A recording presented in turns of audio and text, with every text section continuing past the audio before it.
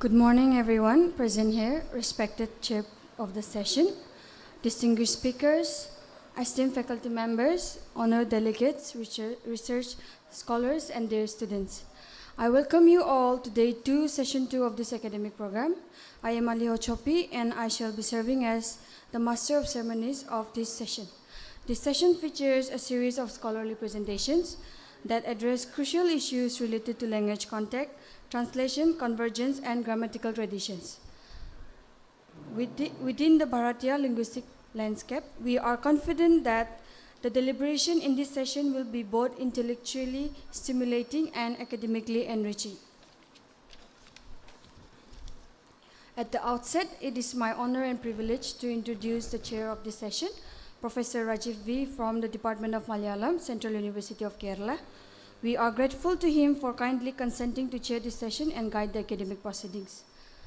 This session includes talk by Dr. Ravi Shankar S. Nair, former faculty of Linguistics, Central University of Kerala, Professor M. Srinathan, retired Professor, Department of Linguistics, Tunchattu Erutachan, Malayalam University, Tirur, Professor Naresh Annam from the Center of Applied Linguistics and Translation Studies, CALTS, University of Hyderabad, Dr. S. Prema, Assistant Professor, Department of Linguistics, University of Kerala. I request the esteemed speakers to kindly come forward and be seated.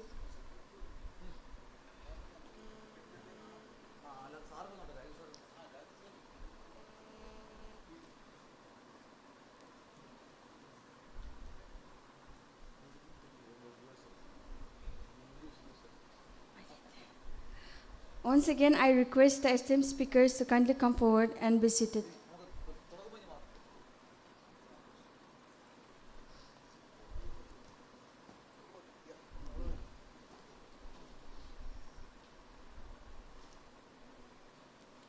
I now invite Professor Rajiv V. to assume the chair and to initiate the session and guide the proceedings. Sir, you may take your time.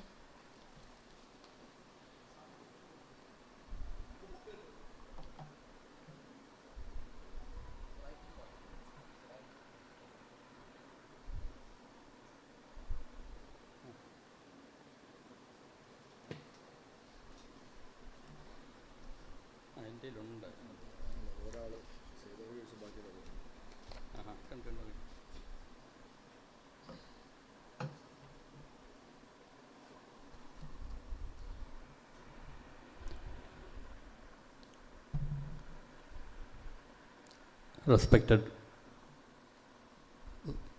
scholars, research students, and students of Department of Linguistics and other departments.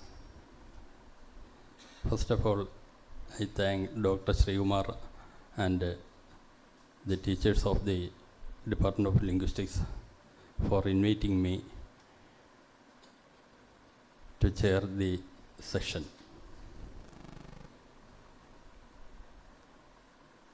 This conference had been started yesterday. I have gone through the titles of the papers presented here and to be present in the coming days and today. In this session, 5 papers are to be presented here, and the first paper, Dr. Ravi Shankar S. Nair. He was former faculty of Department of Linguistics and eminent scholar in linguistics as well as in other languages, and published a lot of research articles and books recently and in his previous days also. I cordially invite Professor Ravi Shankar S. Nair to present his paper.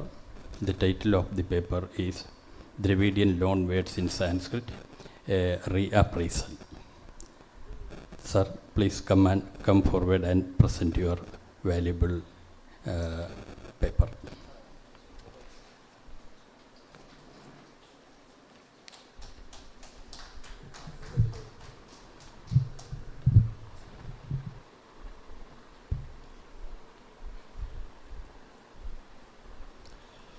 So good morning.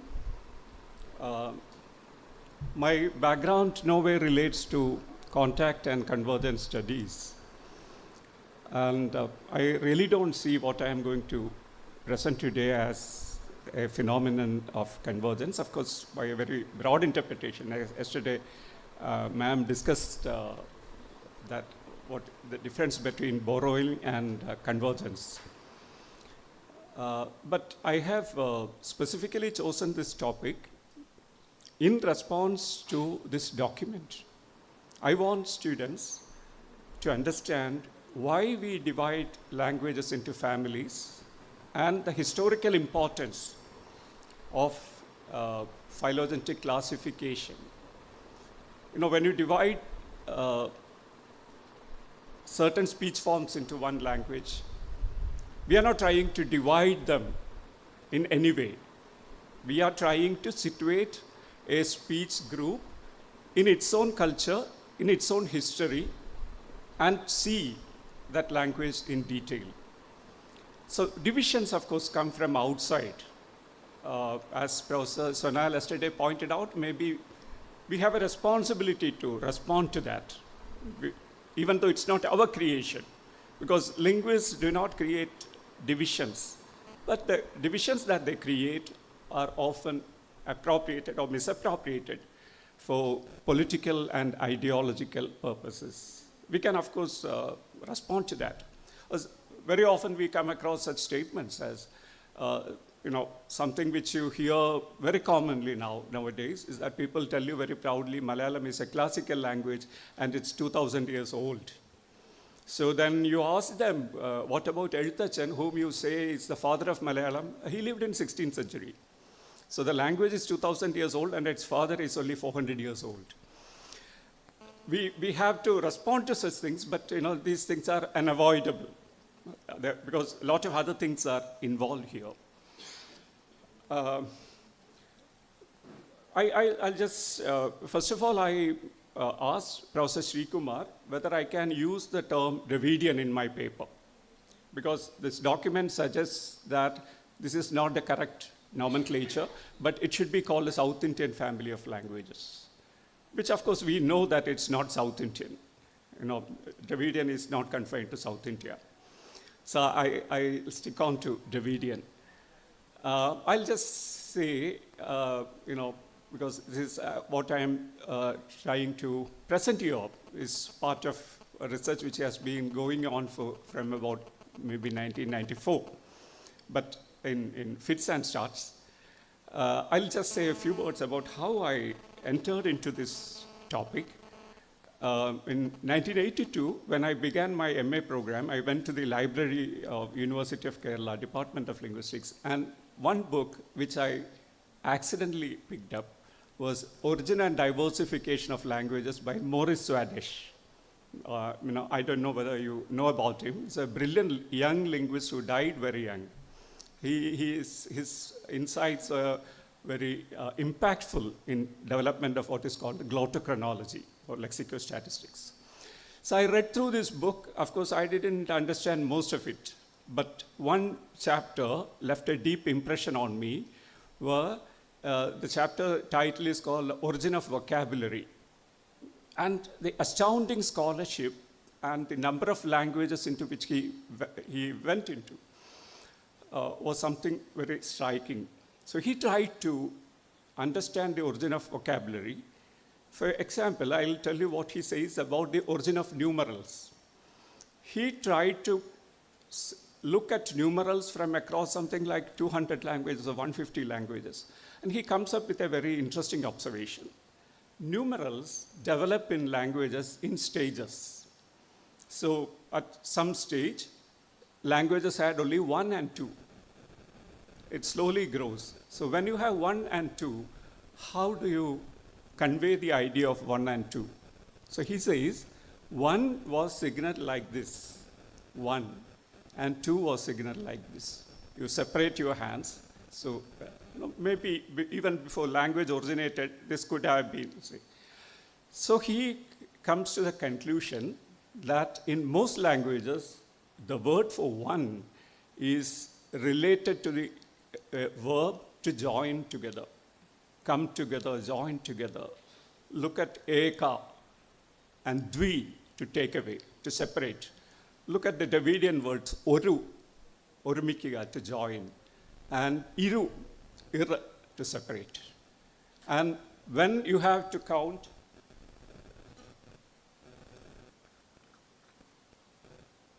when your counting goes to 3, how do you signal it? Then you have to switch to fingers. So 3, whether you count from here, whether you count from here, this is 3. So he says, the words for 3 in most languages has the meaning, the tall one, longer one, that which protrudes, that which stands out. Look at muru, mu, that which protrudes. See, the word mudala actually means animal which has a head which is protruding out, which is jutting out, or long or tapering, to be exact. So this, then he goes on to discuss other numerals also. Okay, now this left a lasting impression on me. And once incidentally, so I was struck by the idea that I thought at that time, I had no background in linguistics, I thought nouns are the basic words, and you develop verbs from that. Now this guy was saying, no, even nouns have a verbal basis. It derives from verbal roots. I was thinking about this, and then once I heard the word murali, flute. It's a Sanskrit word. I immediately connected it to mural in Dravidian. And I made enquiries with Sanskrit scholars. They don't have a verb which means, muraluka in Sanskrit, to hum or to whistle, to produce a sound from your mouth. These are the meanings of mural. Sanskrit doesn't have a root which has the same meaning. So then I thought, could it be Dravidian? Actually, it's from this question that my inquiry into Dravidian loan words in Sanskrit began. So at first, I was very interested in claiming that all words were Dravidian. In Sanskrit, I take one word, oh, this looks like Dravidian. But slowly, I understood there's a method in it. And at that time, I was associate editor of something called Dravidian Encyclopedia, being published by International School of Dravidian Linguistics, where I had to edit, the process of compiling, I came across the article by M.B. Emino on Dravidian loanwords in Sanskrit, where, the principles are clearly articulated. And then after I read Caldwell, who says how Dravidian words in Sanskrit can be identified, then I understood Caldwell's work has not been taken further, that there is a lot of possibilities in taking up the work further. And I have gone through Monia-Williams dictionary for around 10 times, entire dictionary, and I have taken words which look like Dravidian to me, and I have tried to see whether they are phonologically and semantically related or close to Dravidian. And if they are, I have tried to see in which way the borrowal has gone from Dravidian to Sanskrit or Sanskrit to Dravidian. This is how I began the work. And later on, I have come across some studies. Actually, it's not after Caldwell and Kittel and Gundert. The only scholar who has seriously worked on it is called Nikita Gurov, a Russian scholar. The work as such is not available. Only, we have a section which V.H. Krishnamurthy cites in his book. But it says that he has identified 80 words in Dravidian, which he ascribes to, in Sanskrit, which he believes came from Dravidian.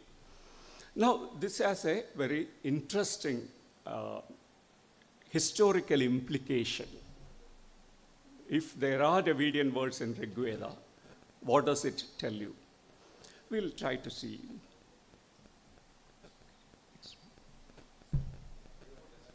Oh, okay.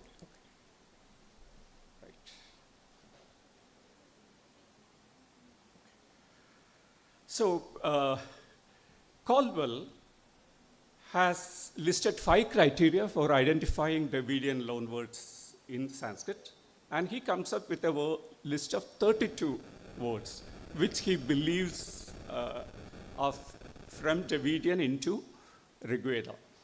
Now, there's a problem with this.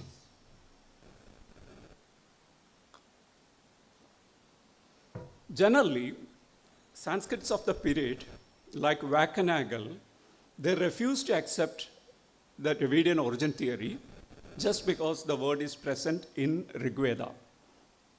Because the idea at that time is that the oldest written work in Dravidian is Tolkapiam, and Rigveda, most people date to 1500 BC. So they assume that Sanskrit is older, and if a word is there in Rigveda, it can only be a Sanskrit loan word into Dravidian. This was the general idea at that time.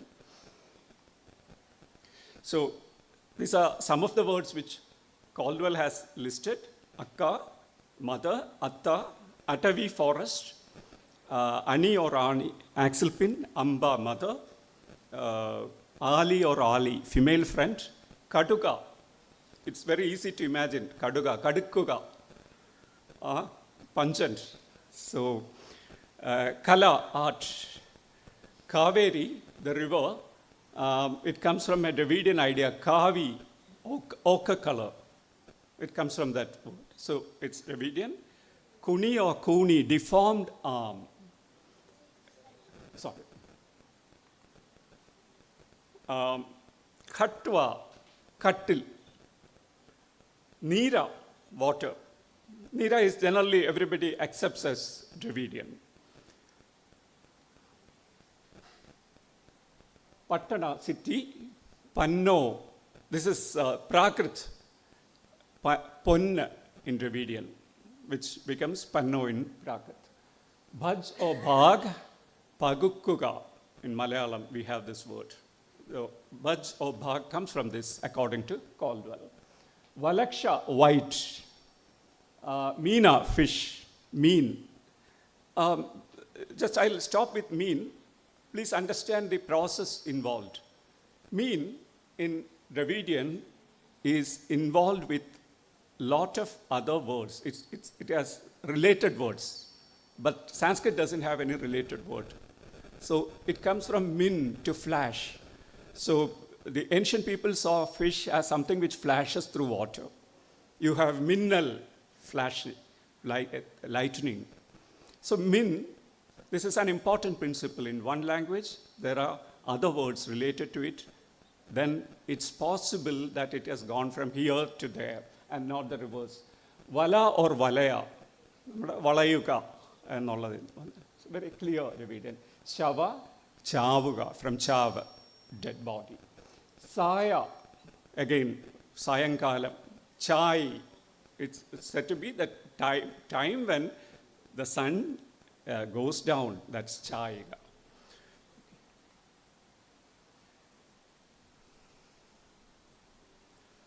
So, the presence of Dravidian loan words in Rigveda, if it's established, it raises some very important questions about history of contact between these two languages. Where did it happen and when did it happen? Okay, I'll come about Rigvedic loan words. These are some of the words from Nikita Guru, which B.H. Krishnamurti cites. Vaila, vayal, open space. Kiyambu, a water plant. Cheyambana, Malayalatile cheyambi nana, Malayalatile nalla, Dravidian what the nana Vris, finger, viral. See its etymology. Viral is something which viriyunnathu, that which spreads out. This is the etymological explanation. Veelu, stronghold, from Veda. Sira, plow. Kanuka, from Kanika, a gift. So these are, the entire work is not available. I have been searching for it, but so far I have not been able to. Okay, now see the problem. this shows the distribution of Indo-European languages and subfamilies. It's the biggest language family in the world, with about half of the human population speaking one or the other of the Indo-European languages. So it's the classification of the language families, and you see at the right Indo-Iranian, Indic and Iranian, Indic branch, and which is very closely allied to the Iranian branch. So we'll not go into that. See Dravidians, it's not South Indian. Please note, it's not South Indian. So there is a language called Brahui in Afghanistan and parts of Iran and Pakistan. Now, generally, people have said that it's still an open question. From where Brahui comes and comes to that particular place. So some scholars believe that it's just left, what is left from the migration of Dravidian people from that area to India, and it's the other scholars believe that maybe from South India they have migrated to that place. We'll not go into that as such. Now see the distribution. This is about the migration of Indo-European people. The timeline, you can see 1500 BC, the Indo-European speakers are in that area, around Harappan and all that in that area, 1,500 years. I'm sorry, it's not visible. See, you can see the Hittite Anatolian people, that's in 4000 BC. This actually is one of the now very intensely researched area in linguistics. Where is the homeland of Proto-Indo-European people? We assume that all Indo-European languages have originated from a group of people who spoke what we call as Proto-Indo-European language. So where is their homeland? A lot of people, archaeologists, anthropologists, historians, all of them are studying this question.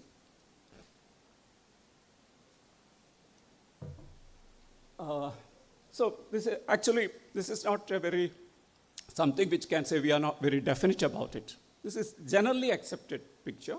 There are a lot of questions and there are a lot of gray areas which we don't know. If we assume this, there are other questions which we have to answer. And the answers from archaeology and linguistics and anthropology, all those things don't come together. This is a very serious problem, but it's a generally accepted picture.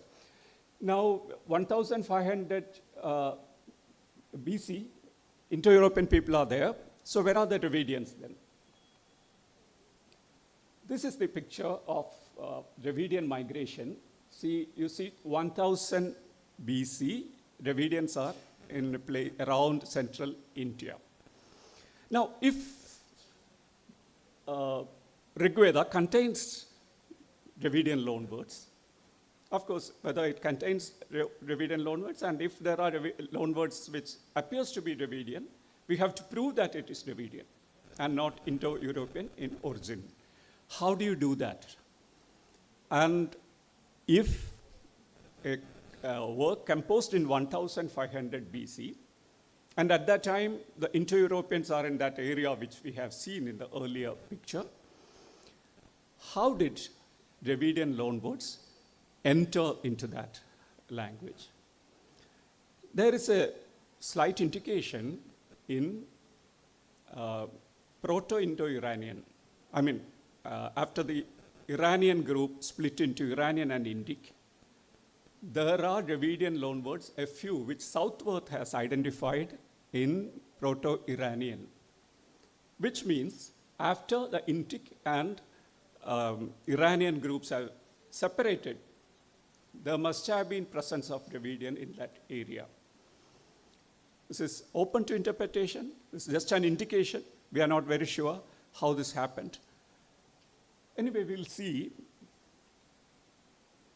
See, this is the reconstruction for the word, original Proto-Dravidian word, Kintu or Chintu for dates.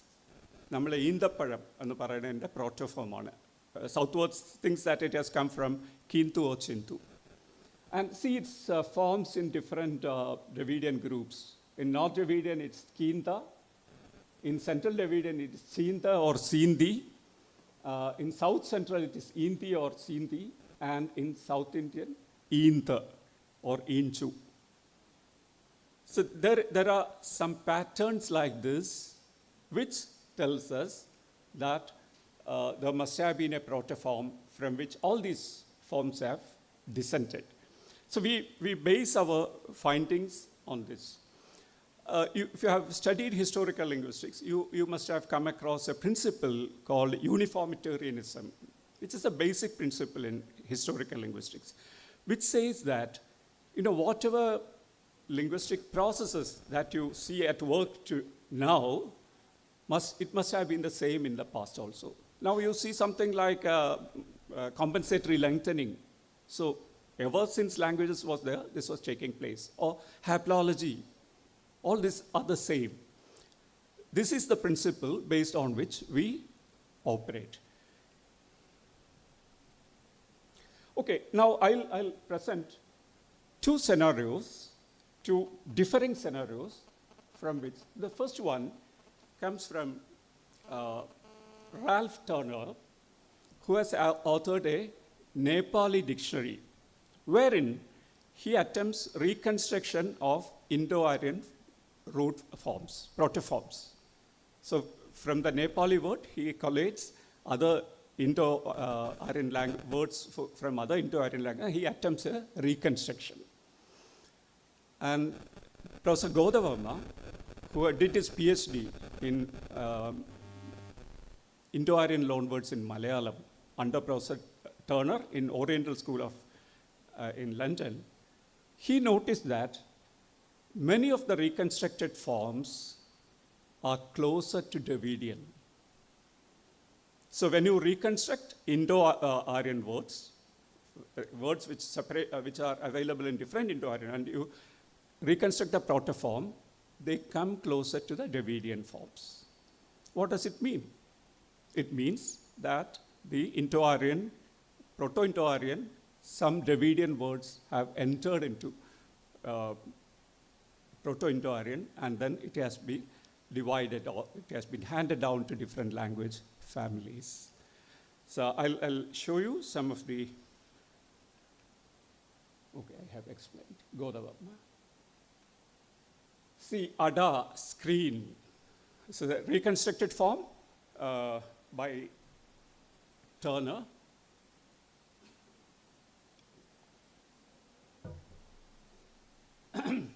And see the Dravidian forms. Adaital in Tamil, enclosing, shutting up, Kannada Adai, Malayalam Adaika. I just given a few words. The Dravidian etymological dictionary gives you from around 17 languages. Just to make it short, I have just given you words from 1 or 2 languages alone. Giri, revolve, from Karanguka, whirl, Karanga, whirl. Chitra, scattered. Tonda, mouth. So see how close, we are familiar with the Malayalam word, you immediately understand how close they are. Polla, hollow.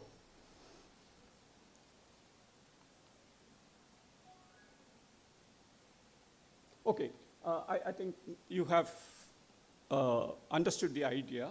Now let's see the reverse situation, the opposite situation. If we go into Dravidian etymological dictionary and reconstruct the Proto-Dravidian, do we get words which are close to Sanskrit or Indo-European? Actually, no. Southworth has attempted this study.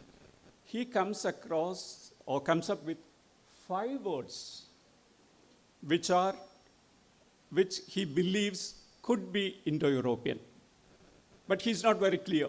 He's not very sure. He just says it's suspicious that this is Dravidian, may not be Dravidian, could be Indo-European, but could be from other. But important thing, only 5 words. Actually, from Godavarma comes across many words from Turner's reconstructions. Now, the second thing, he locates 11 words from Proto-South Dravidian. Only 11. So what does it mean? Immediately, we can understand that the Sanskrit incursion into South India, or Indo-European languages coming into South India, must have happened after the Proto-Dravidian split into different branches. Also, we have corresponding evidence or corollary evidence. If you look at Tolkappiyam, there are very few Sanskrit words. There are words, but comparatively few. You look at Sangam works, it increases. Post-Sangam words, there are plenty of Sanskrit words. What does it mean? So the contact between, or the modern contact between Sanskrit and South Indian languages must have happened maybe 3 or 4 centuries before Tolkappiyam. Tolkappiyam is dated to maybe 3rd century BC. Some people generally push it further, but generally accepted time frame is between 3rd century BC and 3rd century AD, or maybe 5th century BC. So 300 or 400 years before that, these people would have come to South India, or there was a contact, whether in South India or some other place. So this is how comparative evidence works. Now the problem for me is that so this shows that, the problem is from 3rd century BC or whatever, Sanskrit is somewhat a fossilized language. It cannot accept Dravidian words, like Dravidian can accept Sanskrit words. If you look at dictionaries, you will see some of the words which are marked as Dravidian in Monier-Williams dictionary. They are invariably from literary works composed in South India.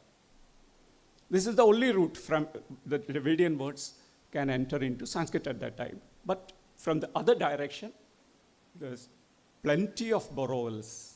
So much so that there are people who thought that Malayalam had a Sanskritic origin. So if you listen to Ezhuthachan, Bhogangalallam Kshanapprabha Chanjalam Vegena Nashtamam Ayusu Morkani Vaksni Sandapta Lohastambu Binduna Kshanabhanguram Janmam Chakshusravanagalastamam Darduram Bhakshanathin Avekshikkinna Pole Kalahina Parigrastamam Logavum Alola Chedasa Bhogangal Tedunnu. Mostly Sanskrit. So if I recite it slowly, any Indo-Aryan speaker would know the words, would generally get the meaning. There are only few Malayalam inflections. Other than that, it's Sanskrit. This is the literary language of Malayalam. So when I would recite it, Dr. Chinmay, who was here, could immediately make out the meaning. So much Sanskrit vocabulary has come to. So there are 2 types or 2 chronological frameworks for the Dravidian Indo-European, Indo-Aryan contact. If the modern period, at the time, like from 3rd century BC, Sanskrit words have been entering into Dravidian, at some point in an earlier time, Dravidian words have gone into Sanskrit or Proto-Indo-Aryan. When was that? But the puzzling question is that if we see Dravidian loanwords in Rigveda, we don't see Dravidian, Indo-European, Indo-Aryan or Sanskrit words in Dravidian, Proto-Dravidian. It's a very puzzling question. How do you address this?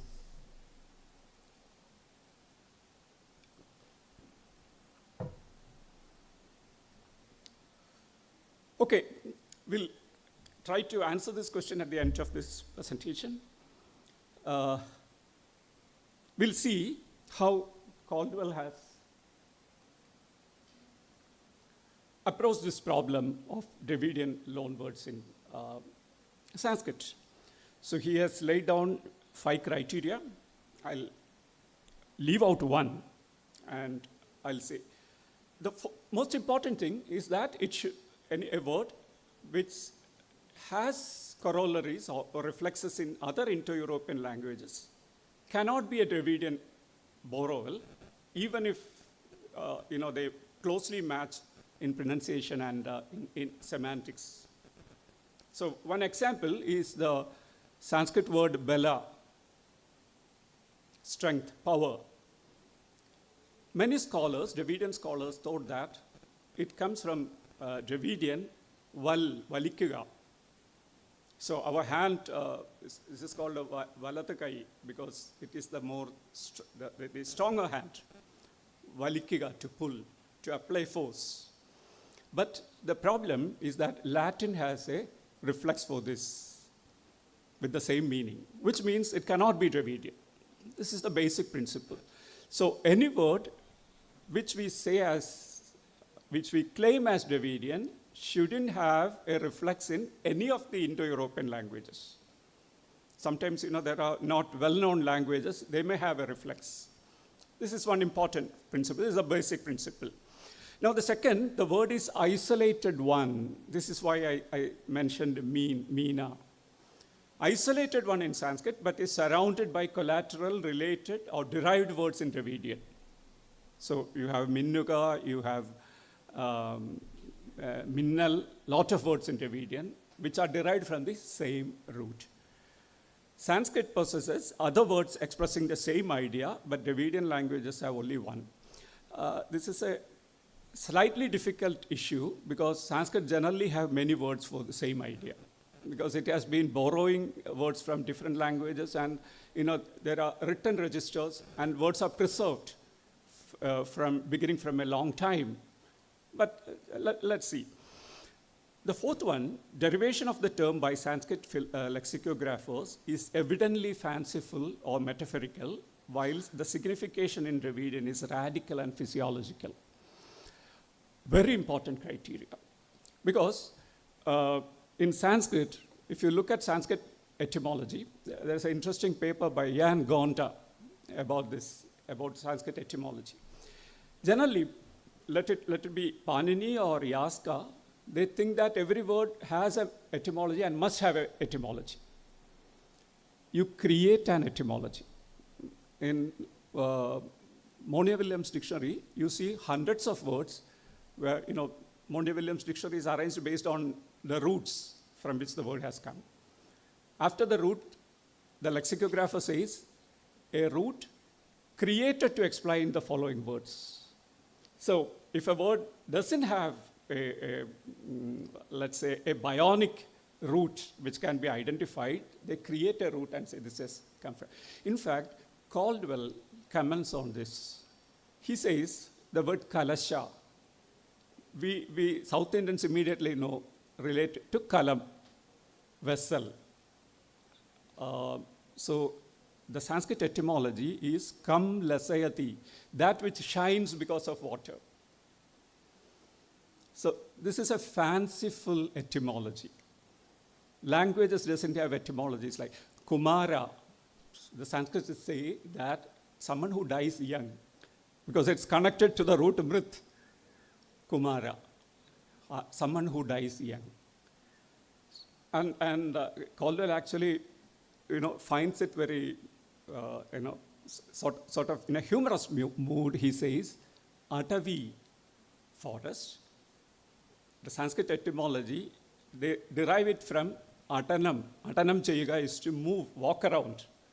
So Caldwell asks, so do you go to forest to walk around? Or do you just walk around your house or in your village? So this kind of etymological explanations, whenever you see that, the word in question may not be of Indo-Aryan origin. This is an important criteria which we'll see. Thomas Barrow.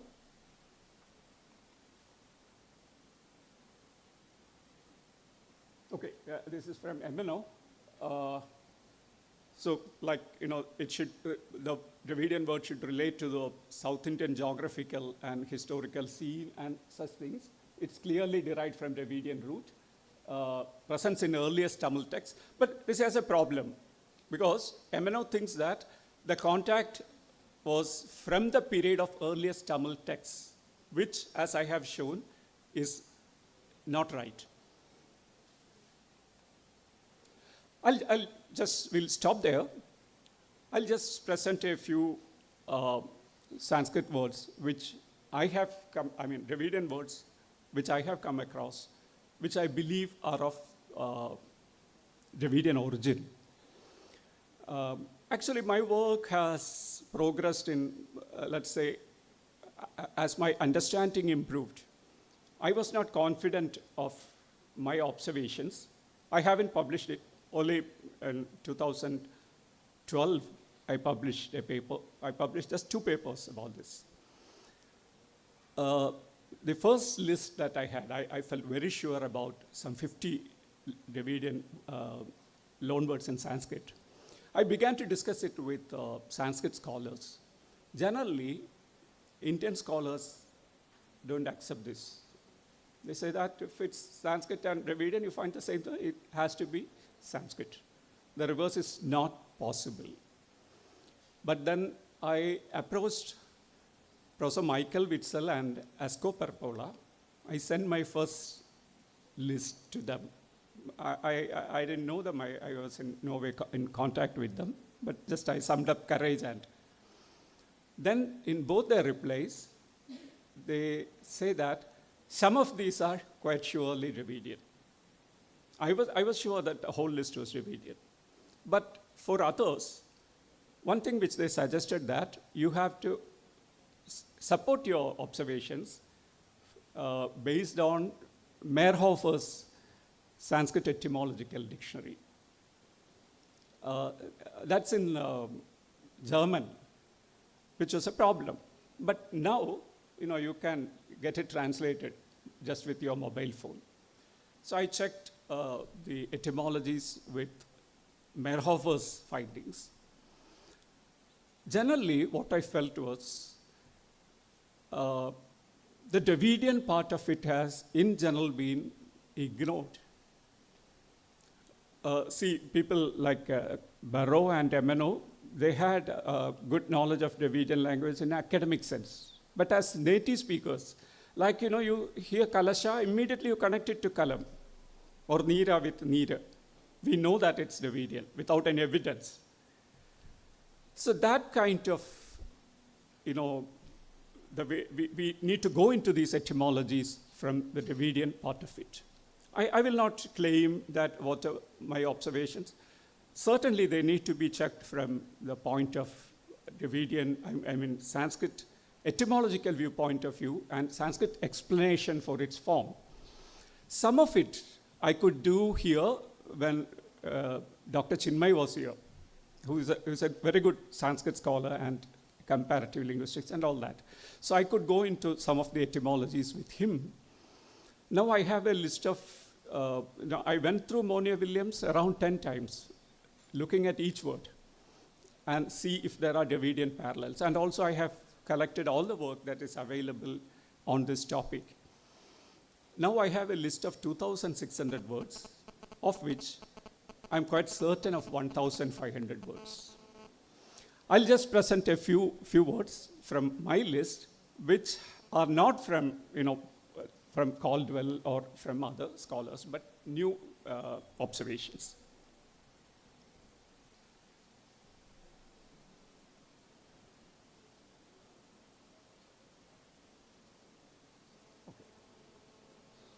See, the first word, kula. Kulam, Malayalathala nammal kulam nu parayna, family. So, what's its origin? See the Dravidian words. Kulaka is multitude and kula, sorry, it's not, is it visible to you?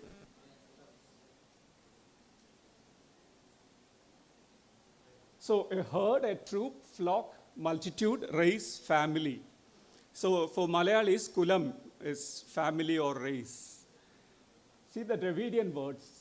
I have just taken a selection DED 18110 is the number.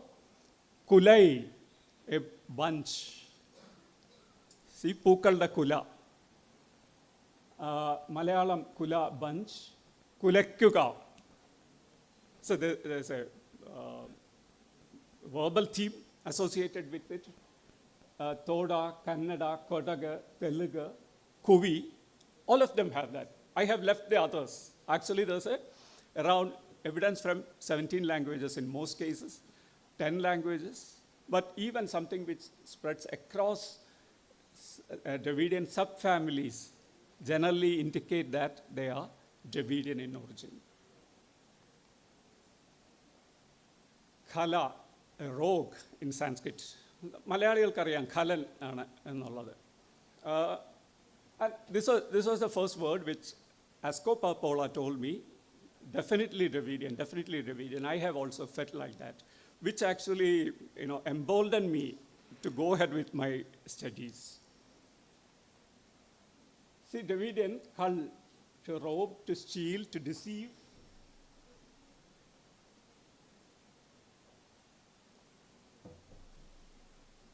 Sorry, maybe the Dravidian words are open to you, but the meanings are not.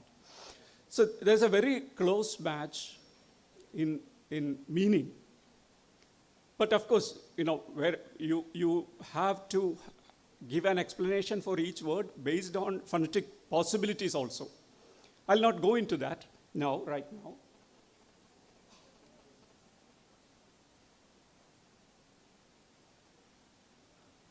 Khedin. Khedin is, like a lecher or libertine, low or vile. See the Dravidian words? Kedu, to perish. See, the same meanings are there. Spoiled, ruined, bad, immoral person. To be spoiled, become bad in contact. Kannada, kedu, kidu, Telugu, all have reflexes for these words. I'll just run through it. Maybe I have taken a long time. Padala, a heap or multitude. Namakariam, pettan namak connect cheyyam padala. Padangalde nammal oru padala poovampazham. Something which you don't need any linguistic knowledge to connect this to Dravidian. Padai, army. Pada, battle, army. Crowd, soldier. Padalai, a bunch of fruits. Padu, to cluster. See the principle. It is involved in many roots. It's connected with many other words. The same root is related to a number of words in Dravidian, which is a very clear indication. Mandira. Namakariya mandiram. Now in Malayalam we say house. But the original meaning is in Sanskrit is any waiting place or abiding place, habitation, dwelling, house. See the Tamil word mandram, mandru, same meaning. A place of assembly, place of where people collect together, open space. These are the meanings.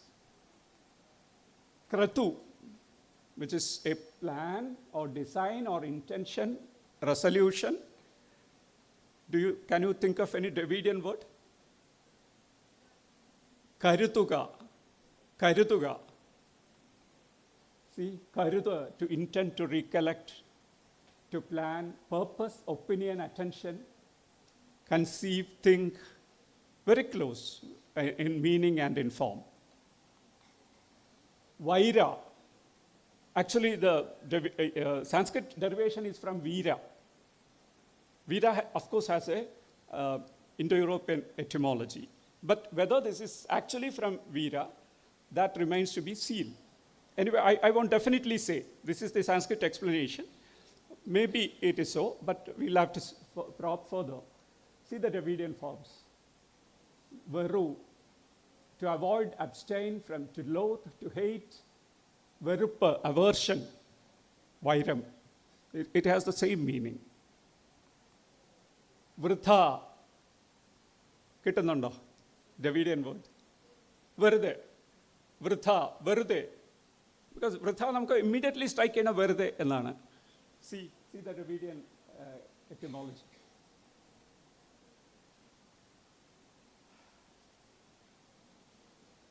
Okay, I think I'll stop here. I don't want to take more time. Maybe I have made my point. I feel, the explanation. Now, if these are anti-Dravidian words, when did they enter into Sanskrit? This is the question. So, since there are Dravidian words like this in Rig Veda, there must have been contact between Dravidian-speaking people and Indo-Aryan-speaking people before Rig Veda was composed. Actually, some of the words in Nikita Guru's I also have, but it seems that he has come with a list of 80 words.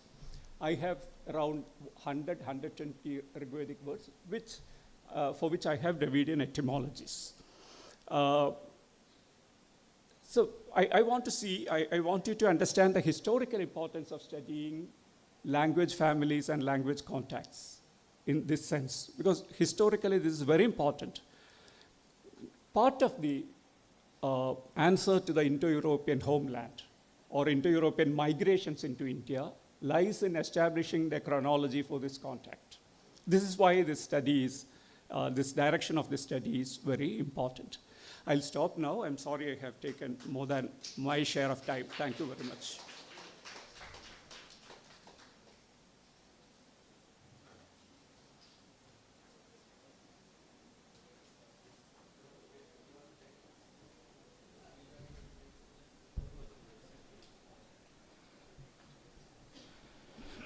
Thank you very much for your valuable insights. Next paper by Professor Naresh, who is from University of Hyderabad. Srinath. Okay. Professor Srinath from Malayalam University. He is also a scholar, eminent scholar in linguistics and Malayalam. I cordially invite Professor Srinath to present his paper. Well, thank you, Rajiv.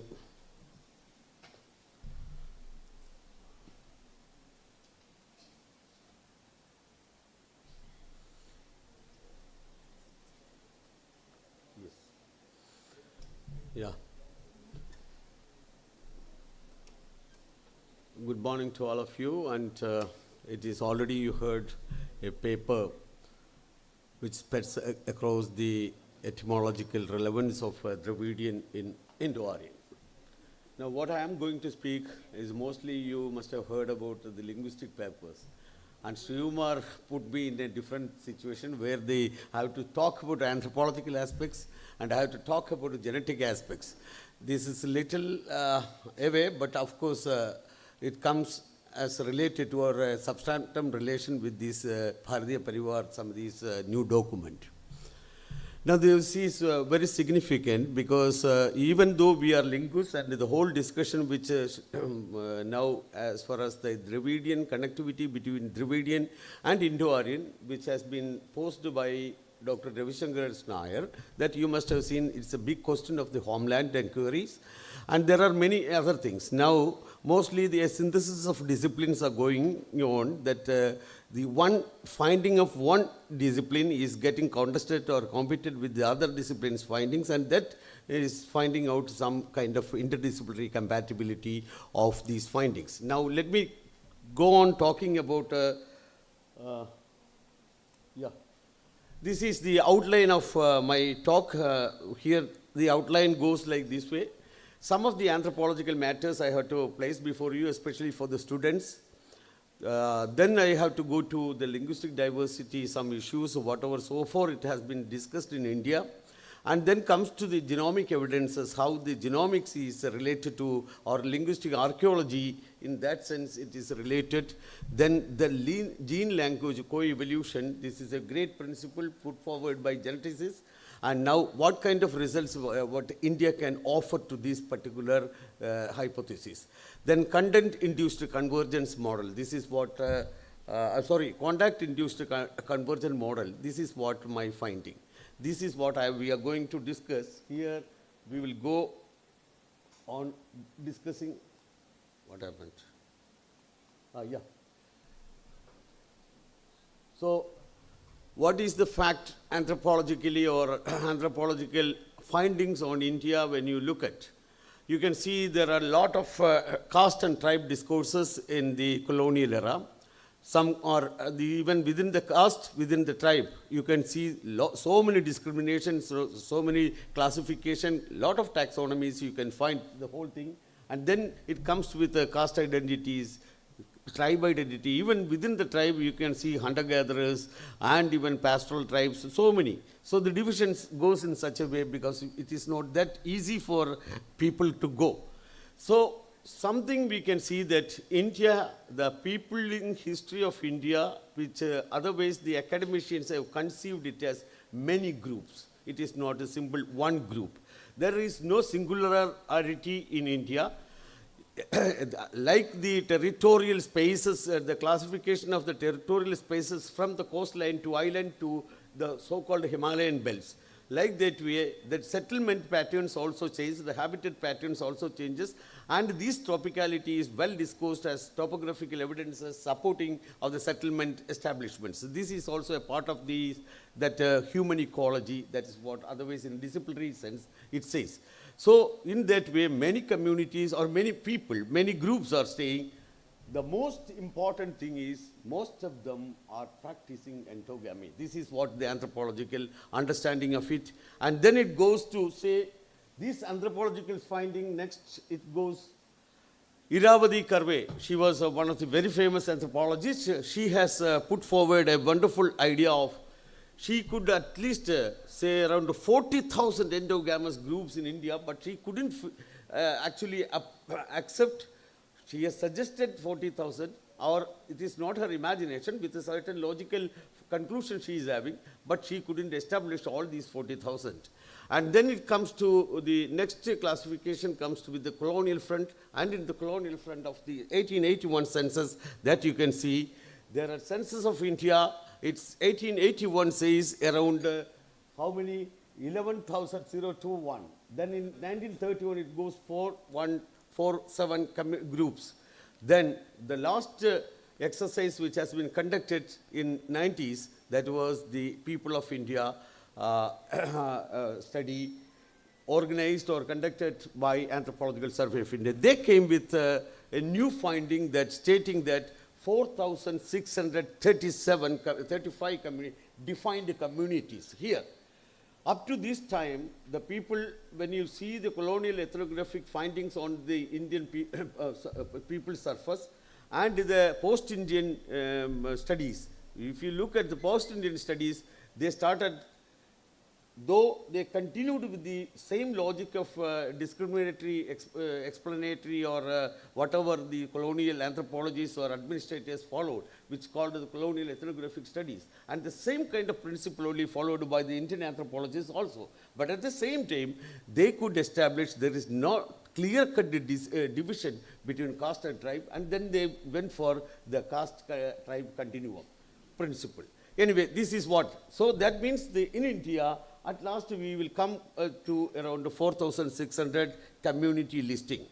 And then we will go to the next slide. There we can see, this is the distribution of it. That means these are communities, most of the communities are endogamous, and only some communities, especially in Northeast, Kerala, Lakshadweep, in these kind of areas, people or the communities followed exogamy. But as far as linguistics is concerned, we couldn't even so far establish any linguistic exogamy in India. Anyway, this community exogamy is concerned, still in some restricted areas, it is practiced because of the matrilineal line of inheritance, but otherwise it is all continued with the matrilineal line. Or that patriarchal it is well established. This is what one way of finding of the so-called Indian anthropological realities. And here, many things you can discuss about the people, because anthropology will go with the racial classification made by the ethnographers of the colonial period. They say Caucasoid, Australoid, Negritoid, this kind of classification. But as far as today is concerned, nobody even accepts the principle of the raciality. That is why I am not entering into those classification at all. We will go next to the linguistic realities which way. And now, about this diversity, any Indian records, yes. First records of diversity we can say from Megasthenes to Ibn Battuta, and in all these foreign travelers have enlisted or listed some kind of diversity in India. Then even at the people's front or ethnic group front in that way. And other ways we can see Bhasha Kaudiliyam is one of the texts which has very clearly established the diversity. Then Sangham literature is another one which has established this kind of ethnic diversity very clearly. Like that, many kind of earlier records we can say, then the colonial records, thereafter the post-colonial records. And post-independence, you can see the Anthropological Survey of India studies are the major studies which have already even mapped the entire peopling of India. Thereafter, no studies have been made, but otherwise, whatever the census operation, they used to operate with the finding out these kind of socio-economic surveys and even ethnic community surveys and habitat surveys. That all make some kind of, some kind of equation or some kind of understanding about a people surface in India. Now, as far as linguistic understanding is concerned, from the very beginning we know that we were plural, no problem. Number of separate linguistic communities have been recognized, even by colonial surveys also, that is Grierson Linguistic Survey of India. Then there are many scripts and no scripts. No scripts is still a big problem, especially most of the tribal groups are scriptless in their existence. And many academicians say that they are scriptless, but it is not that. They don't require script. That's why they didn't invent the script. That is the basic logic. Anyway, then linguistic identity, social identity, as well as the cultural identity, all these identities are mixed. And in that way, all the time people talks about identities, whether in terms of language or in terms of their culture or in their social hierarchy or hegemonic structure. Whatever it may be, this is what. The interlinguistic diversity, when you see from the monogamous group or the monolingual group to multilingual group, because it's a very expansion span, what you can see in the whole India, many communities are multilingual, many communities are monolingual. That is Oriental Sarvat. And then we talks about the linguistic convergence from the socio-linguistic point of view much earlier. Bilingualism and multilingualism have been heavily discussed even at the policy level or the academic level very much. Then the phylogenetic diversity, what we say that number of languages in India is too high, but as far as number of language families in India is too less. That means around 4 was earlier discussed and then it came around 6.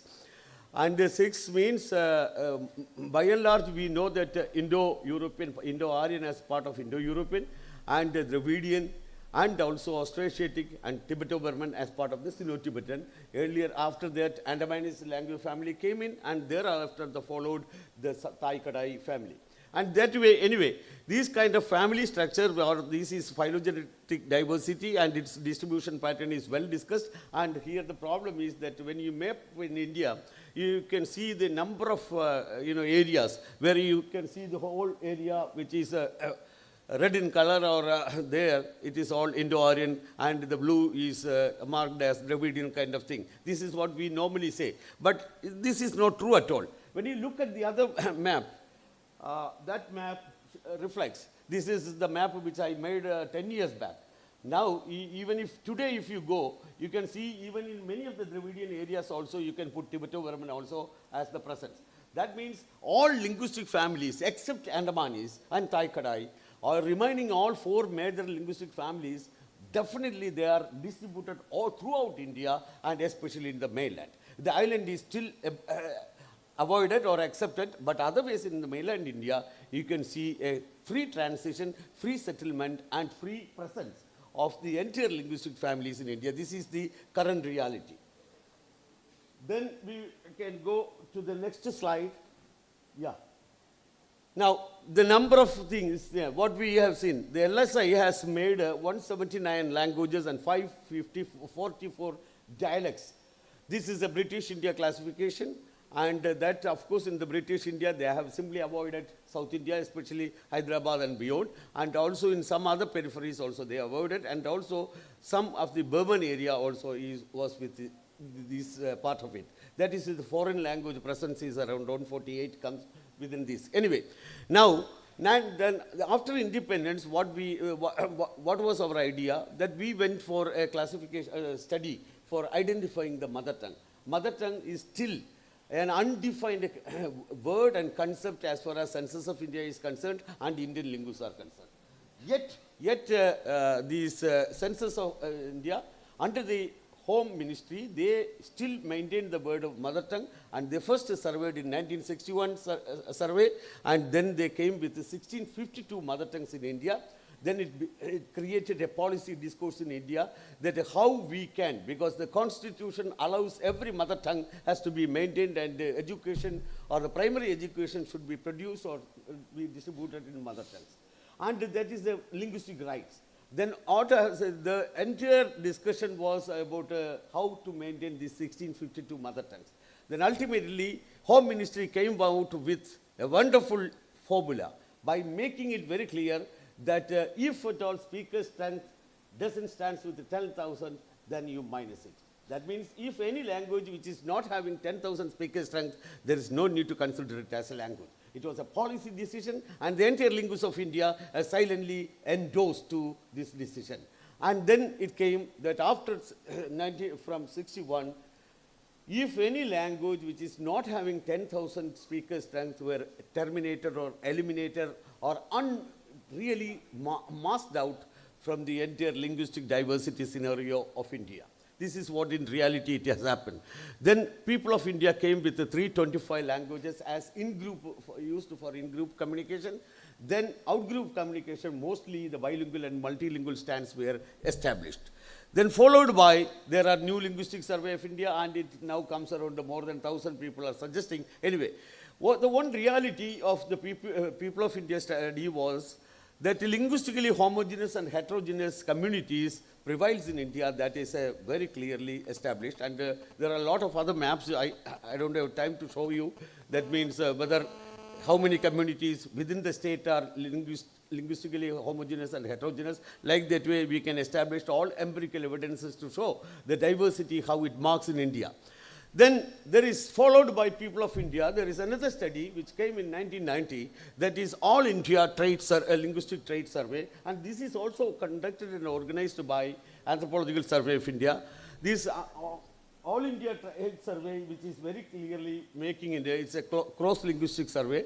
160 languages and dialects were also covered, and all grammatical structures as well as sentence structure, echo formation and kinship terminology, color, categories and numeral system and social pragmatic structures, especially greetings patterns, everything has been surveyed by this survey.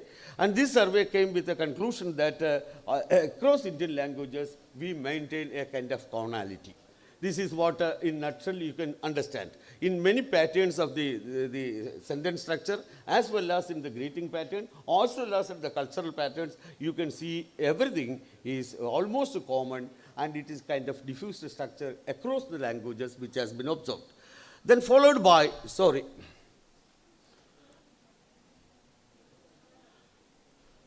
Then the third, that means I came already the ethnographic surveys from the tribal caste, then the independent studies of anthropologists from India, and from there I came to People of India survey, and then All India Linguistic Survey, the Linguistic Trait Survey. Then followed, now up to this time, there were a lot of controversies came. You can see, just platform it. First one is the Dravidian versus Indo-Aryan. And people feel that the Dravidian, there was an Aryan innovation theory and all these things. The people were pushed out to Deccan and this and that. Many things came out. And now the reality is simply different, because many other disciplines came nowadays to help whether to accept it or not to accept, or to debate the entire thing. Because this argument of Aryan innovation theory is still in the slippery ground. By stating each of the archaeological finding will come and say that here there was Aryan innovation. The historian comes and says that there is a finding like this. That means no people with their disciplines or their findings are not going for any compatibility check at all. And now this is the time where we get a new science in 1990. There is a DNA studies, and DNA studies from molecular biology. which started establishing the so-called,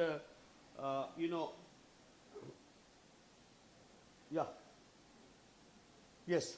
From here, we are getting a high revelation about our evolution. That is, we were otherwise thinking about our immediate ancestors were Australopithecus or Neanderthal kind of thing. And after this establishing this DNA theory, study, they came with a very clear picture that we are not direct descendants from the Neanderthals. And then we came out from the Africa, the anatomically modern human originated at Africa, and from there the so-called Africans, Europeans and Asians and everything. It's a kind of cluster, and this we call out of Africa hypothesis, which came in 1990, and a single origin of anatomical modern human. So just before that, we were having a paleontological evidences reflecting there is a Java man, there is a Peking man, this kind of that kind of thing. But anyway, we are not accepting these from 90s. We now know that anatomically modern human is coming from the only single area, and that is Ethiopian, the African area, and from the rates. And there were 3 lineages you can see. The paternal and both paternal and maternal lineages came out from Africa only, and it is now completely scientifically now approved. Now, at present, this molecular findings is not challenged. Still it is having, because neither paleontology or fossil studies or any other studies couldn't counter these arguments. At present, it can, in future it can be challenged. But anyway, this kind of paternal and maternal lineages, they have found from there, and then the migration route. That means the anatomically modern humans migration is re-established now. Up to that time, we were suspecting many things. The Dravidians must have came from this area, that area. Now, anyway, let us start from the very beginning or from the core. And there you can see there were 3 lineages originated in Africa, and lineage 1, lineage 2. And these 2 lineages have not moved out. And the third lineage, lineage 3, has moved through 2 routes. One via oceanic groove, or that means the southern hypothesis, real to coastal line, and another one is the Himalayan line. Anyway, first these people came to where the Asia, then Asia, these people moved to Southeast Asia, and then Southeast Asia to Australia. These signatures, the genetic signatures of this entire travel, the entire migration has been completely reported, and it is not challenged yet. Anyway, this particular aspect we have to see, and based on this migration, this is what now we again comes to language. When this genetic identification of communities and their genetic affinities and their relations were established, then immediately came with a question. If a genetic origin, if anatomically modern human originated at a single place, then why can't what about the origin of language? This is what the question parallelly raised. And this parallel question was addressed by Cavalli-Sposa and others. No, nothing to worry. This is also having a coevolution. That is, genomes as well as our understanding of human language is also having a correlation. Now, earlier also this kind of monogenesis and polygenesis, this was a big question of human origin as well as language origin. Simultaneously, there were a lot of discussions about this common origin, that means monogenesis.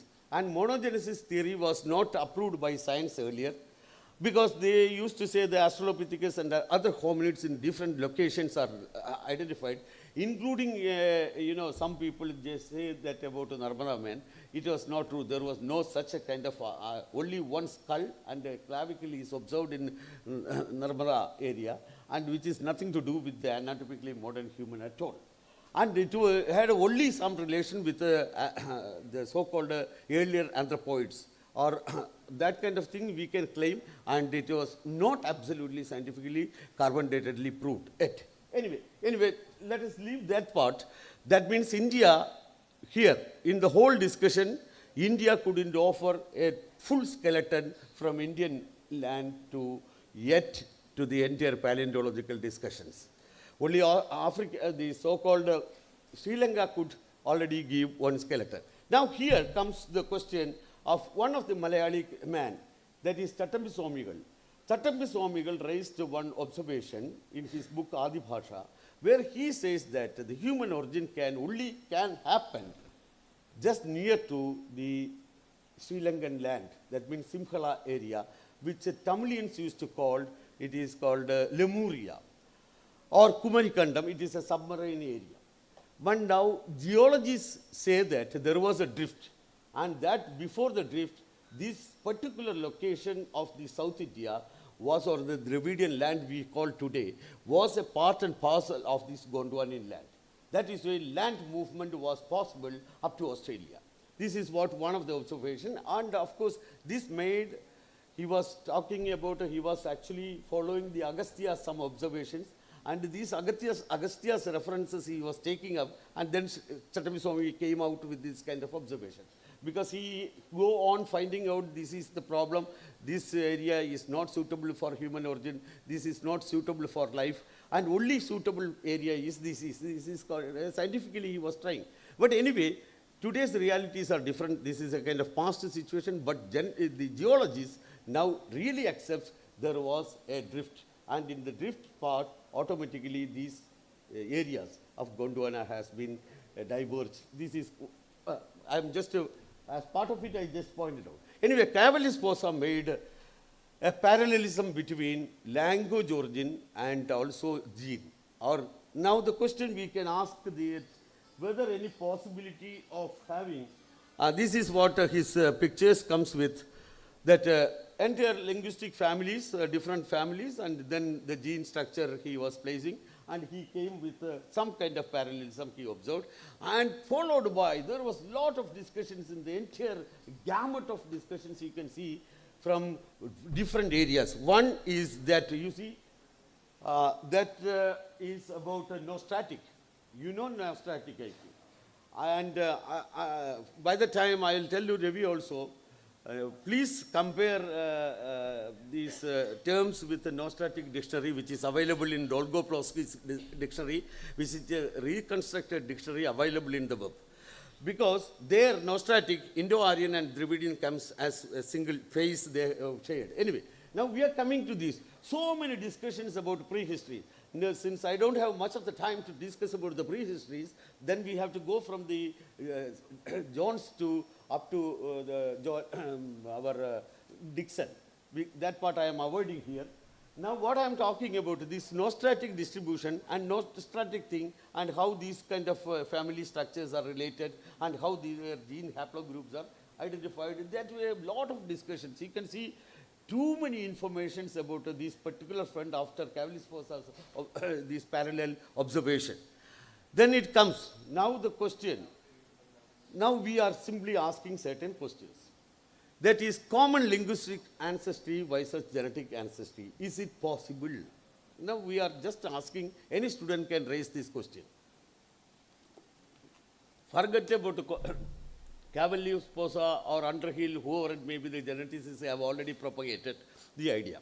Now we are coming out with a certain questions. One, the question is, the problem is, persons have one set of genes. That genes cannot be altered. But persons can have, if you have a language, at any point of time, if you can surrender, you can take another one. No problem at all. Language shift or language replacement is very possible in the human surface. But genetic replacement is not possible. Then how? Because I will come to my study, then can abandon a language and adopt another language. This is very possible.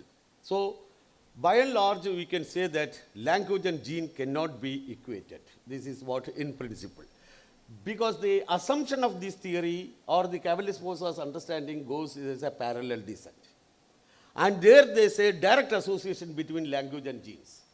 But here, what India can offer in this whole global discourse, this is what our study is going. Now, the latest study, now because latest study is Genome India project. Our Genome India project is a sponsored project by Government of India today. It's more than 10,000 samples were analyzed already, and they are coming with the entire genetic mapping of the entire India, especially for the pharmacological purposes or medicinal purposes. So this is a wonderful project. Now I am coming. Now this is the result. And here itself I have to, from now onwards, I have to make some kind of acknowledgements. Most of the materials which I am using here for this presentation is either from CCMB or from Anthropological Survey of India. So I am grateful to them, and this is my acknowledgement to them. And this is the picture which is from CCMB. Now what you can see that after having the entire study, because in between there was a big study came from Andaman data, and that article came in Science, finding out the most ancient, one of the most ancient M31 and M32 haplogroups identified among the Andaman tribes.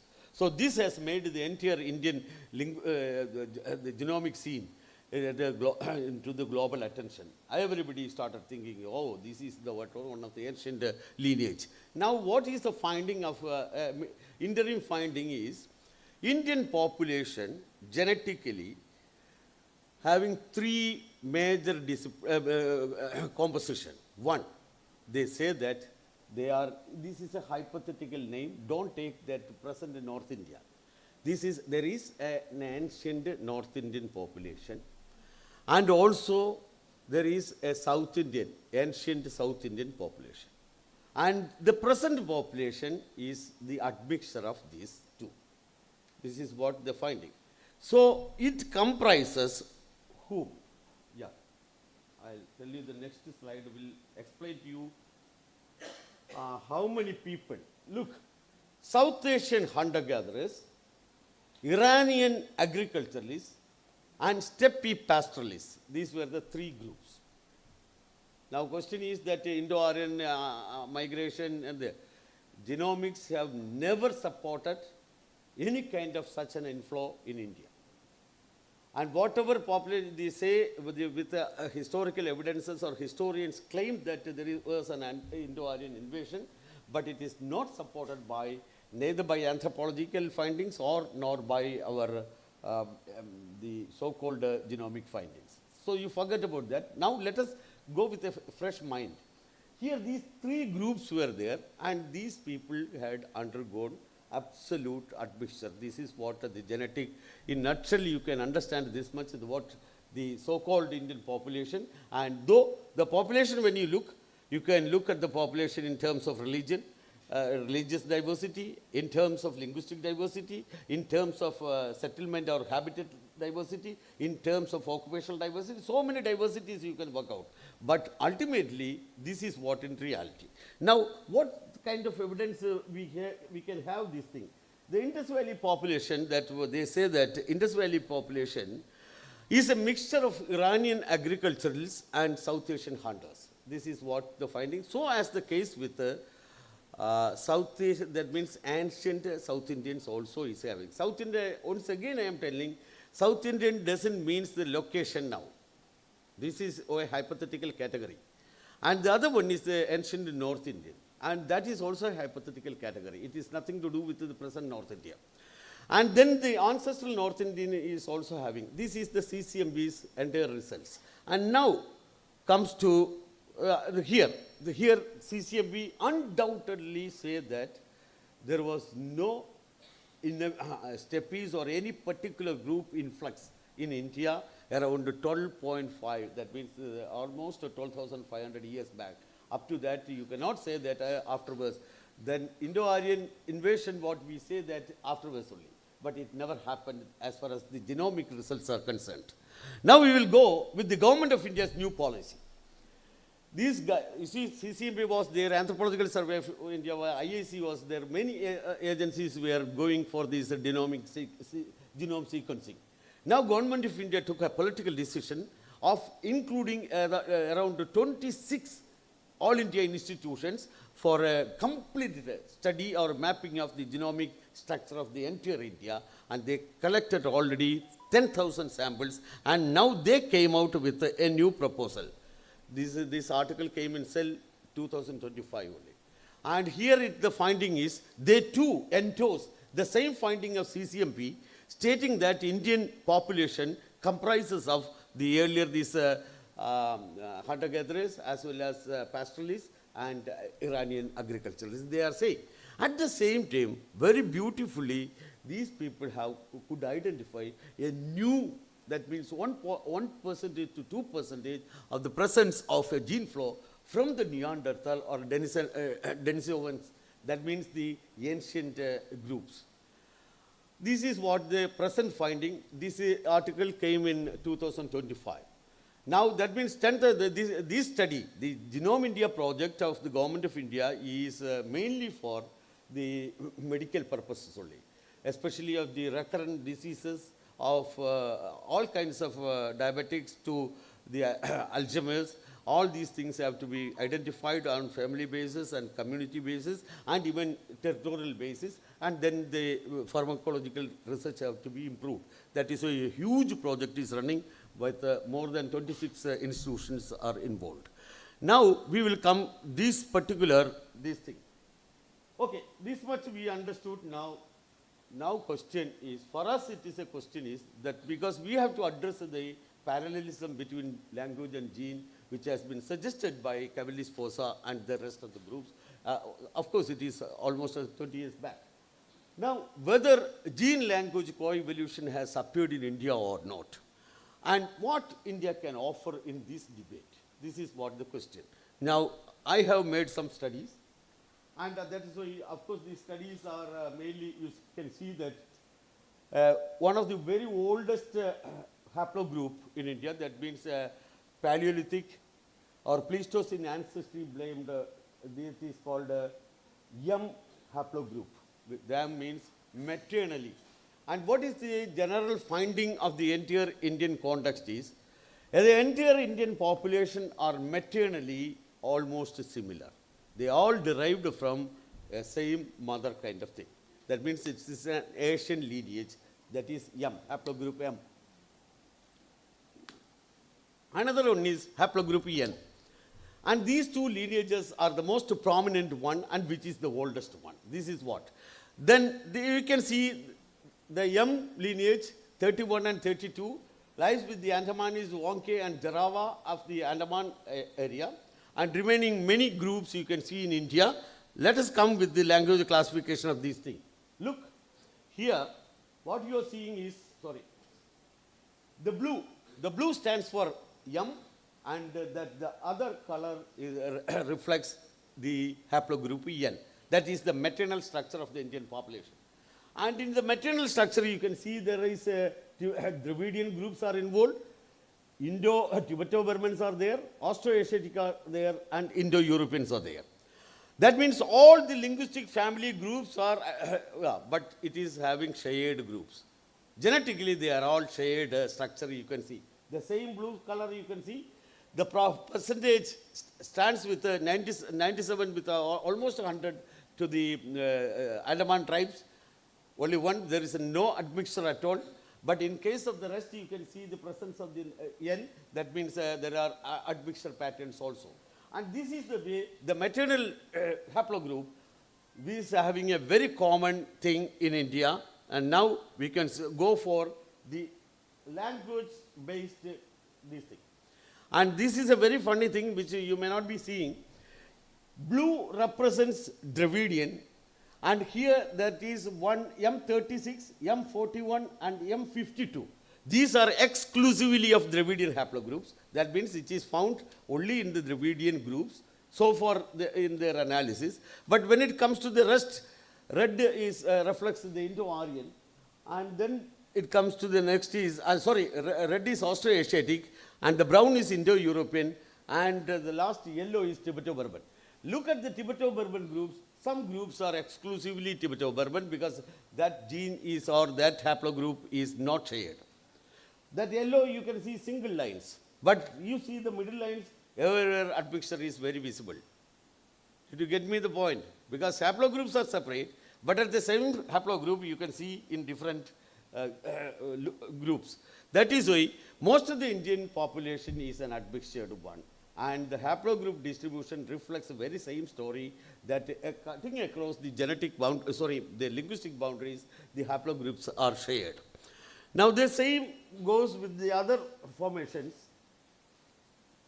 These are all, so many things, around 26 exclusive haplogroups you can see among the Dravidians. Now this is what the findings. Now we will go. This is what the most important area where we are coming to the. There are different community listing, and the first communities, and second is the present language group, and the third one is their haplogroup distribution. This is what the analysis where I have contributed. And in this analysis, what I have done is, I have seen the so-called ancestral haplogroup distributions. And in the ancestral haplogroup distribution, cutting across the linguistic boundaries, you can see. And then automatically, you cannot say that this particular one, the so-called M2. M2 is the most oldest one. And the M2 belongs to only single linguistic group. It is not there. That means it is very clear, evidently clear, that there is no question of co-evolution with the language at all. Whatever they suggested, it is not working in India. India offers a different kind of admixture and convergent patterns in Indian context. And that is why we have to go with another analysis reflecting gene language recoupling is evident here in India. This is what. There it says the cavalist forces identified co-evolution, but Indian results, whatever Indian evidences, which clearly reflects a different story, telling us that there is no gene-language correlation. Rather, on the other hand, there is no question of language families and genetic lineages are come together. But here the problem comes. All the time, whenever you follow the genomic studies, the genome scientists, they will take blood from a person, then he will ask which language group you belongs to. Oh, Dravidian, Indo-Aryan. This is the way they are. Because these people are not bothered about the language group. They are only just for enabling that, okay, just attesting that, okay, this particular group. That is why sometime one result or one group of scientists will come with a kind of thing. You see, Munda or the Austroasiatic group is the most ancient group in India. Somebody else will come and say that color of Hyderabad, they reflects is the ancient DNA traits. That is why Dravidians are much ancient. This is these kind of dialects which is going on day by day in the genomic discourses. You don't bother about it. We have to see the remaining things in a very what kind of convergent patterns it shares and what kind of admixture it shares. One thing it is very clearly evident by all these real studies have established one reality that India doesn't have any kind of maternal diversity.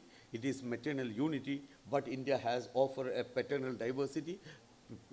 And then third thing, caste, religion, and all other, these are social constructions which evolved nothing to do with the people's anatomy or the biological diversity of the people.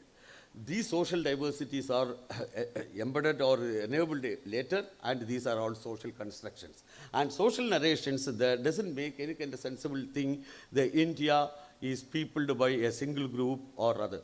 The Indian peopling, around 60,000, evidently clear that India reflects a huge kind of linguistic diversity from the day beginning. Now we comes to we can see from the evidence you have seen, from the pictures you have really realized one reality. There is a genetic continuity from linguistic affiliation is not connected. It is a continuous decoupling you can see. That means gene and language, when you follow, definitely in India, it has a historical trajectories are different. You cannot equate, you cannot say that these are co-evolved. Then these evidence what will tell us a new story, because you cannot take language identity as a predicting factor of genomic identities, or even reverse. That means these are all different. Way you have to accept it. That means what we say, many of the Indian population still preserve the ancient DNA or the Pleistocene DNA structure or the haplogroup patterns, and still they have modern also. That means this very clearly admixtured genetic structure is evident. And then, these entire Pleistocene lineages still we are having. But what has happened to Pleistocene language lineages? This is a question. Because what we talk about the entire families today, these are all Neolithic linguistic lineages. Nothing to do with the Paleolithic phase at all. Whether it is Indo-Aryan, whether it is Austroasiatic or Tibeto-Burman, all these are reflecting Holocene means Neolithic period. Neolithic means after agricultural invention. That kind of expanded language families. Then what happened to the Indian Pleistocene lineages, though we have a lot of haplogroup evidences? Now only one we can say that one is in Andamans, that is the Andaman group of, the other you can see the Paudibuia, a presence of Paudibuia, it comes to the Orissa, and it comes to an Austroasiatic. There also you can see a slight presence of M31. So otherwise it is all geographically separated, or this way, that way, you cannot blame. So Pleistocene lineage, and only one established in Nahali. Nahali is part of Korku language of Austroasiatic, and it comes to the almost in the Madhya Pradesh, area only. So there it stands. And that Nahali also nowadays, of course, that is a linguistic isolate. And then Vedda of Sri Lanka. And Nilagiri tribes also, in some literature you can see that they were very old, oldest group in that way. But somehow they are considered as, we have never tried to say that a pre-Dravidian substratum or pre-Dravidian linguistic features are surviving in those groups. But we came with all these are Dravidians kind of colonial corroborated evidences, we still follow it. That India is a very poor predictor as far as deep genetic diversity is concerned. So the co-evolution theory of Tavoli-Sposa is challenged by Indian evidences. Now again, decoupling mechanism. What kind of decoupling mechanism? There is a language shift, and of course substrate influence it can. That means populations adopted new languages without significant genetic changes. And also, substrate influence is also there. Visible phonological, lexical, and syntactic evidences definitely reflect a presence of earlier languages. And then assimilation and incorporation, in which expanding linguistic groups absorbed local populations and local languages. Language boundaries were far, because here language boundaries were not much at all a difficult thing that these genetic features to share. Then linguistic discontinuity of the Holocene, because Pleistocene linguistic continuities are not there in Indian context, but mostly are discontinuous. But as far as genetic continuity, when you look at, definitely it reflects the genetic continuity of Pleistocene lineages. This is what, so extensive replacement has happened without population replacement. This is what the reality, the present evidences reflects or suggest to you to understand. Then at last, not what we have to need rethinking of this particular thing. What we need, actually preserve traces of Pleistocene ancestry in linguistic studies. And language reflect Holocene social histories, that is, I told you already. And linguistic phylogeny is wise as population histories, and that won't work here in India. Rethinking historical linguistics, and we have to rethink about the presence and functioning level of the historical linguistics by reconstruction must account for layered histories of contact, convergence, and shift. By taking this thing into account, we have to go for the reconstruction then. Then gene-language decoupling as a defining structural principle of not only in India, it is the entire South Asian history. Then contact-induced convergence is the model, which we are seeing very thing. That means the typological similarities span across family of languages. It's all because of this thing. And that is why a contact convergence based model is very much required. But here in the contact convergence model, what I say, it is of the very deep rooted one. It is not that very easily we can enter, because it goes in a different way, because evidentially we have not yet discussed about the Paleolithic linguistic lineages. And since we have not discussed the Paleolithic linguistic lineages, it is a suggestion which is these evidences demand us to, or promote us to have a rethinking of the aerial as well as these reflecting submerged portion of the Paleolithic lineages. And that is why we need to have a convergent model for explaining Indian framework of language families and language. Thank you.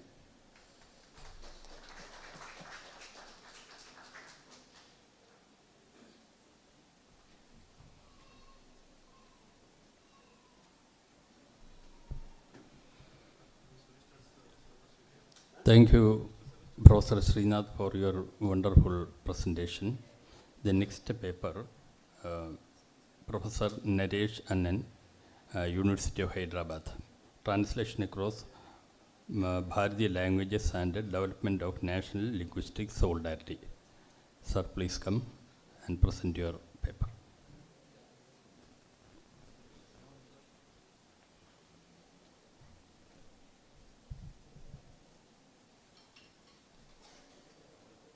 It's not here.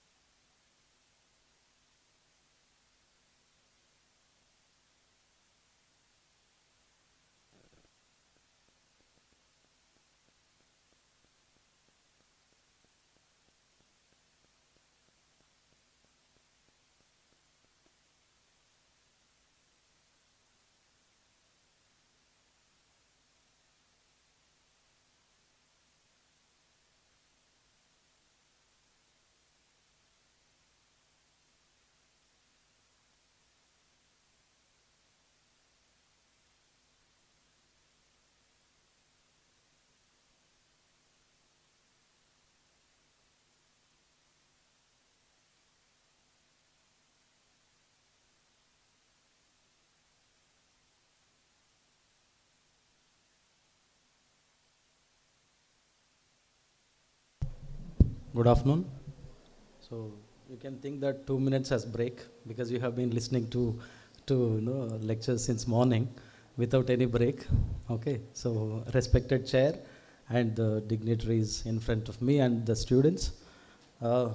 Topic of my presentation is translation across Bharatiya languages and the development of national linguistic solidarity. Since yesterday we have been talking about linguistics, contact, convergence and all, and I could hear certain terms like translation in between.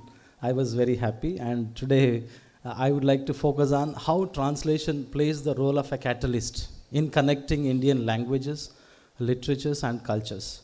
Because we all know that language, literature, culture are always interconnected. We can't separate them. Do we? So, and if I ask a question, how many of us are translators here? How many of us raise the hands?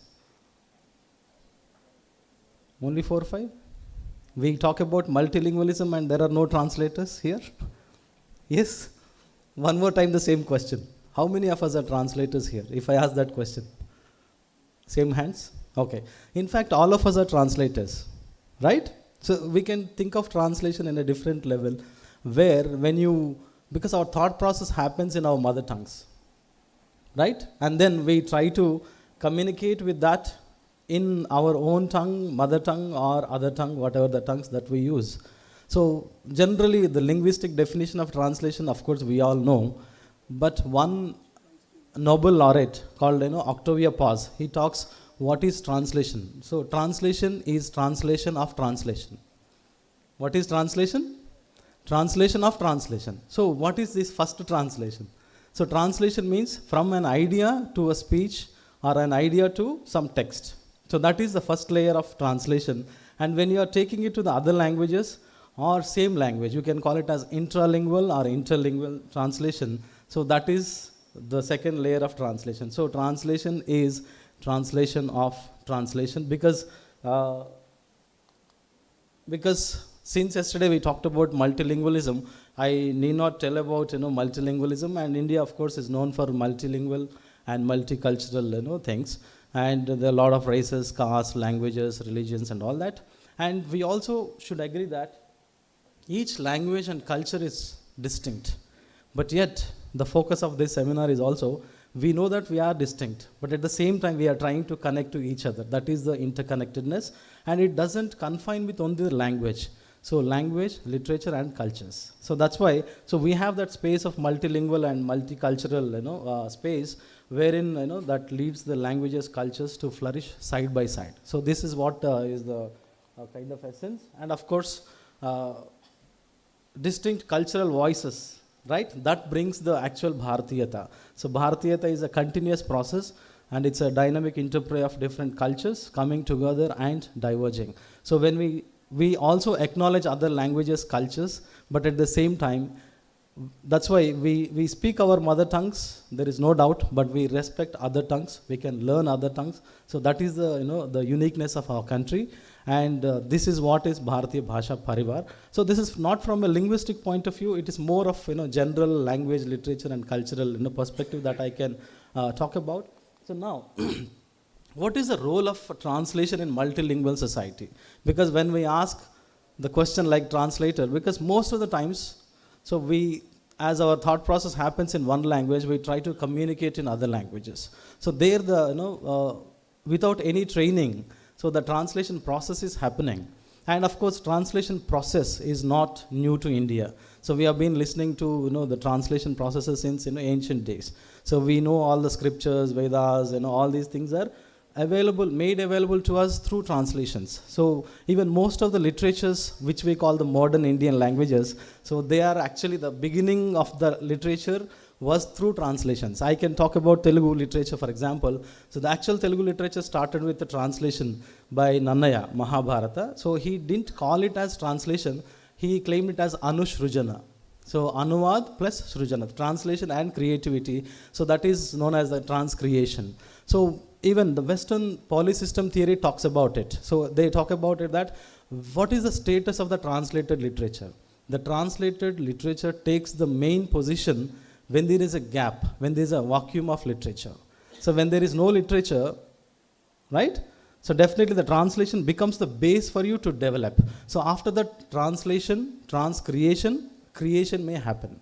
So for creation, you should also have some kind of base. It doesn't mean that there is no original creation. So that is always there. But translation is becoming a kind of catalyst here. So that's the ultimate thing. And of course, when it comes to translation studies as a discipline, of course, we are lagging. And the Western translation studies discipline itself is very, very young. So treated to be in the 20th century or late 19th centuries. But translation practice and translations as such are very, very old. So that is the status of translation practice in India. And of course, when we talk about languages, especially in an Indian context, most of us speak more than one language. I think yesterday also people were talking about this, because we may have mother tongue, and these days I think the mother tongue concept is changed to home language, right? So it's not just only mother's language, so it is home language. So in home language you may have two or more than two also. Right, you may, since beginning childhood itself, a child is exposed to 2 or 3 languages. So that's how That is one way. And of course, we talk about this contact and convergence. Madam was talking about this Marathi, Kannada thing. So there also I could see some kind of translation that was, that was happening, that bara, bara, bara, amele and all that. So because the border areas, definitely that is always there. And of course, we are in setup, we are given a situation, or we are having a situation where we can learn more than one language, we can speak. And of course, convergence zones like, sir works in Kuppam, so where we can see Tamil, Kannada and, Telugu. So the trilingual, base that is there. And of course, officially we can say that Telugu is official language or Malayalam is official language, but we don't confine to that. So many Malayalis can, I know some of my friends speaking Telugu, right? Of course, unfortunately, I could not learn Malayalam, but I can proudly say that I learned Kannada. So I worked in Bangalore, so I could, and we also translated some works into Kannada, Telugu, Kannada, translations also happened. So now that what happens here is, translation become a tool. So it becomes a catalyst for promoting Indian languages, and that is the solidarity, and that is the, the coexistence that we in fact mutually, give and exchange. So now, again, when we talk about multilingualism, yesterday also I could listen to one thing that, the hierarchy among languages. So, and translation counters these hierarchical relationships, because when you choose a language, when you choose a text, for example, we call it as source text. So when you have a source text, you have a source language, and you also have a target language. So now if I ask a question, which is superior? There is no binary. There is no master. There is no, there is no colonizer. There is no colonized, right? So no slave, no master. Both languages are important. Both texts are important. And source and target both are equally treated equivalent. So that is what the translation's roles, which counters the hierarchical relationships between languages and culture. Because if you ask like which is great, original or the translation?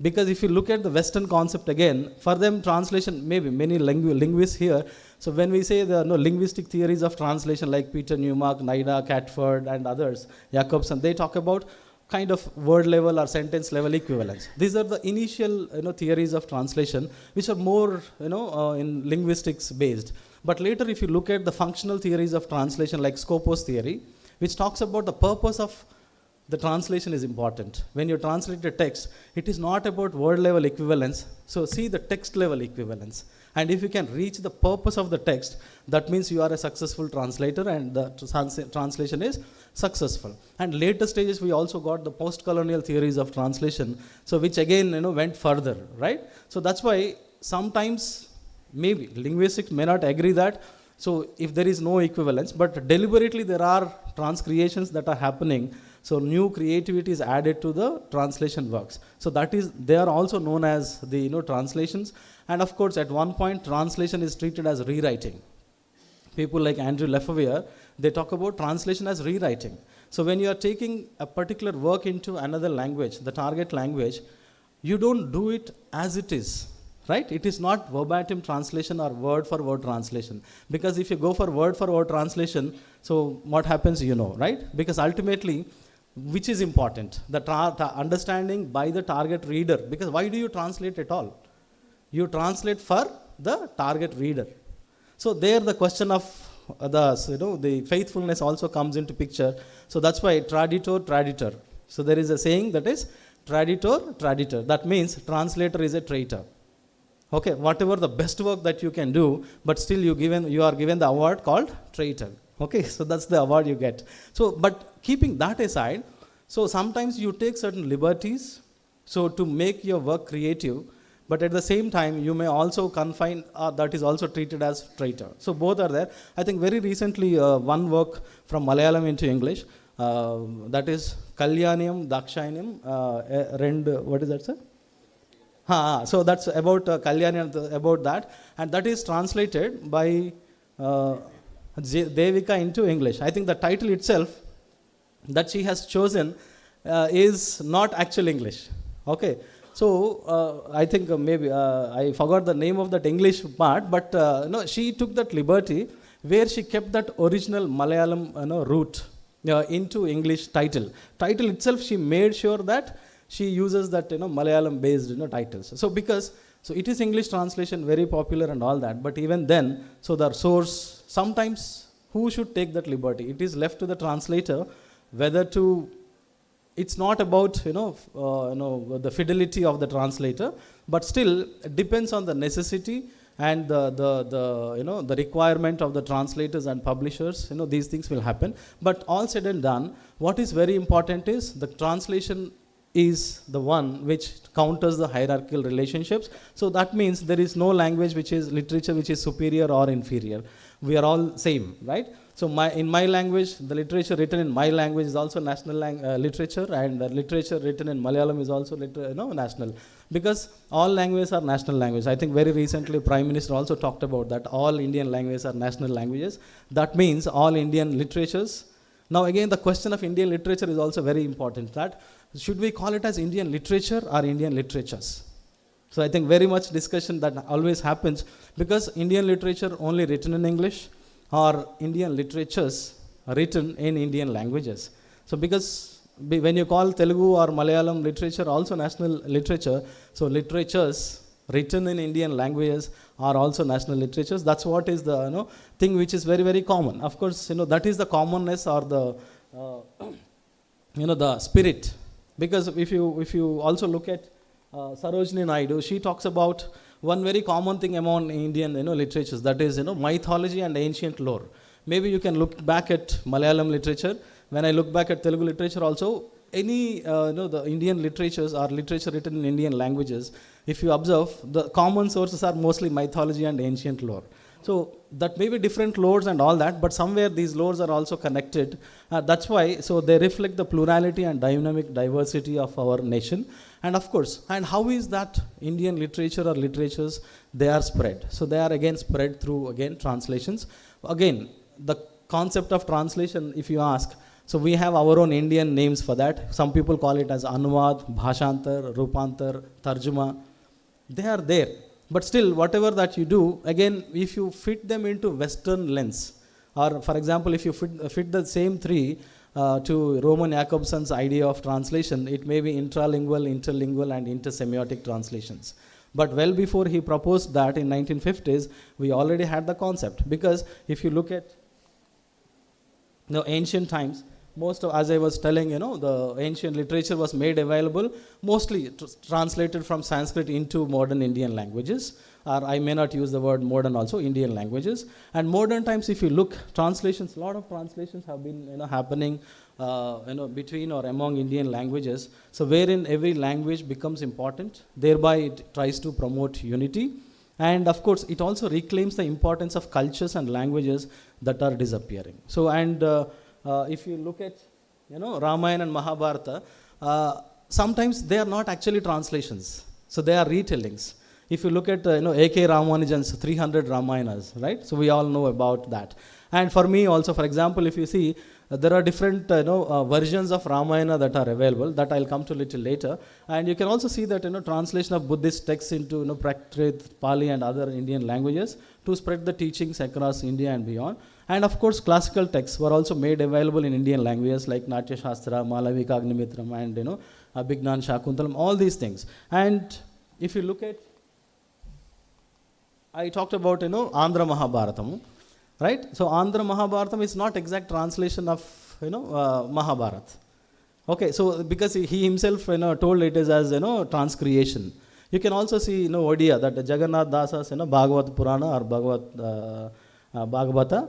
And of course, Pampas, Vikramarjuna, Vijaya. So that is in Kannada. So this is again a Jain version of, talking about or, the Mahabharata. So now, do you really call them as translations or transcreations? And forget about translation or transcreation. How is it made available to your language? Right? So whether it is translation or transcreation, so there it played an important role that it is made available to us, and so that we can, talk about them today. And you can also see the other things like, when they translate or when they transcreate, so they also had the local ethos into it. For example, if you see Kamba Ramayana in Telugu and Tamil, and Mulla Ramayana. In Telugu, we have Mulla Ramayanam, and Gona Buddha Reddy's Ranganatha Ramayanam. These two are different. And we also have the source, Valmiki Ramayana, right?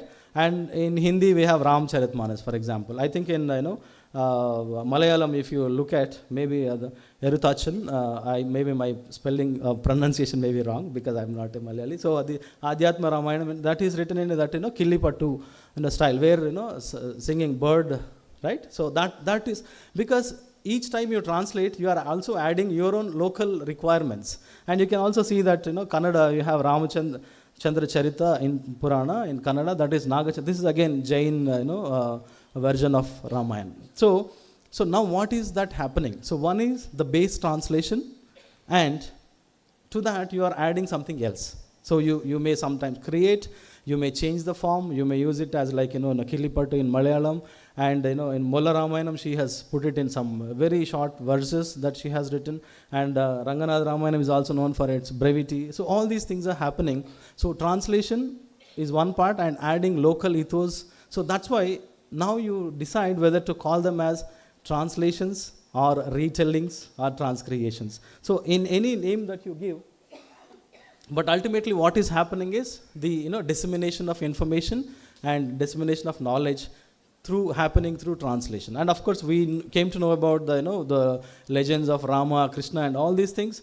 So they are made available through different translations and different works which are translated into different Indian languages, and through which again people are made aware, and they are entrenched into the cultural phenomenon. So now if you look back, even today we have writers who write in multilingual writers. Sometimes it is deliberate, sometimes it is just like that. If you look at Kalidasa, he used Sanskrit, Prakrit and Apabhramsha in one text itself. For some characters he uses Sanskrit, other characters he uses Prakrit and also Apabhramsha. And of course modern days also we have, I think Meena Kandasamy, for example, she has written one poem, very beautiful poem, Maligatani Dreams. So the title itself, that is Milagatanni. Milagatanni is, it's pepper water. So the Tanni is water, Milaga is pepper. The title itself, she writes it as Milagatanni Dreams. So actually that Malagatani or Milagatanni, so is Tamil, and she has written that entire poem in English. And she claims that I want to write in English, I want to express in English, but I want to use my own cultural roots, my own language should be added to that. I think people like R.K. Rao, Narayan and all, they have started, they have done. People like Amitav Ghosh, for example, he has written a very famous novel, the Shadow Lines, for example. Shadow Lines is, of course, it's a Sahitya Academy award-winning novel, and he uses all kinship terms in Bangla. He uses the term like Tama, Mesha Moshoi, Jeta Moshoi, etc. So now it is a deliberate attempt. So it's not about modern, since ancient days, this multilingual presence is there, and we know about this, the Kabir, Mirabai, Namdev and all. So they have become a kind of, transcendental or kind of beyond one particular language. Because every language, their presence is there. We came to know, or we read them through the translations, transcreations, because they were made available. And of course, if you look also, the medicine, astronomy, architecture, philosophy, all these ancient knowledge, texts are also translated and made available into different Indian languages. And again, so through translations, what happens is literary trends. For example, Bhakti movement is one such one, where it started in 12th century, and in different places, different regions. So it spread across till 16th century. So in Telugu it was there, in Marathi, in Hindi. So different places, different languages, and different times. So that from one language and one literature into other, they are spread through the translations. That is another important thing. And same names like Kabir, Namdev and all you can just take here. So what is ultimately translation's role? Because you can call it as a catalyst or whatever, it is the bridge among Indian languages and literatures. So first thing is it promotes cross-cultural and inter-regional understanding. And you can also see the folk narratives. You can also see the dissemination of folk, oral folk traditions. For example, the Karnataka-Telangana border, we have district called Bidar and Gulbarga. Burrakatha is very famous in Andhra actually. But I came to know in border areas of Karnataka, so it is equally popular, and there they have bilingual narration. So the Kannada version of Burrakatha, Telugu version of Burrakatha, but in that particular two districts, you have a bilingual narration. So you are Kannada audience now, I will change my narration into Kannada, then I have a different set of Telugu audience, then I will immediately change. And sometimes it is both the languages that are used.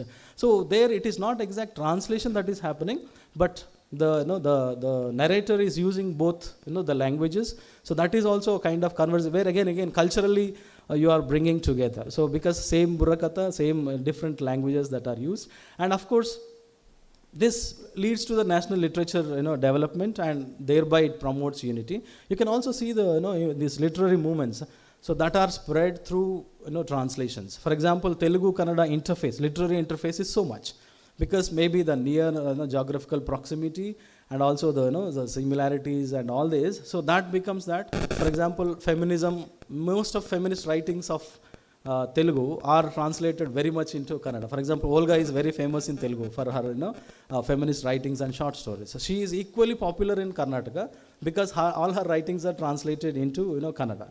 So likewise, Dalit writings and marginal literature, most of the literature and literary trends and genres and the movements are also for example, Bandaya movement in Karnataka. So that has actually a kind of influence in some regions of Telangana as on Dalit literature. So likewise, so this translation also plays a key role in bringing the interface and at the same time influencing the literary writings. So ultimately, what happens is national literature written in one language is not suitable for our country. So it is not a viable option, right? All languages, all literatures are important, but the role of translation can also be not neglected. So this is an active agent of change. It is the catalyst. And of course, we have literary pluralism that we have to maintain. But at the same time, let us celebrate the unity of, unity in diversity we should apply it to languages, because we also already applied it to many faiths, regions and all, cuisines also, right? So appam and all these are also famous in Hyderabad, right? So Malabar kitchen and all that. So we have that connectedness, that is there. So after that, what is government doing? Is there any work that is being done? So if you look at the initiatives by the government, the latest is Bharatiya Bhasha Samiti. After introduction of NEP 2020, in 2021, Bharatiya Bhasha Samiti was established to promote Indian, because if you look at NEP document, chapter 22 talks about promoting Indian languages, cultures and art. Based on that, Bharatiya Bhasha Samiti was established in 2021, and it is working on Bharatiya Bhasha Pariwar, one of the components. And you can also see this Asmita. So Asmita is a program where augmented study materials in Indian languages through translation and academic writing. And now that is converted as Bharatiya Bhasha Pustak scheme. So they want to publish or get the works translated into different Indian languages. In 3 years, 3 lakhs works are targeted. Further, there is a lot of translation works that is needed. I think Professor Sharma was also talking about this particular book. It's being translated into scheduled languages. I think very soon that will come out in all scheduled languages of India. So very soon. And there is also condensed version, abridged version of this may also come for children. So then, of course, I think morning we had a discussion that uniform scientific terminology for Indian languages.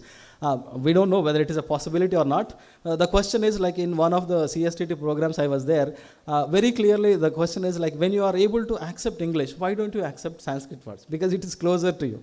So it's a debatable thing because we have individual opinions on that. But even then, we can also think, but I don't know whether the possibility of uniform vocabulary for all Indian languages. So that we can check. And of course, if you look at Anumadini is a latest tool developed by Government of India. They have the tool called as Chutki. So Chutki means within this time you can get it translated into different Indian languages. And NCERT is also getting all textbooks into different Indian languages. I think most of the work is being done. This is another important thing, that is CSIR, NISCPR, that is National Institute of Science, Communication and Policy Research. They have a program called Swastik, that is scientifically validated societal knowledge. For example, they identify root or the old ancient knowledge. For example, Bungas in Gujarat. Okay, some of us know, some of us may not know. But if you visit that Bhuj area and all that, so very small huts kind of thing, they are there. That is very traditional knowledge. And sometimes you may have some very old UNESCO recognized temples like that. For example, we have Ramappa in Telangana. So others may not know it. So under Swastik scheme, what they are doing is they have come up with the infographic series. wherein you have the information in graphical thing along with the images that is being tweeted by the Government of India, Swastik and CSIR. So through that, so that is made available to other population, other language people also, and every work they are getting translated into different language, again 22 languages. So most of the times for Telugu I did, and I also edited that. So this is another important thing that is Swastik, and most of us know about the work of CSTT. So I think I need not talk about CSTT's work in terms of that.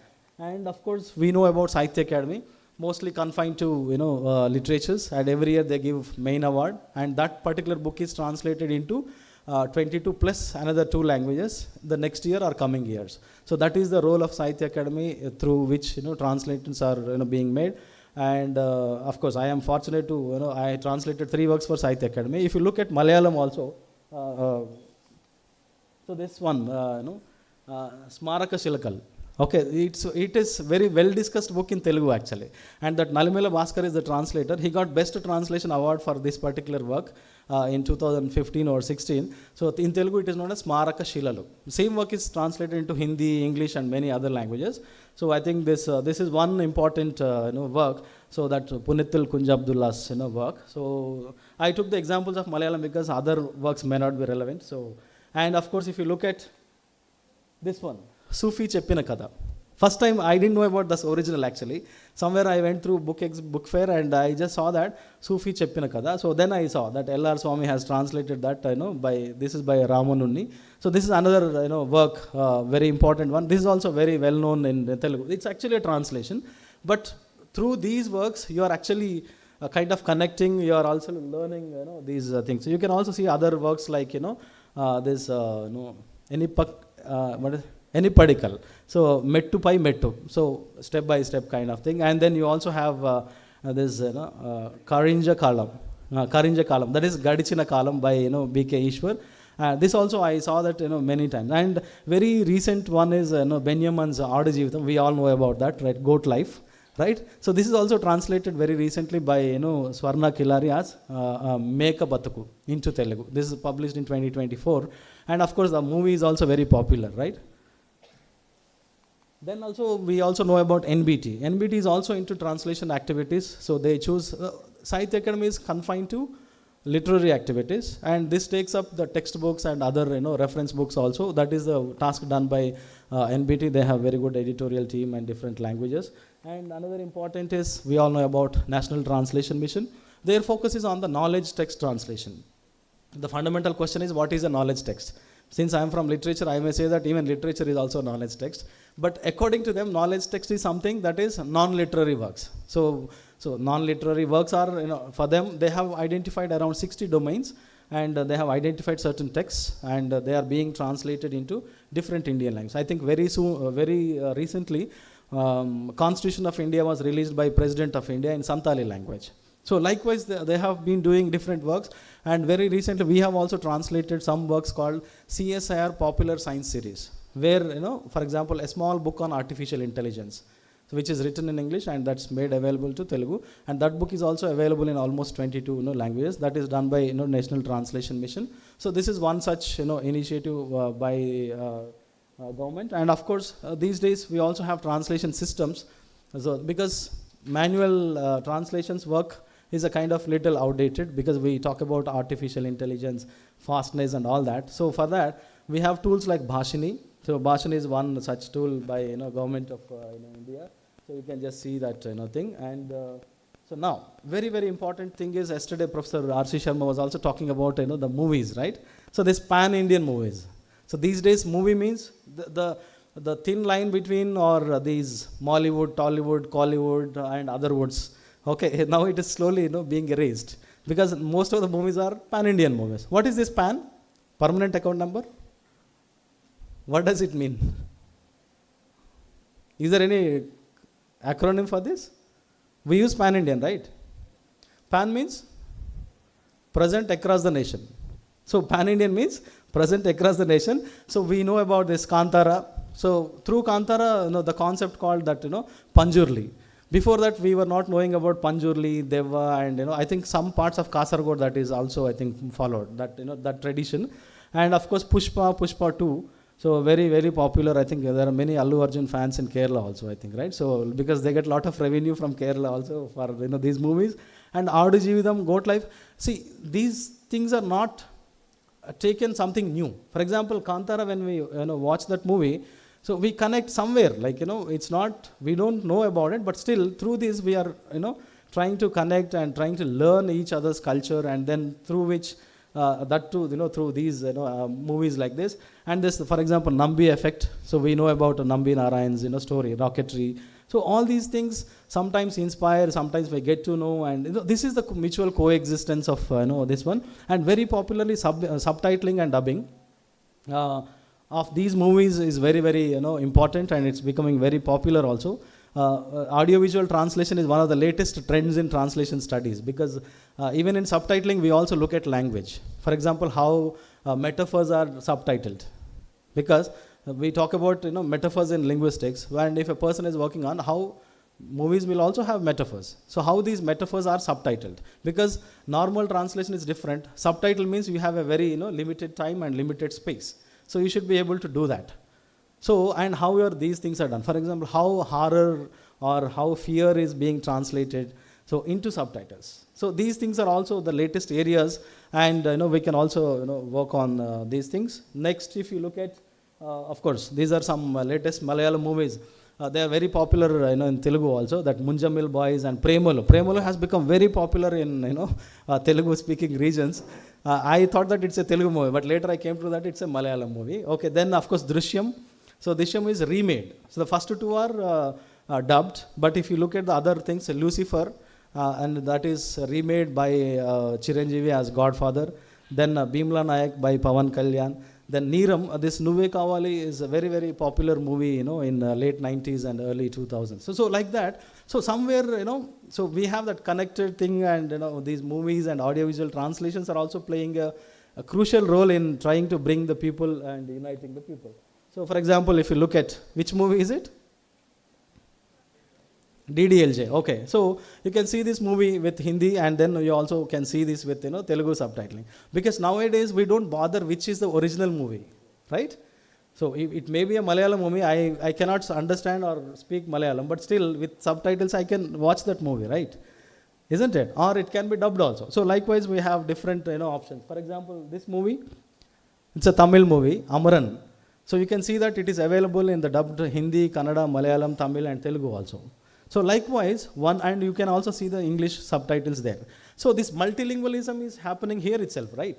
So, and these days we are so lucky that you can see the first half an hour in one language, next you can change into another language. After 2 hours, if you are feeling bored, you can change into other language also. So one movie you can watch in multiple languages in 2.5 hours time itself. 4-5 languages you can watch. So that is brought to us through these audiovisual translations, subtitles and dubbed versions. And you can also see this another movie. This is Devara movie. It's a Telugu movie, and you can also see that Spanish, Portuguese subtitles, dubbed versions are also available. So this pan-Indian may become kind of Indian now. Previously, like it's Mollywood, Tollywood kind of thing. Now that it's more Indian cinema, so pan-Indian or Indian cinema. That's the thing, that because now that the language barriers are going away, right? We are trying to connect. So you want to watch that movie. It may be Malayalam movie, but I want to watch it, because the Goat Life, for example, we never see that it's a kind of Malayalam movie, because Telugu dubbed and also subtitles very clearly we understand, and we watched and enjoyed that movie, because entertainment is also part of this development of language, literature and multiculturalism, right? So ultimately this is the thing. So knowledge is spread through translation, which results in interconnectedness of languages, and digital streaming platforms using audiovisual translation make it easier to access different languages at the click of a button. And of course, various government initiatives encourage translations among Indian languages. And through this, we can say that translation plays a significant role in the development of linguistic solidarity in India. So that's from my side. Thank you.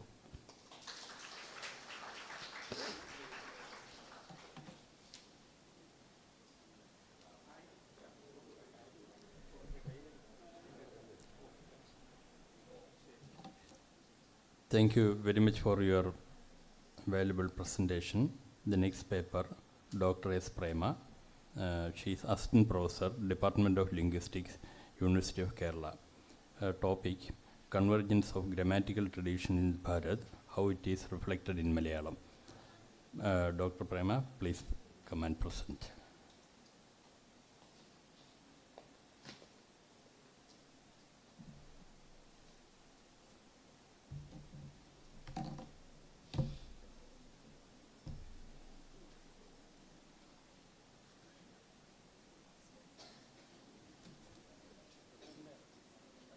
Namaskaram.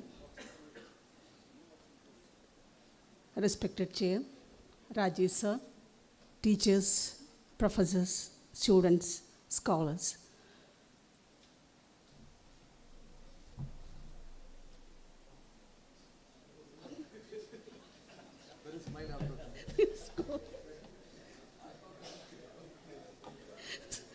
He's the chair.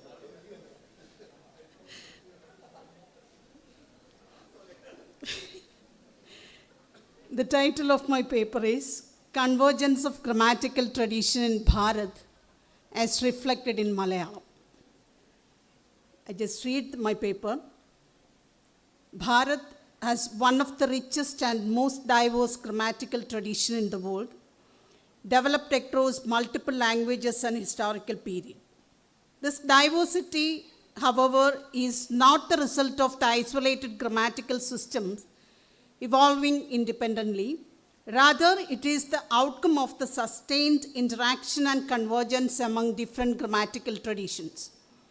This paper argues that the grammatical tradition of Malayalam exemplifies such convergence and provide an ideal case study for understanding how grammatical knowledge circulated, adapted, and transformed across linguistic boundaries.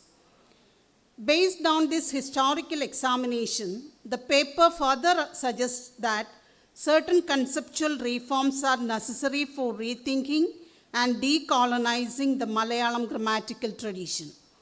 This paper is structured in 4 parts. The first part, that's an outline, the diversity of Bharatiya grammatical tradition. The second part examined the process through which grammatical traditions converged across languages during different historical phases. The third part focuses specifically on the convergent features of Malayalam grammatical tradition. The final part proposes selected reforms in grammatical concept aimed at revising and decolonizing Malayalam grammatical thought. The grammatical tradition of Bharat, can broadly be divided into 3 historical streams: ancient, medieval, and modern. The ancient stream comprises Sanskrit, Tamil, and Prakrit grammatical traditions. The medieval stream consists of grammars of newly emerged languages, and the modern stream emerged through sustained contact with European linguistic tradition. Among the 6 Vedangas, Siksha, that's phonetics, Vyakarana, grammar, Chandas, prosody, Nirukta, etymology, Jyotisha, astronomy, and Kalpa, ritual. Among these 3 are, that is Siksha, Vyakarana, and Nirukta, are directly concerned with linguistic analysis. The Vedic linguistic tradition is preserved through texts such as Ashtadhyayi, Mahabhashya, Siddhanta Kaumudi, Shivasutra, Ganapada, and Dhadupada. Among these, Chitta codified the Pratishakyas, represents the earliest systematic linguistic reflection. Panini's Ashtadhyayi occupies a central place in the history of linguistics due to its formal rigor and enduring influence. The Tamil grammatical tradition begins with the Tolkappiyam, which, like the Ashtadhyayi, represent the culmination of a long pre-existing tradition rather than an isolated innovation. Later works such as Nannul and Veerachoryam continues this lineage. And the Tolkappiyam is distinctive for its tripartite structure, that is, Eluthadikaram, phonology and orthography, Cholladikaram, that is, morphology and syntax, and Poruladikaram, that is, semantics and poetics. By the time of Veerachoryam, a clear convergence with Sanskrit grammatical models become evident. The Prakrita grammatical traditions begins with Prakrita Prakasha, attributed to Vararuji, the earliest extant grammar of Prakrita. Initially devoted to Maharashtri Prakrita, it was later expanded to include Paishaji, Magadhi, and Sauraseni, both in structure and method. Prakrita grammar closely follows Sanskrit model. Two major schools emerged with this tradition. The Eastern school that's represented by Vararuji, Markandeya and others, and the Western school led by Hemachandra. Both schools demonstrate a strong genealogical dependence on Sanskrit grammatical thought.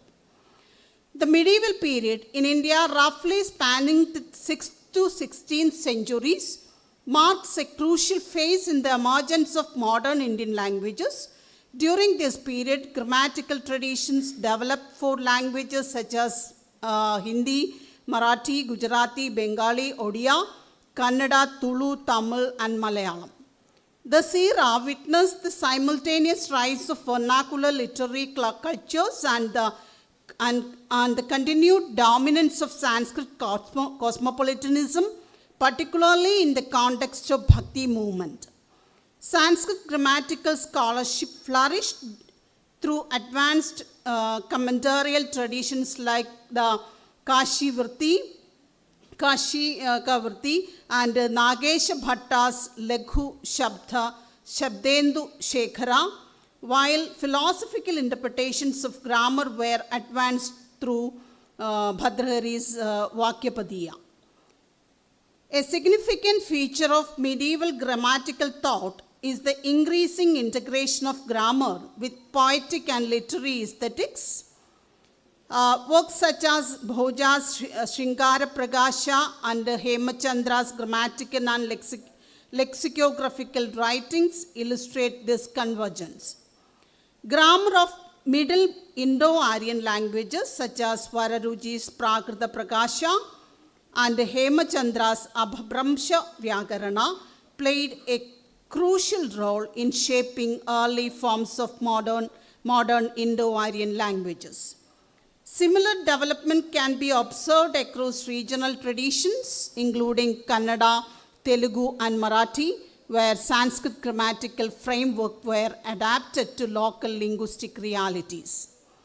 In the Malayalam tradition, Leelathilakam occupies a central position as one of the earliest texts to describe Malayalam as a distinct language within a Sanskritic grammatical framework.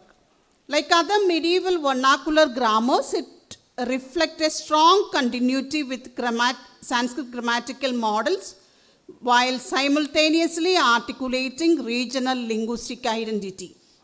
The medieval grammatical tradition thus represents a period of convergence, hybridity, and transition.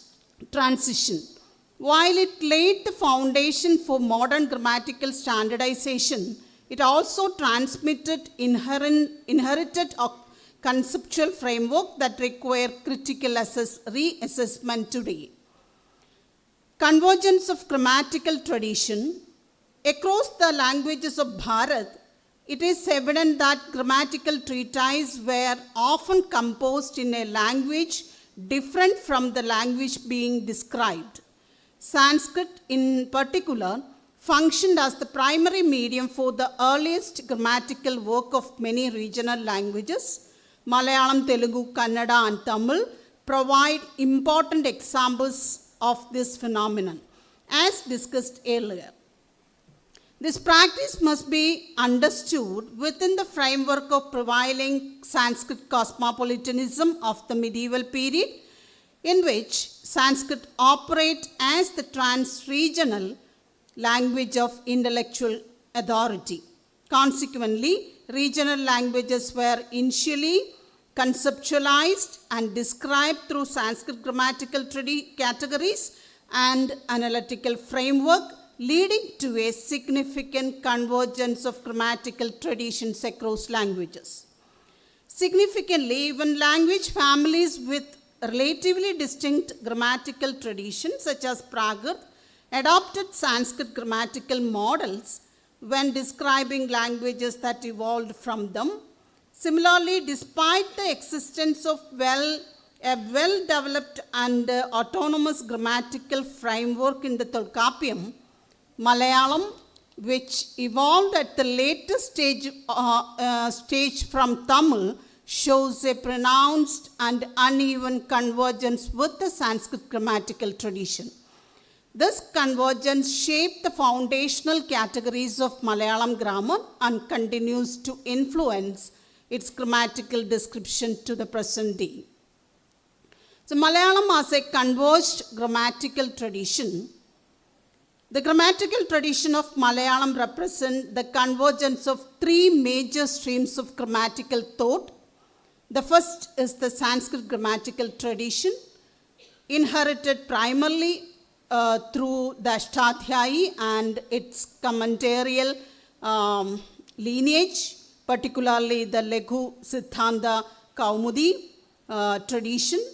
The second is the Tamil grammatical stream, grounded in the Tolkappiyam and its later interpretations such as Nannul. The third is the modern grammatical stream, which began with the missionary grammars and continues through modern linguistic and descriptive studies. Leela Tilakam in particular was written for a literary elite engaged in defining and defending the independent status of Malayalam vis-a-vis Tamil. This constitutes an unusual phenomenon in the global history of grammatical tradition, a grammatical treatise that seeks to establish the autonomy of a language by prescribing rules for the poetic admixture of two languages. High literary and aesthetic objective, along with the conscious engagement with language contact and convergence, thus lay at the very foundation of Malayalam grammatical tradition. In contrast, most missionary grammars of Malayalam were written in English or in other European languages for European missionaries. As a result, Malayalam was introduced into the grammatical categories and analytical framework of European grammatical tradition, with Hermann Gundert being a notable exception due to his relatively sensitive engagement with indigenous linguistic structures. During the same period, the Sanskrit grammatical tradition remained strong in Kerala for two major reasons. First, the persistence of later Sanskrit cosmopolitanism supported by Nambudiri Brahmanical institutions and temple-based economics. And second, a reactionary response to colonial influence from sections of the literary elite. However, these two tendencies, European grammatical dominance and Sanskritic revivalism, were rarely articulated through systematic grammatical treatises. Instead, they function largely as intellectual attitudes, particularly the assumption of a Sanskritic origin for Malayalam, as an assumption that remained largely unchanged until F.W. Ellis intervened in 1816. Consequently, the grammatical tradition of Malayalam witnessed prolonged period of dominance and hegemony, alternately by European and Sanskrit grammatical framework. Within this process, the Tamil grammatical tradition was consistently sidelined and never attained a position of prominence in Malayalam grammatical discourse, either as a grammaticographic framework or as a dominant intellectual attitude comparable to Sanskrit. Nevertheless, a considerable number of grammatical works were produced in Malayalam over time. When compared to other languages, Indian languages, the volume of grammatical writing in Malayalam is relatively high in proportion to its number of speakers. In sum, the Malayalam grammatical tradition is profoundly enriched by the convergence of these three distinct grammar streams, both the structural organization of the grammar and the terminology of grammatical categories in Malayalam reflect this layered convergence, making Malayalam a particularly instructive case for understanding grammatical interaction, adaptation, and hybridity in Bharatiya linguistic history. So next is a problem of convergence said to be reformed. Convergence among grammatical traditions does not always lead to linguistically appropriate or desirable outcome. Certain inherited grammatical categories continue to obscure the structural and semantic realities of language of which they were applied. For clear example of this problem can be seen in the treatment of grammatical gender in Tamil and Malayalam. So this, in Tamil and Malayalam, the gender system is fundamentally semantic and natural, reflecting distinctions based on the inherent properties of the referent.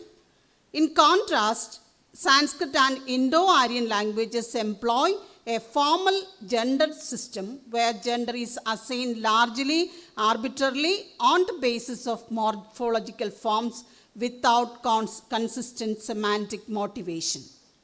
Accordingly, Tamil grammar uses a term pal, which means type or class, to denote gender, with categories such as anpal, that's masculine, penpal, feminine, and palarpal, non-human and plural categories. This terminology accurately reflects classification based on the natural and semantic property. Malayalam exhibits a comparable natural gender system. For instance, human noun shows gender distinctions based on natural sex, like achan, achan is masculine, amma feminine, what, and the third person singular pronoun encode natural gender, avan, that's he, aval, she. In contrast, non-human nouns in Malayalam do not normally encode masculine or feminine gender, but are treated as a separate category, often grouped under what corresponded to palarpal in Tamil. For example, maram, kalla, pustakam, all these nouns do not participate in masculine-feminine distinction and take neutral agreement pattern, reflecting a semantic rather than formal system of gender classification. In contrast, Sanskrit employs a concept of linga, that it means sign, emphasizing formal gender assignment that is frequently arbitrary and semantically unmotivated. For example, in Sanskrit, you can see that nadi is feminine, bhalam, that's neuter, graha is masculine. Such gender assignment do not reflect inherent semantic properties of the referent. The terms pullinga, strilinga, and napumsakalinga thus describe a formal grammatical system rather than a natural one. Despite the semantic suitability of pal as a gender category for Dravidian languages, Malayalam grammatical tradition from Leela Tilakam to Kerala Paniniyam has consistently adopted the Sanskrit term linga to describe gender. This represents a problematic outcome of grammatical convergence. The term pal more accurately captures the semantic basis for gender distinction in Malayalam, whereas Linga imposes a formal category that is conceptually mismatched with Dravidian grammatical structure. This example highlights the need for a reform in Malayalam grammatical tradition. Decolonizing Malayalam grammar requires not only questioning European grammatical framework, but also critically reassessing Sanskrit-derived categories that do not align with Dravidian linguistic logic. Reintroducing semantically grounded categories such as Pal would constitute a meaningful step towards a more accurate and theoretically coherent grammatical description of Malayalam. In conclusion, the grammatical tradition of Malayalam stands as a compelling illustration of how grammatical knowledge in Bharat has historically evolved through convergence rather than isolation. As this study has shown, the richness of Bharatiya grammatical tradition emerges from sustained interaction among Sanskrit, Tamil, Prakrit, and later European linguistic framework. Malayalam in particular reflect a layered convergence of three major grammatical streams, that's Sanskrit, Tamil, and modern European, each contributing to its grammatical description, structure, and terminology. While this convergence has undeniably enriched Malayalam grammatical tradition, it has also resulted in conceptual distinctions that warrant critical reassessment. The adaptation of Sanskrit grammatical categories, especially in the areas where Malayalam possesses semantically grounded indigenous system, has often led to descriptive inadequacies. The treatment of grammatical gender using the Sanskrit concept of linga, despite the presence of a natural and semantic gender system better captured by the Dravidian notion of Pal, exemplifies how convergence can produce analytically problematic outcomes. Such instances reveal that grammatical borrowing, when uncritically applied, can observe rather than illuminate the internal logic of a language. Decolonizing Malayalam grammatical tradition, therefore, cannot be limited to reforming European grammatical models alone.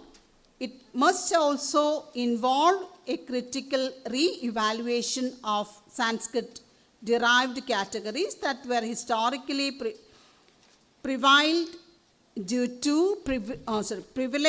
to the Sanskrit cosmopolitanism and cultural authority. A meaningful reform of Malayalam grammar requires recovering and re-articulating Dravidian grammatical concept, particularly those grounded in semantic and typological realities, and integrating them with insight from modern linguistic theory. In this sense, the study of Malayalam grammar offers broader implications for Bharatiya linguistics. It underscores the need for historically informed, typologically sensitive, and conceptually coherent grammatical descriptions that respect the internal structures of individual languages while acknowledging their histories of contact and convergence. Recognizing convergence not merely as enrichment but also as a site of tension and reform is essential for advancing a genuinely plural and decolonized understanding of grammatical tradition in Bharat. This is my paper. Thank you.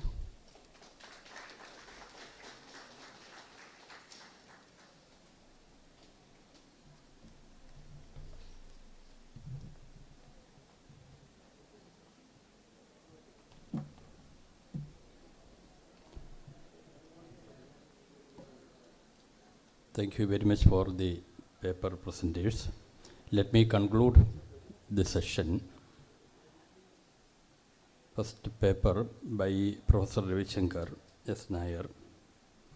The presentation, Ravi Shankar's presentation on Dravidian loan words in Sanskrit. Let me say that this paper sheds light on some fundamental historical issues regarding the language studies and also raises many questions and doubts. More in-depth studies are needed on this topic as it is somewhat a controversial subject also. There is a natural doubt in the arguments. How can we establish which language borrowed words from the other languages and what are the parameters used for this argument? Second paper, Professor Srinath paper, it's anthropological and genetical analysis of Indian races and Indian languages. This paper is highly technical and relevant in the present time. He concludes that Indian population have no matrilineal diversity. Professor Naresh, third paper, Professor Naresh presentation on coexistence of Indian languages and cultural integration of great values.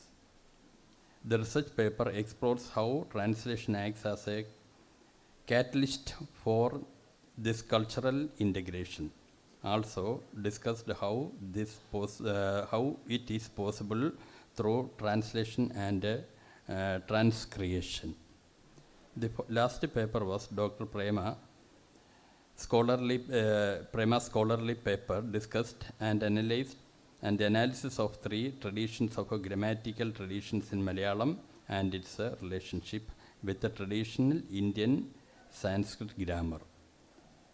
So now if anybody has any doubts or any question, now it is the time. Now time is 1 o'clock, near about 1 o'clock. So if any scholars or any students have to discuss or ask questions to the presenters, now it is the time, please.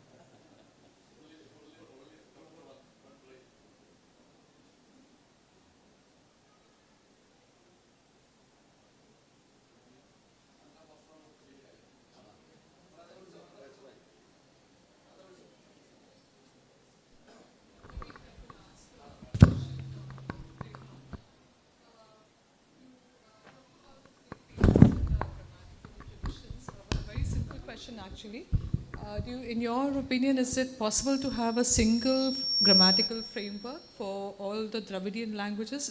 Is that what you probably suggested? You described the misfit of the colonial framework, grammar framework, or the Sanskrit-based grammar framework. Would it be possible to talk about a unified grammatical framework which is applicable for all Dravidian languages?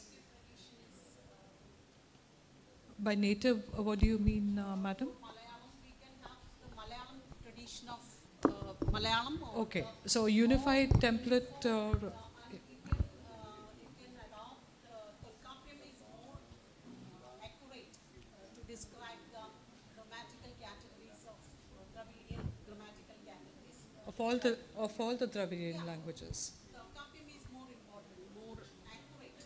That means it is there is one to, for example, when we consider gender, it is gender, that means it is kind. It's not a sign. It's a kind, or that means it is a kind or type. That means a kind of type. But when we consider linga as Yeah, you explained that. describe Sure. gender, that is not in a one-to-one correspondence Right. So what you have suggested is that the grammatical. Grammatical model we can adopt. Kakyam is the best model for all the Dravidian languages. Yeah, that gives us a very accurate, and it is iconic.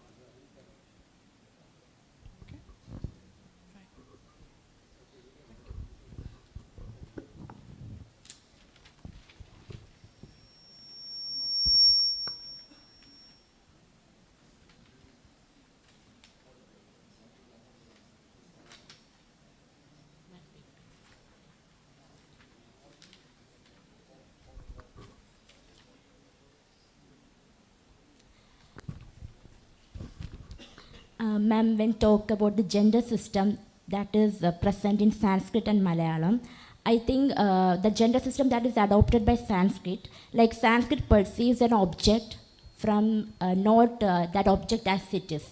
It sees the object through its essence and through its aura or it is inherent nature. For example, the rock can be, the term rock can be take this singular, the feminine, neuter as well as masculine gender on the basis of the conceptualization and context it takes. For example, the ashman, stone or the rock can act as masculine agency if it is conceptualizing or in a context where it become an agency of an action like striking, blocking, support. Okay, and also Ashmaina Dridaha. It here the rope takes the masculine gender, but when it comes to it can also take the feminine gender when we conceptualize the stone as something that's bare or ground or support, and it can also take the neuter as Pashanam when that when it come or conceptualizes as the objecthood. If something has some rigid composition, then we can consider that as that stone or that character as neuter. Okay, but I think not every languages do perceive this gender system in this way as Sanskrit does. So we say this Malayalam has that but the gender system that is very inherent and that Sanskrit is not so inherent or iconic. Gender system is more natural. So whatever is male, it's masculine. Whatever is female, it's feminine. And we cannot attribute gender for every word. This is based on their character or feature. So in Sanskrit, it is based on their feature or character. What is And so hard, it's masculine, and so supportive or it's like a simple, it's feminine. That is gender system of Sanskrit. But in Malayalam and other Dravidian languages, it's more natural. That's the difference. Okay. So we can include or we can adapt this PAL system. PAL is a kind. It means a kind or a category or type that it means. So male and female people are there's two kinds. Male, whatever male is masculine and whatever female is feminine. It's more natural. It is more richer, right, in Sanskritam when we look at the gender system. See, one form can take different conceptualization and become rich enough, right, ma'am? Yes, ma'am. Thank you, ma'am.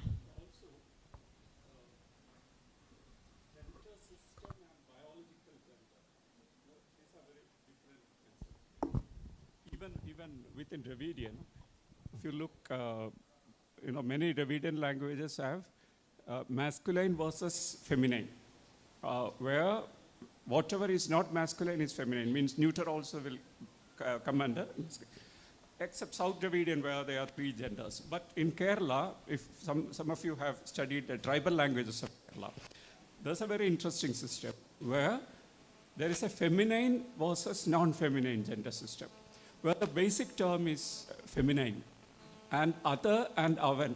There's only avan. Avan is used for a rock and also for a man, which is very strange. We can't explain it based on, I don't know really, because this is a Semitic system. The system is found in Semitic languages. How it has come here is, so the grammatical gender, biological gender, these are totally different conceptions. So as the case with the lexical gender. Lexical gender. Yes. Grammatical gender are marked. Lexical gender remains unmarked.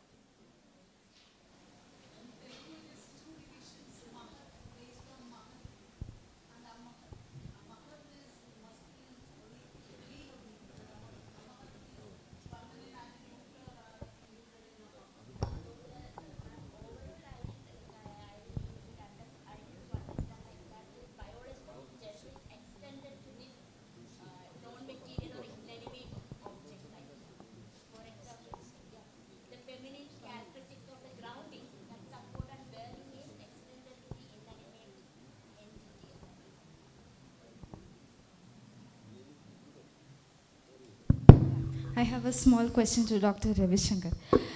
So, in the beginning of your presentation, you mentioned about the digits, like ek can be connected to ekata, like oru, onna means onnikiga, like that. So, what about the digit 0? Like, when I searched 0, in Hindi it's shunya, in Sanskrit it's shunya, in Kannada it's, what was that? Sunne, yeah, sunne. In Tamil it's pujyam, in Malayalam it's pujyam. Why is it like that?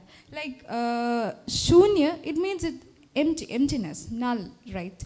But pujyam, its root word is puj, which means it's something worthy to be worshipped. Both are entirely different. In most of the Indian languages, for 0, it's shunya or words related to that. But when it comes to Tamil and Malayalam, it's pujyam, and the root word is puj, which means not emptiness, but something worthy to be worshipped. That's from Sanskrit? Also from Sanskrit. Okay. It's not Dravidian word. Puja is also from Sanskrit. But regarding your basic query, see, like Morris Swadesh idea, it takes us back to time when people were operating with just 2 numerals, 1 and 2. Then just 1 and 2 and 3 were slowly developed. At that time, it was impossible to conceive of 0, because you don't need 0 for computation at that time. That concept is much later. That mathematical concept of 0, after the society has progressed so much and counting has advanced, then you have elementary knowledge of arithmetic and all that, only then 0 can come in. So that's why, so even you look at certain language, tribal languages spoken in Maharashtra, some of them have 1 and 2 Dravidian numerals. So it seems like, an earlier stage. The other numerals are from Indo-Aryan. Because they just had 1 and 2. They didn't know how to count more than that. Later they learn it from, people around them. So that comes in. Pujam is also from Dravidian. I mean, Sanskrit, sorry. The whole Indian tribal system, maximum is 3. The rest is many. Then that is the primordial system. 1 or 2 or 3 plus many.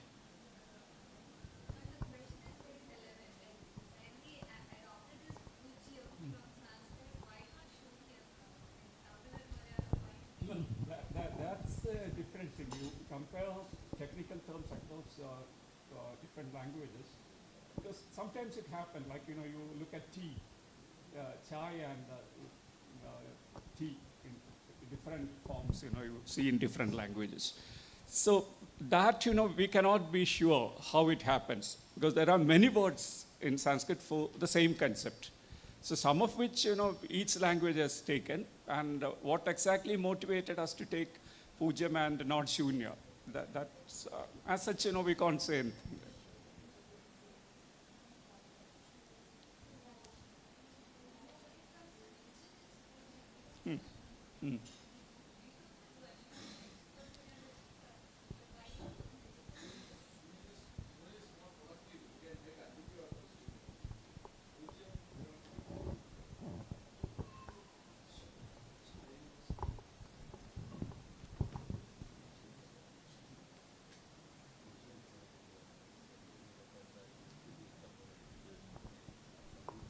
I have a question for Naresh. So it's a, in fact, it's a curiosity question. There are many Englishes today. So we cannot say these Englishes are dialects, but maybe variations. Is there any possibility of translatability between these Englishes? Sir, we have a concept called paraphrasing and intralingual translation actually.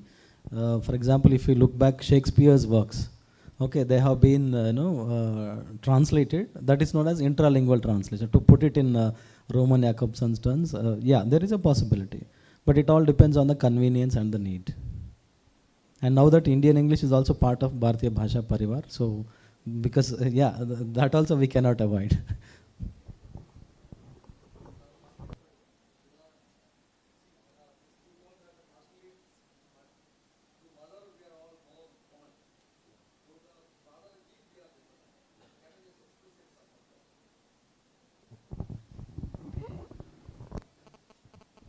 Actually, when you see, there are two kinds of DNA. Maternal DNA means empty DNA structure. Whatever is getting inherited from the mother side. And paternal DNA, that is from Y chromosome. And there are different haplogroup identified for these things. And when you look at the presence of M or N, that is the most ancient and ancestral haplogroup available for, from maternal side. All over India, across states, across communities, across linguistic groups, you can see the presence of it. But when you see the, reversely, when you look at the Y chromosome, paternal ancestry, you can see West Asians, East Asians, and Southeast Asian, and also Asians. And that is why the pattern is diverse. That is all. But that doesn't make any sense with the language inheritance. Because the gene flow and diffusion, it is a horizontal way. The inheritance pattern is, and the hierarchical language family reflects a kind of, inheritance pattern. But here it is a reversed. That is earlier we used to call it is parallel inheritance or shared inheritance or shared features and parallel innovations kind of things in explaining these differences or commonalities in between languages. But now these are more in the scientific terms, they say. And the problem comes here is even the typological question also. When you explain typology, you keep on saying that this marker is there, retroflex is there, causative is there, and you are only seeing the presence. But you are not telling the reasons behind. So what makes a language to accept or to deny? Because that is more important to say. If until and unless if a condition is, provocating you or making you to feel that you accept this particular retroflex to your language or this particular grammatical feature to your language. Otherwise, that means what makes a language to accept and what makes that language to deny. These are not explaining. We keep on saying that whether it is a typologically this particular retroflex, we say it is a Dravidian feature. And then we continue to say, no, it has been diffused to Aryan. Then Hawke say that, no, it is an, within itself, it is an innovation. So many things. That means our understanding on these specific commonalities, we have to remodel. Because commonalities, we looked into the typological sense without bothering about the conditions in which what makes this thing to happen. That means genetically a mutation has to happen. And there are certain markers, there are certain conditions. Whether it is a demic diffusion or it is a inheritance, these kind of things. Mostly coevolution theory, they go on saying of demic diffusion. But in Indian language scenario reflects you to suggest a the so-called coherence in the sense of co-establishments. This is what. But theoretically, India offers a lot. As far as linguistic family concept is concerned, ancestry concept is concerned, diffusion is concerned, because it's not supporting demic diffusion, rather it suggests only one thing is convergence.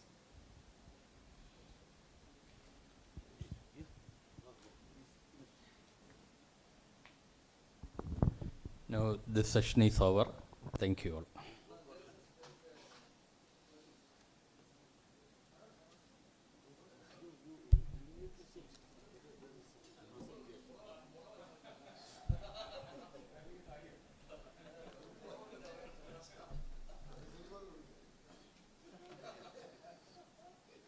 We shall now proceed with the presentation of Ponnada as a token of our gratitude and appreciation for the valuable scholarly contribution made during this session. I request Dr. Anushree Srinivasan to kindly present the Ponnada to Professor Rajiv V.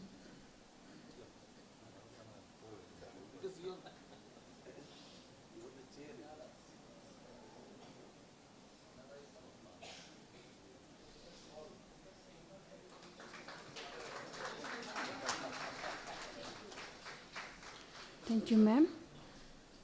I request Professor M.C. Keshava Murthy to kindly present the Ponnada to Professor Naresh Annam.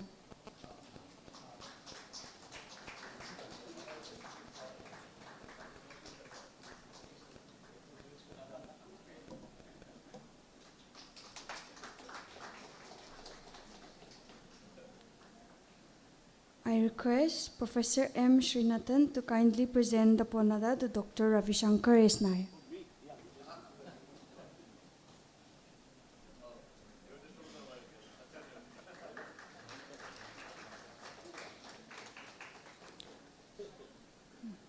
I request I request Dr. Ravi Shankar S. Nair to present the Ponnada to Professor M. Srinathan.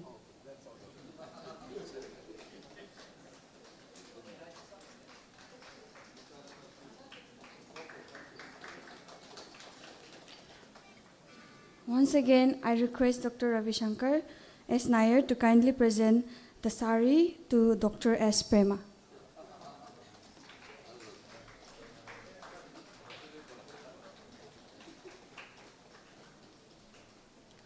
With this, we come to the conclusion of Day 2, Session 2. I extend my sincere gratitude to our respected chairperson and all the distinguished speakers and participants for their valuable contribution and active engagement. Thank you all for your cooperation in making this session a success. We now conclude this session and proceed for lunch as per the program schedule, and the next session will be at 2 p.m. I request everyone to attend the next session too. Thank you.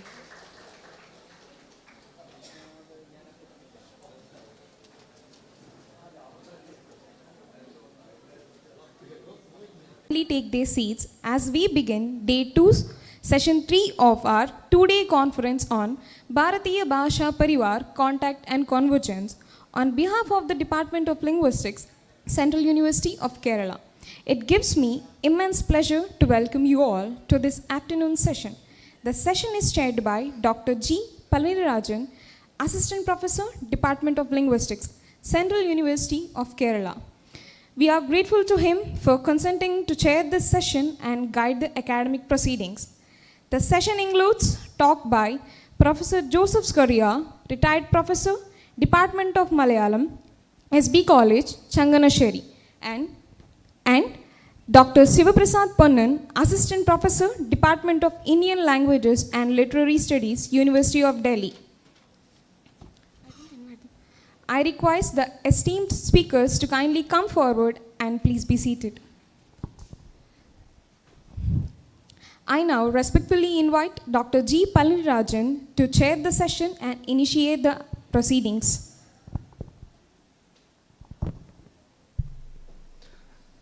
Good afternoon. Second day, the second section, we have the two eminent speakers who have to participate. And first I would like to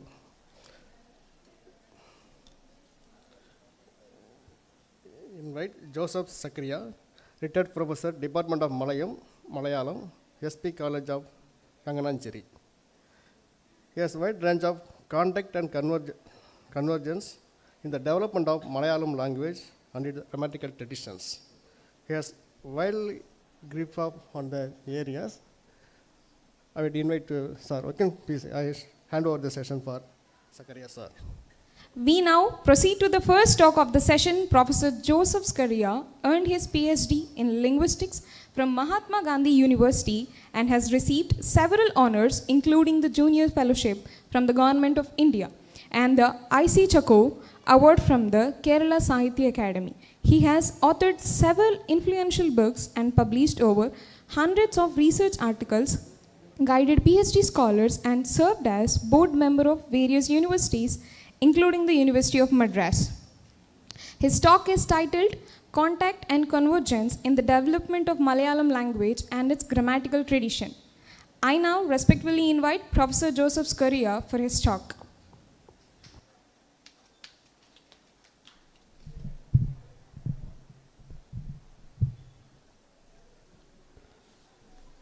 എല്ലാവർക്കും നമസ്കാരം.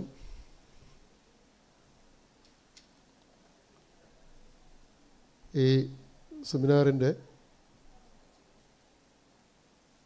Theme contact and convergence എന്നുള്ളതാണ്.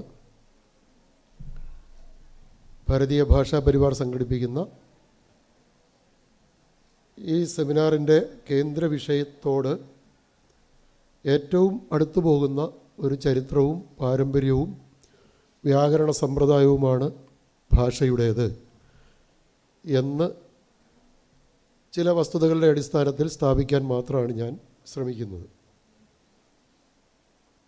അതിൽ ഞാൻ മലയാളത്തിൽ തന്നെ നേരത്തെ എഴുതി തയ്യാറാക്കിയ പേപ്പറാണ്. നേരത്തെ എന്ന് പറഞ്ഞാൽ ഇതിനു വേണ്ടി.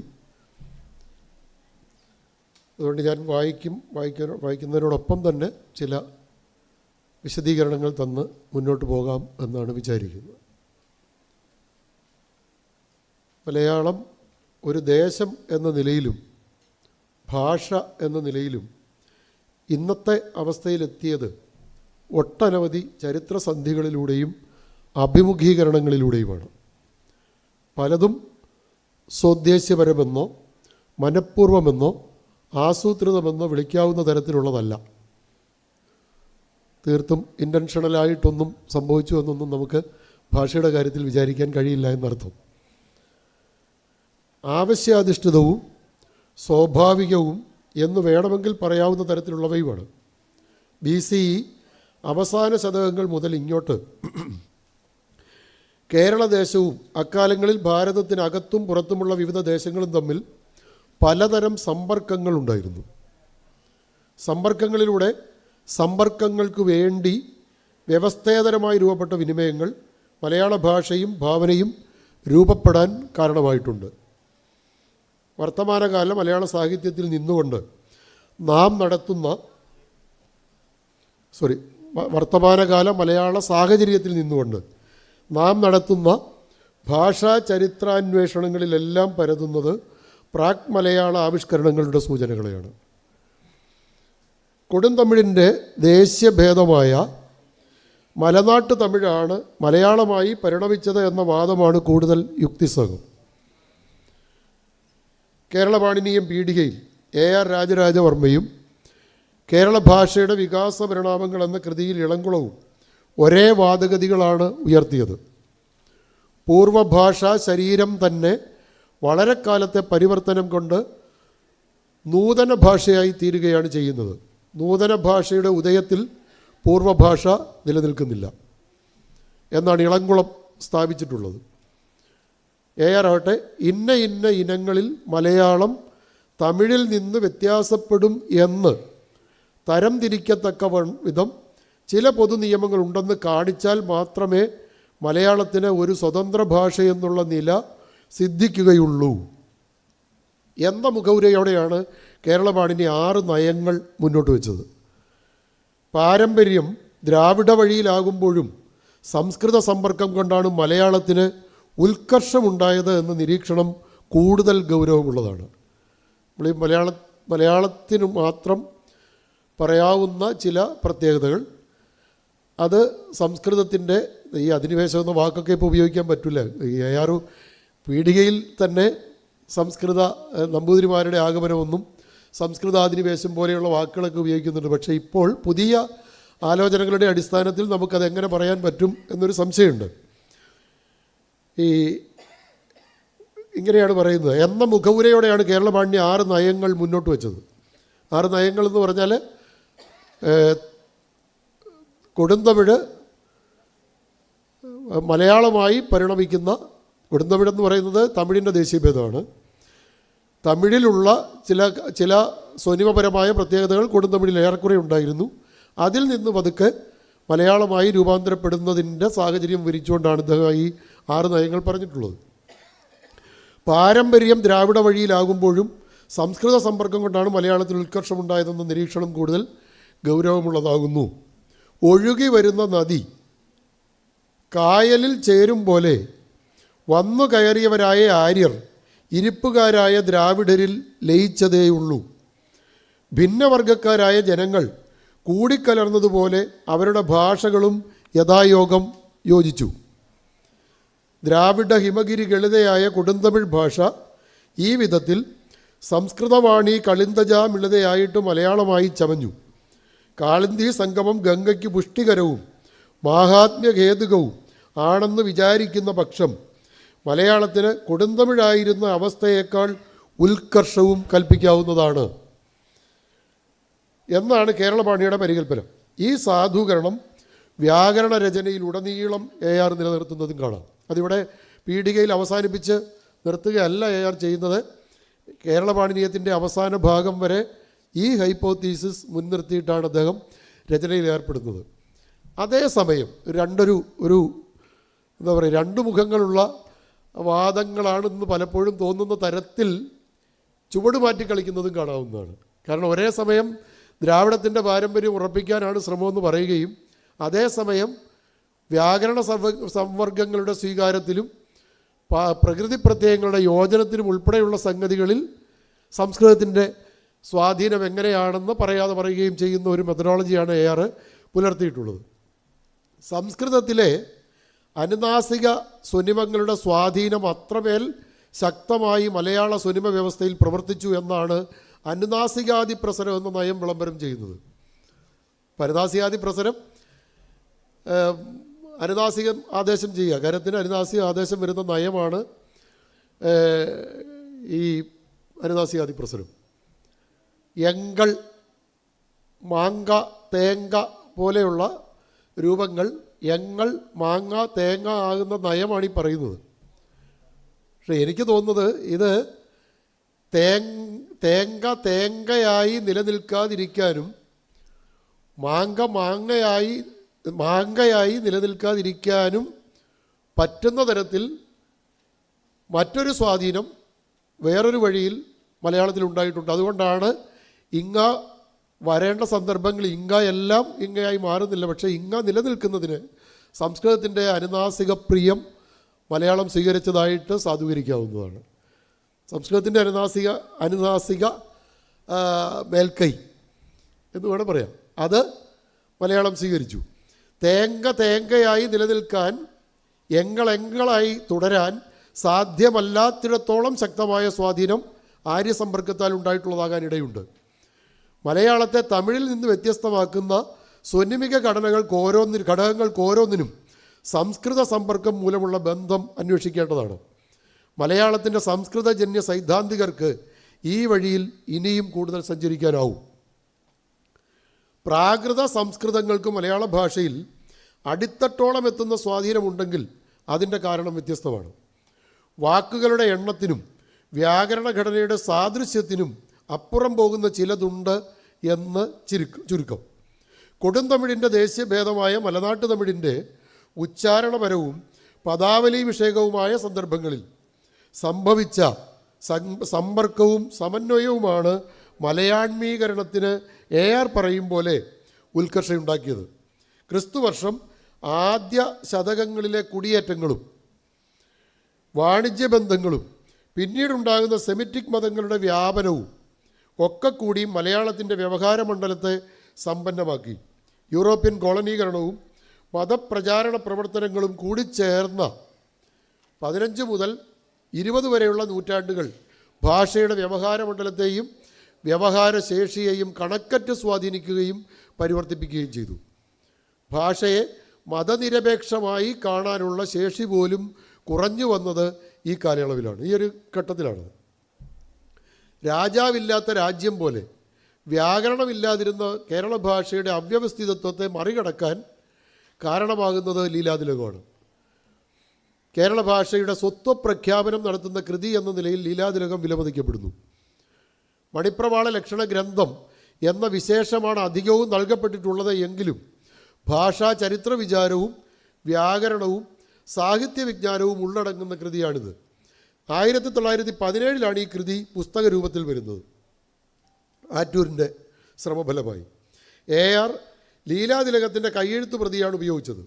സംസ്കൃത വ്യാകരണത്തിൻ്റെയും തമിഴ് വ്യാകരണത്തിൻ്റെയും ഉൾത്തെളിവുകൾ പായിച്ചുകൊണ്ടാണ് ലീലാതിലകകാരൻ കേരള ഭാഷയ്ക്ക് വ്യാകരണം ചമയ്ക്കുന്നത്. കേരള ഭാഷയും സംസ്കൃതവും തമ്മിൽ മുത്തും പവിഴവും പോലെ ചേരണമെങ്കിൽ ഭാഷയും രസവും ചേർന്നു വരണം. അവിടെയാണ് തൻ്റെ കൂന്തൽവാദം ലീലാതിലകകാരൻ അവതരിപ്പിക്കുന്നത്. കേരള ഭാഷയുടെ സ്വത്വപ്രഖ്യാപനമാണ് കൂന്തൽവാദം. കേരള ഭാഷയ്ക്ക് സംസ്കൃതം ഒഴിച്ച് വേറൊരു ഭാഷയോടുള്ള സംയോഗം ലീലാതിലകം അംഗീകരിക്കുന്നില്ല. കേരള ഭാഷയ്ക്ക് വേരോട്ടമുണ്ടാക്കുന്ന നയമാണ് കൂന്തൽവാദം മുന്നോട്ട് വെച്ചത് എന്ന് ചുരുക്കം. പദബന്ധക്രമവും പ്രകൃതി പ്രത്യയ ചേർച്ചയും വർണ്ണസന്ധി നിയമവുമൊക്കെ വിവരിക്കുന്ന ആദ്യത്തെ ഗ്രന്ഥം എന്ന നിലയിൽ ലീലാതിലകൻ രൂപപ്പെടുത്തിയ ഭാഷാ ചിന്തകളാണ് മലയാളത്തിൻ്റെ അടിത്തറയായത്. സംസ്കൃതവും ഇംഗ്ലീഷും ഉൾപ്പെടെ 12ലധികം ഭാഷകളുടെ സ്വാധീനവും സമ്പർക്കവും കൊണ്ട് വികസിച്ച ഭാഷയാണ് മലയാളം. സമ്പർക്കം കൊണ്ട് പദാവലി വിഷയകമായ കലർപ്പുണ്ടാകുന്നു എന്നത് നിസ്തർക്കമാണ്. PM ജോസഫിൻ്റെ മലയാളത്തിലെ പരകീയ പദങ്ങൾ എന്ന ഗ്രന്ഥം പരിശോധിച്ച് നോക്കാവുന്നതാണ്. നമുക്ക് ഇവിടെ വേണമെങ്കിൽ ഞാനൊരു കുറച്ച് വാക്കുകൾ ഇതുമായി ബന്ധപ്പെട്ട് പറയാം.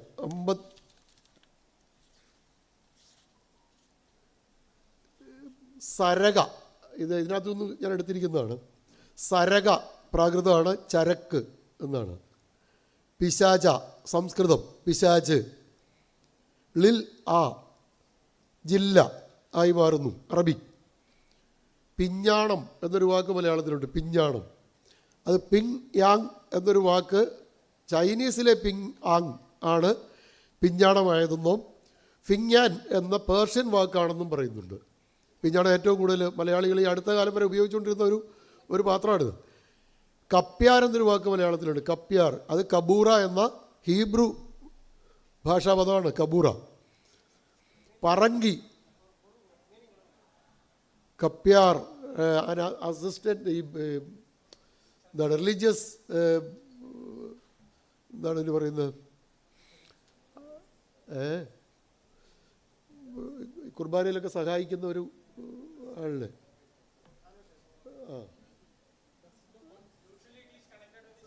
ക്രിസ്ത്യൻ അല്ല, അതിന് വേറൊരു പ്രശ്നമുള്ളത്, ദി അസിസ്റ്റൻ്റ് ടു പ്രീസ്റ്റ്, ഈ സെറിമോണിയൽ ഫങ്ഷനുകളിൽ ചെയ്യുന്നതാണ്. പക്ഷേ ഹീബ്രുവിൽ അതിന് അർത്ഥം സെമിട്രിയിൽ കുഴി തോട്ടുന്നയാളാണ്. അങ്ങനെയാണ്, ഒരു ഡിഫറൻസ് ഉണ്ട് ഇതിനകത്ത്. താലൂക്ക് അറബി, റാജി നസ്രാണി സുറിയാനി, ബൈബിൾ ബിബ്ലോസ് ഗ്രീക്ക്, പാപ്പർ ലത്തീൻ, കോട്ട ലത്തീൻ, സെമിത്തേരി, ഇങ്ങനെ കുറേ വാക്കുകൾ. ഇത് കൂടാതെ തന്നെ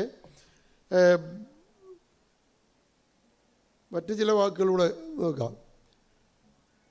അക്കാഡമി, ബൈബിൾ, ക്രിസ്ത്യാനി, സെമിത്തേരി, ലത്തീൻ, ഗ്രീക്ക്. അബ്കാരി പേർഷ്യനാണ്. ഉലുവ നാരങ്ങ അറബിയാണ്. എന്തിന് മാങ്ങ വരുന്നത് ചൈനീസിൽ നിന്നാണെന്ന് പറയുന്നുണ്ട്. മാങ്ങായ് എന്ന് പറയുന്നത് ചൈനീസ് ഏൻഷ്യൻ ഫോം യൂസേജ് ചൈനീസിൽ കാണുന്നു, പിന്നെ തമിഴിലുമുണ്ട്, ദ്രാവിഡത്തിലും. ഇങ്ങനെ കുറേ വാക്കുകൾ. മെത്ത ഹീബ്രു ആണ്. കുറേയധികം വാക്കുകൾ. തപാൽ മറാഠിയാണ്. സാരി പപ്പടം ലാത്തി എല്ലാം ഹിന്ദിയാണ്. ഇങ്ങനെ പല ഭാഷകളിൽ നിന്നായിട്ട്. അതാ എനിക്കൊന്ന് PM ജോസഫിൻ്റെ ഈ പുസ്തകം വളരെ വിലപ്പെട്ട അറിവുകൾ. അതിനകത്ത് കുഴപ്പങ്ങളും ഉണ്ട്. കാരണം ചില വാക്കുകൾ പേർഷ്യനാണെന്ന് പറയുമ്പോൾ അത് അല്ലാതെ വരുന്നു, അങ്ങനെയൊക്കെയുള്ള ചില വിമർശനങ്ങൾ അതിനെ സംബന്ധിച്ചുമുണ്ട്. അപ്പോൾ സംസ്കൃതവും ഇതാണ്. എന്നാൽ ഭാഷയുടെ വ്യാകരണ വ്യവസ്ഥയെ വിവരിക്കാൻ സംസ്കൃത വ്യാകരണമാണ് ഉത്തമം എന്ന് ലീലാതിലകക്കാരൻ മുതൽ EVN നമ്പൂതിരി വരെ എല്ലാവരും ഏറെക്കുറെ സമ്മതിച്ച മട്ടാണ്. ഇത്തരത്തിലാണ് മലയാള വ്യാകരണത്തിൻ്റെ ഒരു സംവിധാനം. അപ്പോൾ ഇത് പറയുമ്പോൾ മലയാളത്തിന് 2 തരത്തിലുള്ള സ്വീകാര്യതത്വങ്ങൾ. ഒന്ന്, മലയാള വ്യാകരണത്തിന് ചില മോഡലുകളായി നമ്മൾ ചിലതിനെ സമീപിക്കുമ്പോൾ ചിലതിനെ ചരരാശിയിലും ചിലതിനെ സ്ഥിരരാശിയിലും സങ്കല്പിച്ചേ പറ്റൂ. ഇപ്പോൾ വാക്യഘടന പോലെയുള്ള കാര്യങ്ങളിൽ ഏറെക്കുറെ സ്ഥിരമായിട്ടുള്ള ഒരു ഘടനയുണ്ട്. പക്ഷേ അതേ സമയം തന്നെ നാമവിഷയകമായി അതിന് ചരരാശിയിലാണ്. നാമങ്ങളുടെ സ്വീകാരം അതിനോട് പ്രത്യേകം എന്നാൽ അതിനോട് പ്രത്യേകം ചേരുന്ന വിധത്തിൽ സ്ഥിരമായി ചില സംഗതികളുണ്ട്. ഇങ്ങനെ ഒരു മലയാളത്തിൻ്റെ ഒരു വ്യാകരണം പരിശോധിക്കുമ്പോൾ നമുക്കറിയാം ഈ 3 പാരമ്പര്യങ്ങളും പ്രൈമറി ടീച്ചർ സൂചിപ്പിച്ചതുപോലെ 3 പാരമ്പര്യങ്ങളും ഒരേപോലെ ഒരു ഭാഷയ്ക്കുള്ളിൽ കലർന്ന് പ്രവർത്തിക്കുകയാണ്. അതുകൊണ്ട് ആണ് മലയാള വ്യാകരണം പൊതുവിൽ കുട്ടികൾ പഠിക്കാൻ ബുദ്ധിമുട്ടാണെന്ന് പറയുന്നത്. അതിൻ്റെ ഒരു പ്രശ്നം ഇതാണ്. ഈ സംസ്കൃതം പഠിക്കുമ്പോൾ കുറച്ച് അതിന് ഫോർമലായിട്ട് തന്നെ കുറേ കാര്യങ്ങൾ നമുക്ക് പഠിക്കാൻ പറ്റും. തമിഴ് വ്യാകരണത്തിന് പ്രത്യേകതയുണ്ട്. മലയാളത്തിന് ഇത് മാത്രമല്ല, മലയാളത്തിൻ്റെ ഈ പല സന്ദർഭങ്ങളും അതിൻ്റെ ഇൻ്റർനാഷണൽ മീനിങ് പലപ്പോഴും ലെക്സിക്കൽ മീനിങ്ങിൽ നിന്ന് വളരെ വ്യത്യസ്തമായിരിക്കും. International meaning. അപ്പോൾ അത് സാധാരണയായി നമ്മൾ സംഭാഷണത്തിൽ വരുന്ന ചില വാക്കുകൾക്ക് പോലും ഇൻ്റർനാഷൻ കൊണ്ട് വലിയ അർത്ഥവ്യത്യാസങ്ങൾ ഉണ്ടാക്കാൻ പറ്റുന്നൊരു ഭാഷയാണ്. അപ്പം വളരെ കോംപ്ലിക്കേറ്റഡ് ആയിട്ടുള്ള ഒരവസ്ഥ മലയാള വ്യാകരണത്തിൻ്റെ കാര്യത്തിൽ ഉണ്ടെന്നുള്ളത് സമ്മതിച്ചേ പറ്റൂ. മലയാള വ്യാകരണത്തിന് മുമ്പ് ടീച്ചർ പറഞ്ഞ കാര്യമാണ്. മലയാള വ്യാകരണത്തിന് 3 പാരമ്പര്യങ്ങളുണ്ടെന്ന് പൊതുവെ പറയാം. ഒന്ന്, പാണിനീയ പാരമ്പര്യം സംസ്കൃതം. 2, തൊൽക്കാപ്യ പാരമ്പര്യം തമിഴ്. 3, യൂറോപ്യൻ പാരമ്പര്യം അഥവാ ലത്തീൻ വ്യാകരണം. ലത്തീൻ വ്യാകരണത്തിൻ്റെ മാതൃകയിൽ യൂറോപ്പിലുണ്ടായ വ്യാകരണങ്ങളുടെ ചുവട് പിടിച്ചിട്ടാണ് മിഷണറിമാരിവിടെ വന്ന് വ്യാകരണ ഗ്രന്ഥങ്ങൾ എഴുതുന്നത്. അപ്പോൾ അവരഭിമുഖീകരിച്ചത് ഇതേ വിഷയം തന്നെയാണ്. വ്യാകരണ സങ്കല്പനങ്ങളെ വർഗീകരിക്കുന്നതിലും അവയ്ക്ക് പേരുകൾ നിർദ്ദേശിക്കുന്നതിലും ഈ 3 പാരമ്പര്യങ്ങളും പ്രയോജനപ്രദമായിട്ടുണ്ട് എന്നതാണ് മലയാളത്തിൻ്റെ നേട്ടം. 3 പാരമ്പര്യ സമീപനങ്ങളുടെ മിശ്രണമാണ് മലയാള വ്യാകരണം എന്ന് ചുരുക്കി പറയാം. പാണിനി മഹർഷിയുടെ പഴയ കരുവിൽ ഇട്ട് വാർത്തെടുക്കുകയാൽ മേൽ ചെന്ന ചില അറ്റകുറ്റങ്ങൾ കേരള പാണിനീയത്തിലും സംഭവിച്ചു പോയിരുന്നുവെന്നും 1917 പരിഷ്കരിച്ച പതിപ്പിൽ ആ ന്യൂനതകൾ കൂടി പരിഹരിച്ചിട്ടുണ്ട് എന്നും കേരള പാണിനി മുഖവുരയിൽ പറയുന്നുണ്ടെങ്കിലും അത് സമ്പൂർണ്ണമായി പാലിക്കാൻ കഴിഞ്ഞിട്ടില്ലെന്ന് വ്യക്തമാണ്. ഭാഷാവിഭക്തികൾക്ക് ഒരു ഉദാഹരണം ഭാഷാവിഭക്തികളാണ്. ഭാഷാവിഭക്തികൾക്ക് സംസ്കൃത സംജ്ഞകളെ ഉപേക്ഷിച്ച് പുതിയ പേരുകൾ ഏർപ്പെടുത്തുകയേ നിർവാഹമുള്ളൂ എന്ന നിലപാടാണ് കേരള പാണിനി സ്വീകരിച്ചത്. എങ്കിലും മലയാളത്തിൻ്റെ വിഭക്തി വിഷയകമായ സങ്കീർണതകളെ അഭിമുഖീകരിക്കാൻ കേരള പാണിനിയുടെ വർഗീകരണത്തിനും കഴിഞ്ഞിട്ടില്ല. പുതിയ പേരുകൾ സ്വീകരിച്ച് പരിഹരിക്കാവുന്ന വിഷയമല്ല മലയാള വിഭക്തികൾക്കുള്ളതെന്ന് ശേഷഗിരി പ്രഭു പറയുന്നത് ഇവിടെ ഓർമ്മിക്കുക. സംസ്കൃതത്തെ അനുസരിച്ച് മലയാഴ്മയിൽ വിഭക്തികൾ പെറ്റുമകൾ 7 എന്ന് പറയുന്നു എന്ന മുഖവുരയോടെയാണ് ഗുണ്ടറ്റ് പ്രഥമ, ദ്വിതീയ, തൃതീയ, ചതുർത്ഥി തുടങ്ങിയ രീതിയിൽ ഈ വിഭക്തികളെ അവതരിപ്പിക്കുന്നത്. തൃതീയയായ ഇൻസ്ട്രുമെൻ്റൽ കേസിനെ പ്രയോജിക എന്ന് നാമകരണം ചെയ്ത് 5ാമതാക്കി എന്നതൊഴിച്ചാൽ ഗുണ്ടറ്റിൽ നിന്ന് വലിയ വ്യത്യാസമൊന്നും കേരള പാണിനി വരുത്തിയിട്ടുമില്ല. പ്രഥമ ഇത് ഇങ്ങനെയാണ് കൊടുക്കുന്നത്. പ്രഥമ, സംബോധൻ പ്രഥമ, ദ്വിതീയ, തൃതീയ, സാഹിത്യ, ചതുർത്ഥി, പഞ്ചമി, ഷഷ്ടി, സപ്തമി. ഇതാണ് ഗുണ്ടറ്റ് കൊടുക്കുന്നത്. അതിന് ഇംഗ്ലീഷിലെ nominative, vocative, accusative, objective, instrumental, social, dative, ablative, genitive, locative എന്ന് പറയുന്ന ഒരു ഓർഡർ.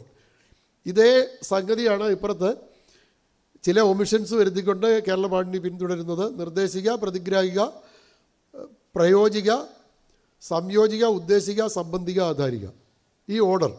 അപ്പോൾ സംസ്കൃതത്തിൻ്റെ രീതി അനുസരിച്ച് വിഭക്തി പ്രത്യയങ്ങളെ സ്വീകരിക്കാൻ നമുക്ക് നിർവാഹമില്ല, അതുകൊണ്ട് സംസ്കൃതത്തെ ഉപേക്ഷിക്കണമെന്ന് പറയുന്ന കേരള പാണിനി ഏറെക്കുറെ വിഭക്തി വിഷയത്തിൽ സംസ്കൃതത്തെ പിന്തുടരുന്നു എന്ന് നമുക്ക് മനസ്സിലാക്കാൻ കഴിയുമെന്നാണ് ഇതിൻ്റെ ചുരുക്കം.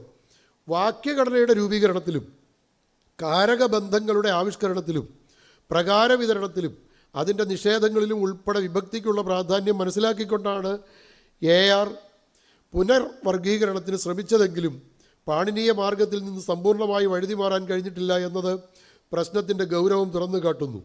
സംസ്കൃതത്തിൻ്റെ വാലിൽ തൂങ്ങിയിട്ട് എന്ത് സാമ്രാജ്യമാണ് മലയാളത്തിന് കിട്ടാനുള്ളത് എന്ന് ചോദിക്കുന്നുണ്ടെങ്കിലും സംസ്കൃത നിരപേക്ഷമായ ഒരു വ്യാകരണ രചന മലയാളത്തിന് സുസാധ്യമല്ല എന്നുകൂടിയാണ് AR ഉറപ്പിച്ചത്. ഇപ്പോൾ എൻ്റെ എണ്ണം വെച്ചിട്ട് ചിലർ പറയുന്നുണ്ട് അഷ്ടാധ്യായി എന്ന്. കേരളവാണിയും അഷ്ടാധ്യായിയാണ്. പീഡിയ ചേർത്ത് വരുമ്പോൾ 8 അധ്യായങ്ങളാണ് അതിന്. അപ്പോൾ അത്തരം കാര്യത്തിൽ പോലും ഫോർമലായിട്ടുള്ള കാര്യങ്ങളിൽ പോലും ഇത് യോജിച്ച് വരുന്നുണ്ട്. പിന്നെ കേരളവാണിനി മലയാള ഭാഷയുടെ വ്യാകരണം രചിക്കുമ്പോൾ ഇതുവരെ വ്യാകരണ വിഷയകമായി നിലനിന്ന പ്രശ്നങ്ങളെയൊക്കെ ഒന്നൊതുക്കി ഒരു സമ്പൂർണ്ണ വ്യാകരണത്തിൻ്റെ മട്ടിൽ കോളേജ് വിദ്യാർത്ഥികൾക്ക് പഠിക്കാൻ സമ്പൂർണ്ണ വ്യാകരണത്തിൻ്റെ മട്ടിൽ എഴുതി തയ്യാറാക്കിയതാണ് ഈ വ്യാകരണം കേരളവാണി. അപ്പോൾ അതിനകത്ത് മലയാളത്തിൻ്റെ ഒരു വൈജ്ഞാനിക രംഗത്തിന് മുതൽക്കൂട്ടാകുന്ന തരത്തിലൊരു ഗ്രന്ഥം എഴുതി വയ്ക്കുക, അല്ലെങ്കിൽ അങ്ങനെ ഒരു ഗ്രന്ഥത്തിന് രൂപം കൊടുക്കുക എന്നുള്ളതിനപ്പുറത്ത് ഇതിലെ മറ്റു തരം ആലോചനകളെ ഒന്നും വേണ്ട വിധം പരിശോധിച്ചിട്ടുണ്ടാവാൻ ഇടയില്ല എന്നൊരു വിമർശനം ഉന്നയിക്കുന്നതിൽ തെറ്റില്ല എന്ന് തോന്നുന്നു.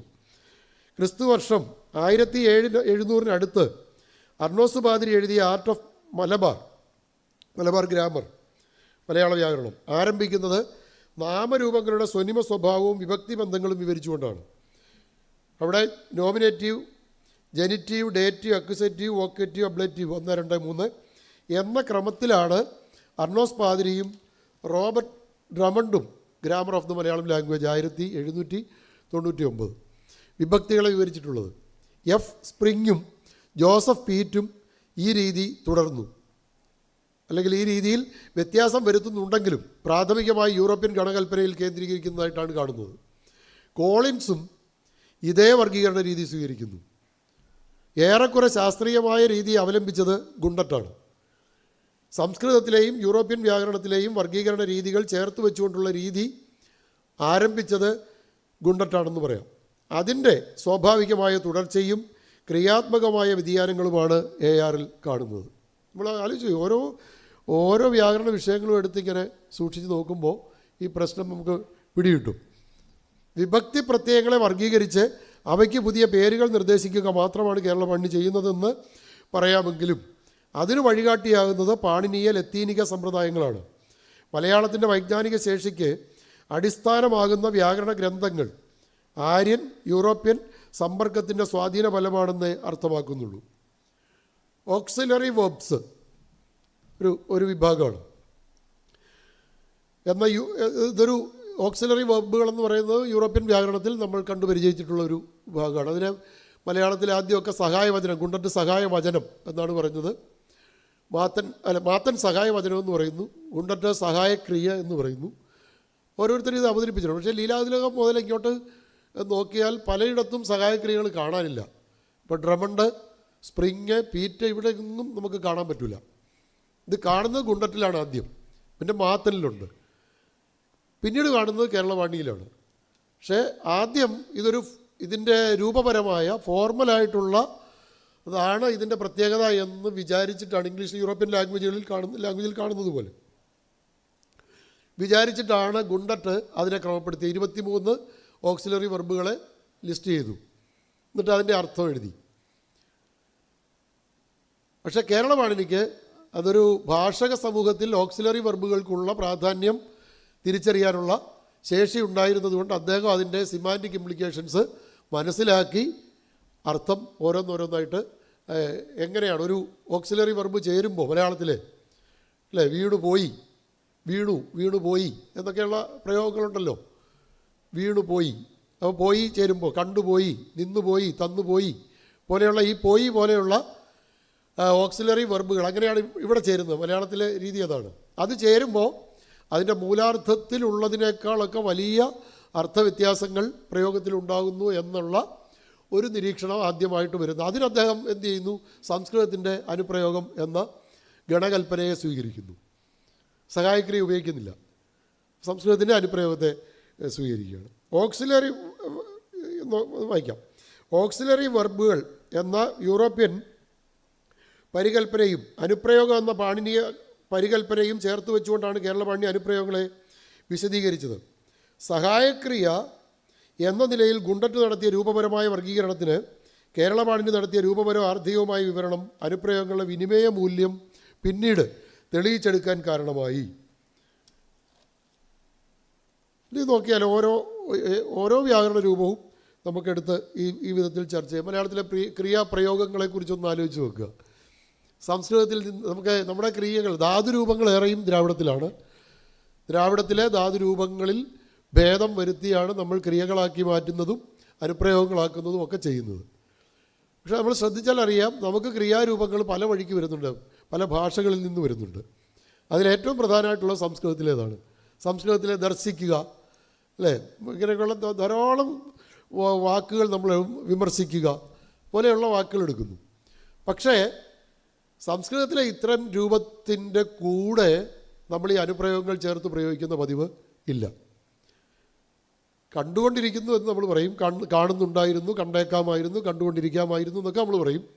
പക്ഷേ ദർശിക്കുന്നു എന്ന് നമ്മൾ ഒരു വെർബിനെ പ്രയോഗിക്കാൻ വേണ്ടിയുള്ള സന്ദർഭങ്ങളിൽ ഉപയോഗിക്കുന്നതിനപ്പുറം അതിൻ്റെ ചെറിയ ഷെയ്ഡ്സ് ഓഫ് മീനിങ് വരുത്താൻ വേണ്ടിയിട്ട് ഇത് ഉപയോഗിക്കുന്നില്ല എന്നുള്ളൊരു പ്രത്യേകതയുണ്ട്. ഇംഗ്ലീഷിലെ നോക്കിയോളൂ, ഇപ്പോൾ ഇംഗ്ലീഷിലെ ഡ്രൈവ് എന്നൊരു വാക്കിനകത്ത് ആ പ്രോസസ്സുണ്ട്, ആ ഒരു മൂവ്മെൻ്റ് ഉണ്ട്.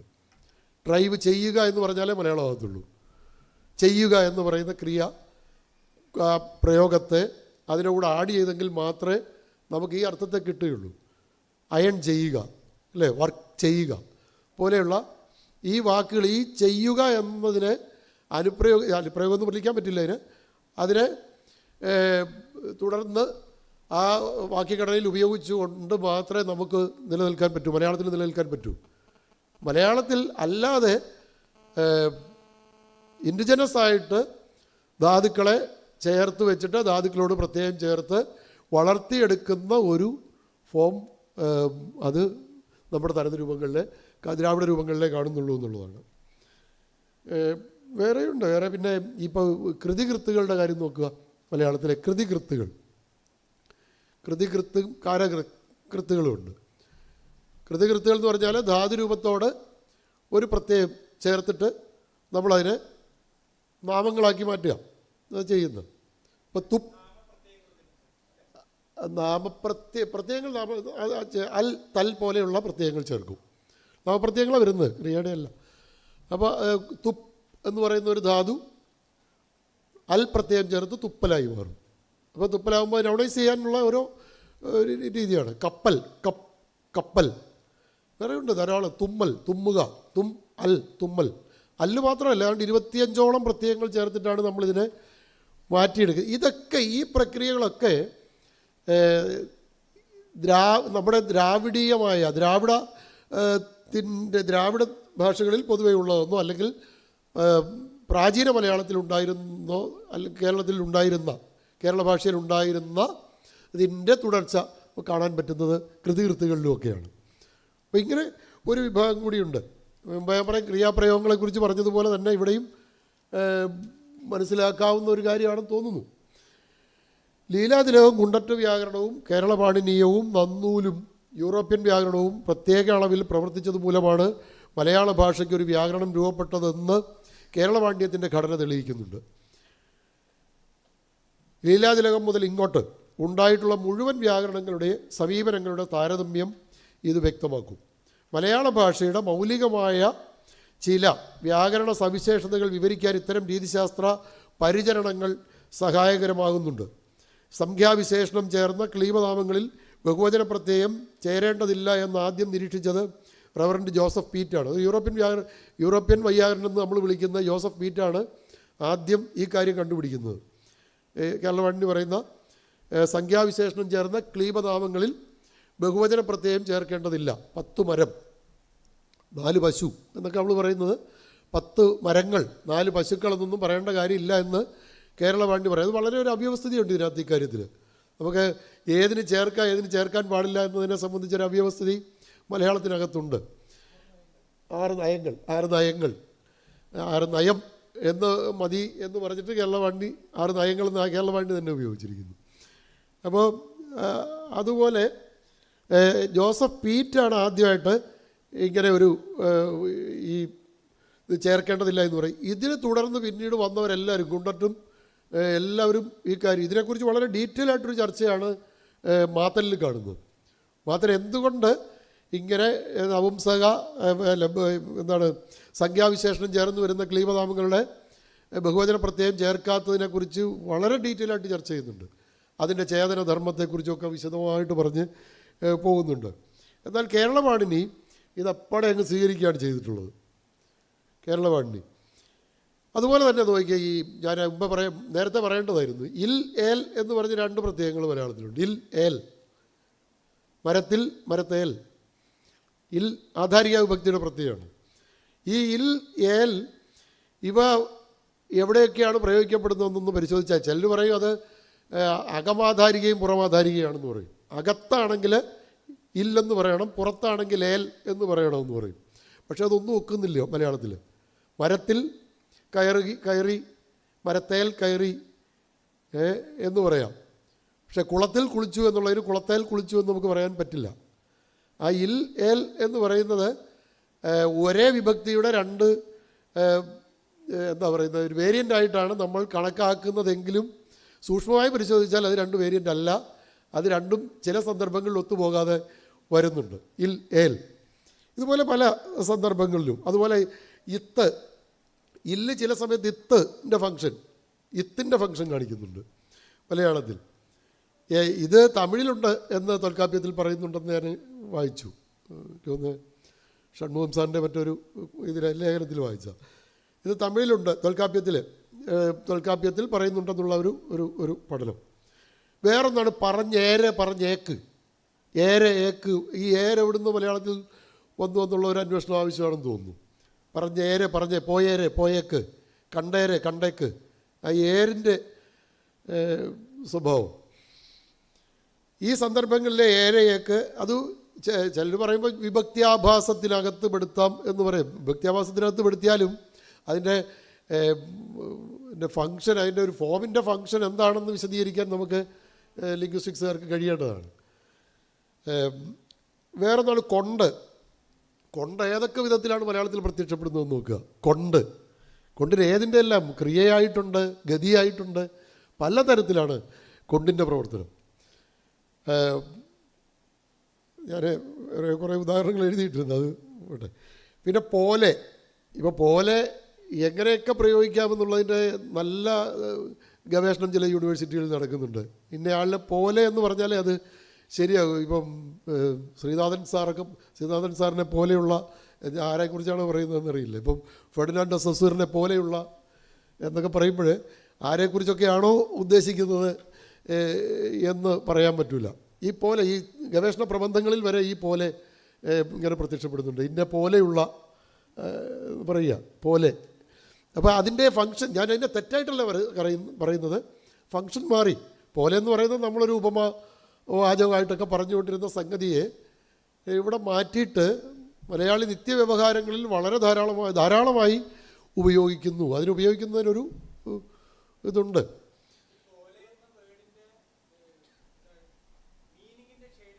മീനിങ്ങിൻ്റെ ഷെയ്ഡ്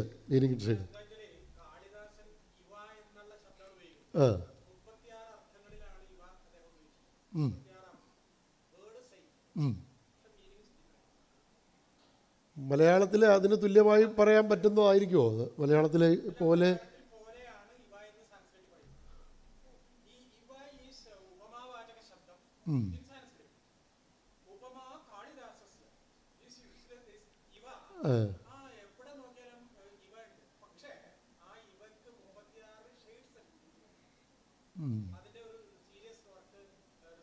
ഓക്കെ, അത് കൊള്ളാം.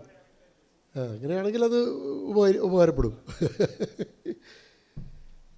അപ്പോൾ അതാണ് ഇതൊക്കെ പോലെയുള്ള ഈ രൂപങ്ങളൊക്കെ ഞാനിങ്ങനെ ഒന്ന് വെറുതെ സൂചിപ്പിച്ചിട്ടുണ്ട് ഇവിടെ. ഇതൊക്കെ സൂക്ഷ്മതരമായി വിവരിക്കാൻ പോകുന്ന വ്യാകരണങ്ങളാണ് ഇനി ഉണ്ടാവേണ്ടത്. ഇതിന് പ്രയുക്ത ഭാഷാശാസ്ത്രത്തിൻ്റെ അല്ലെങ്കിൽ പ്രയോഗവിജ്ഞാനത്തിൻ്റെ അകമ്പടി വേണ്ടിവരും. ഇനി മലയാളത്തിൽ ഉണ്ടാകേണ്ടത് അത്തരം വ്യാകരണങ്ങളാണ്. സമ്പർക്കത്തിൻ്റെ 3 വഴികളും പദാവലി വിഷയത്തിലും മലയാളത്തിന് കരുത്തായി. മണിപ്രവാളം ഉൾപ്പെടെയുള്ള കാവ്യവ്യവഹാരങ്ങളിലൂടെയാണ് സംസ്കൃതം അതിൻ്റെ സ്വീകാര്യത സ്ഥാപിച്ചു തുടങ്ങിയതെങ്കിലും പിന്നീട് വിജ്ഞാനം ഉൾപ്പെടെ എല്ലാ മണ്ഡലങ്ങളിലേക്കും അതിൻ്റെ അനിവാര്യത ഉണ്ടായി. യുക്തിഭാഷയും കണക്കധികാരവും പ്രകൃതിശാസ്ത്രവും ഉൾപ്പെടെയുള്ള വൈജ്ഞാനിക വ്യവഹാരങ്ങൾക്ക് പ്രാപ്തിയുണ്ടായത് സംസ്കൃത സമ്പർക്കം കൊണ്ടാണ്. ഒരിക്കലും കേരള യൂണിവേഴ്സിറ്റിയിൽ തിരുവനന്തപുരത്ത് വെച്ചാണ് ഒരു സെമിനാറിൽ ശ്രീനാരായണ ഗുരു അല്ല, ഞാനിങ്ങനെ ഇക്കാര്യം പറയുമ്പോൾ ഒരാൾ ഒബ്ജക്റ്റ് ചെയ്യുകയാണ്. ഈ സംസ്കൃതത്തിൻ്റെ സമ്പർക്കം കൊണ്ടാണ് മലയാളത്തിന് ക്ഷേമം ഉണ്ടായത് എന്ന് പറഞ്ഞപ്പോൾ ഒരാൾ ഒബ്ജക്റ്റ് ചെയ്യുന്നു. അപ്പോൾ അങ്ങനെയാണെങ്കിൽ നാരായണ ഗുരു ഒക്കെ എഴുതിയില്ല എന്നാണ് ചോദ്യം. അപ്പം നാരായണ ഗുരുവിൽ എത്രത്തോളം സംസ്കൃത പദങ്ങളും എത്രത്തോളം അത്തരം ചിന്തകളും ഉണ്ടെന്നുള്ളത് എല്ലാവർക്കും മനസ്സിലാവും. ആത്മോപദേശ സദവോ ദൈവോപദേശമോ ഏത് വായിച്ചാലും നമുക്കത് പിടികിട്ടും.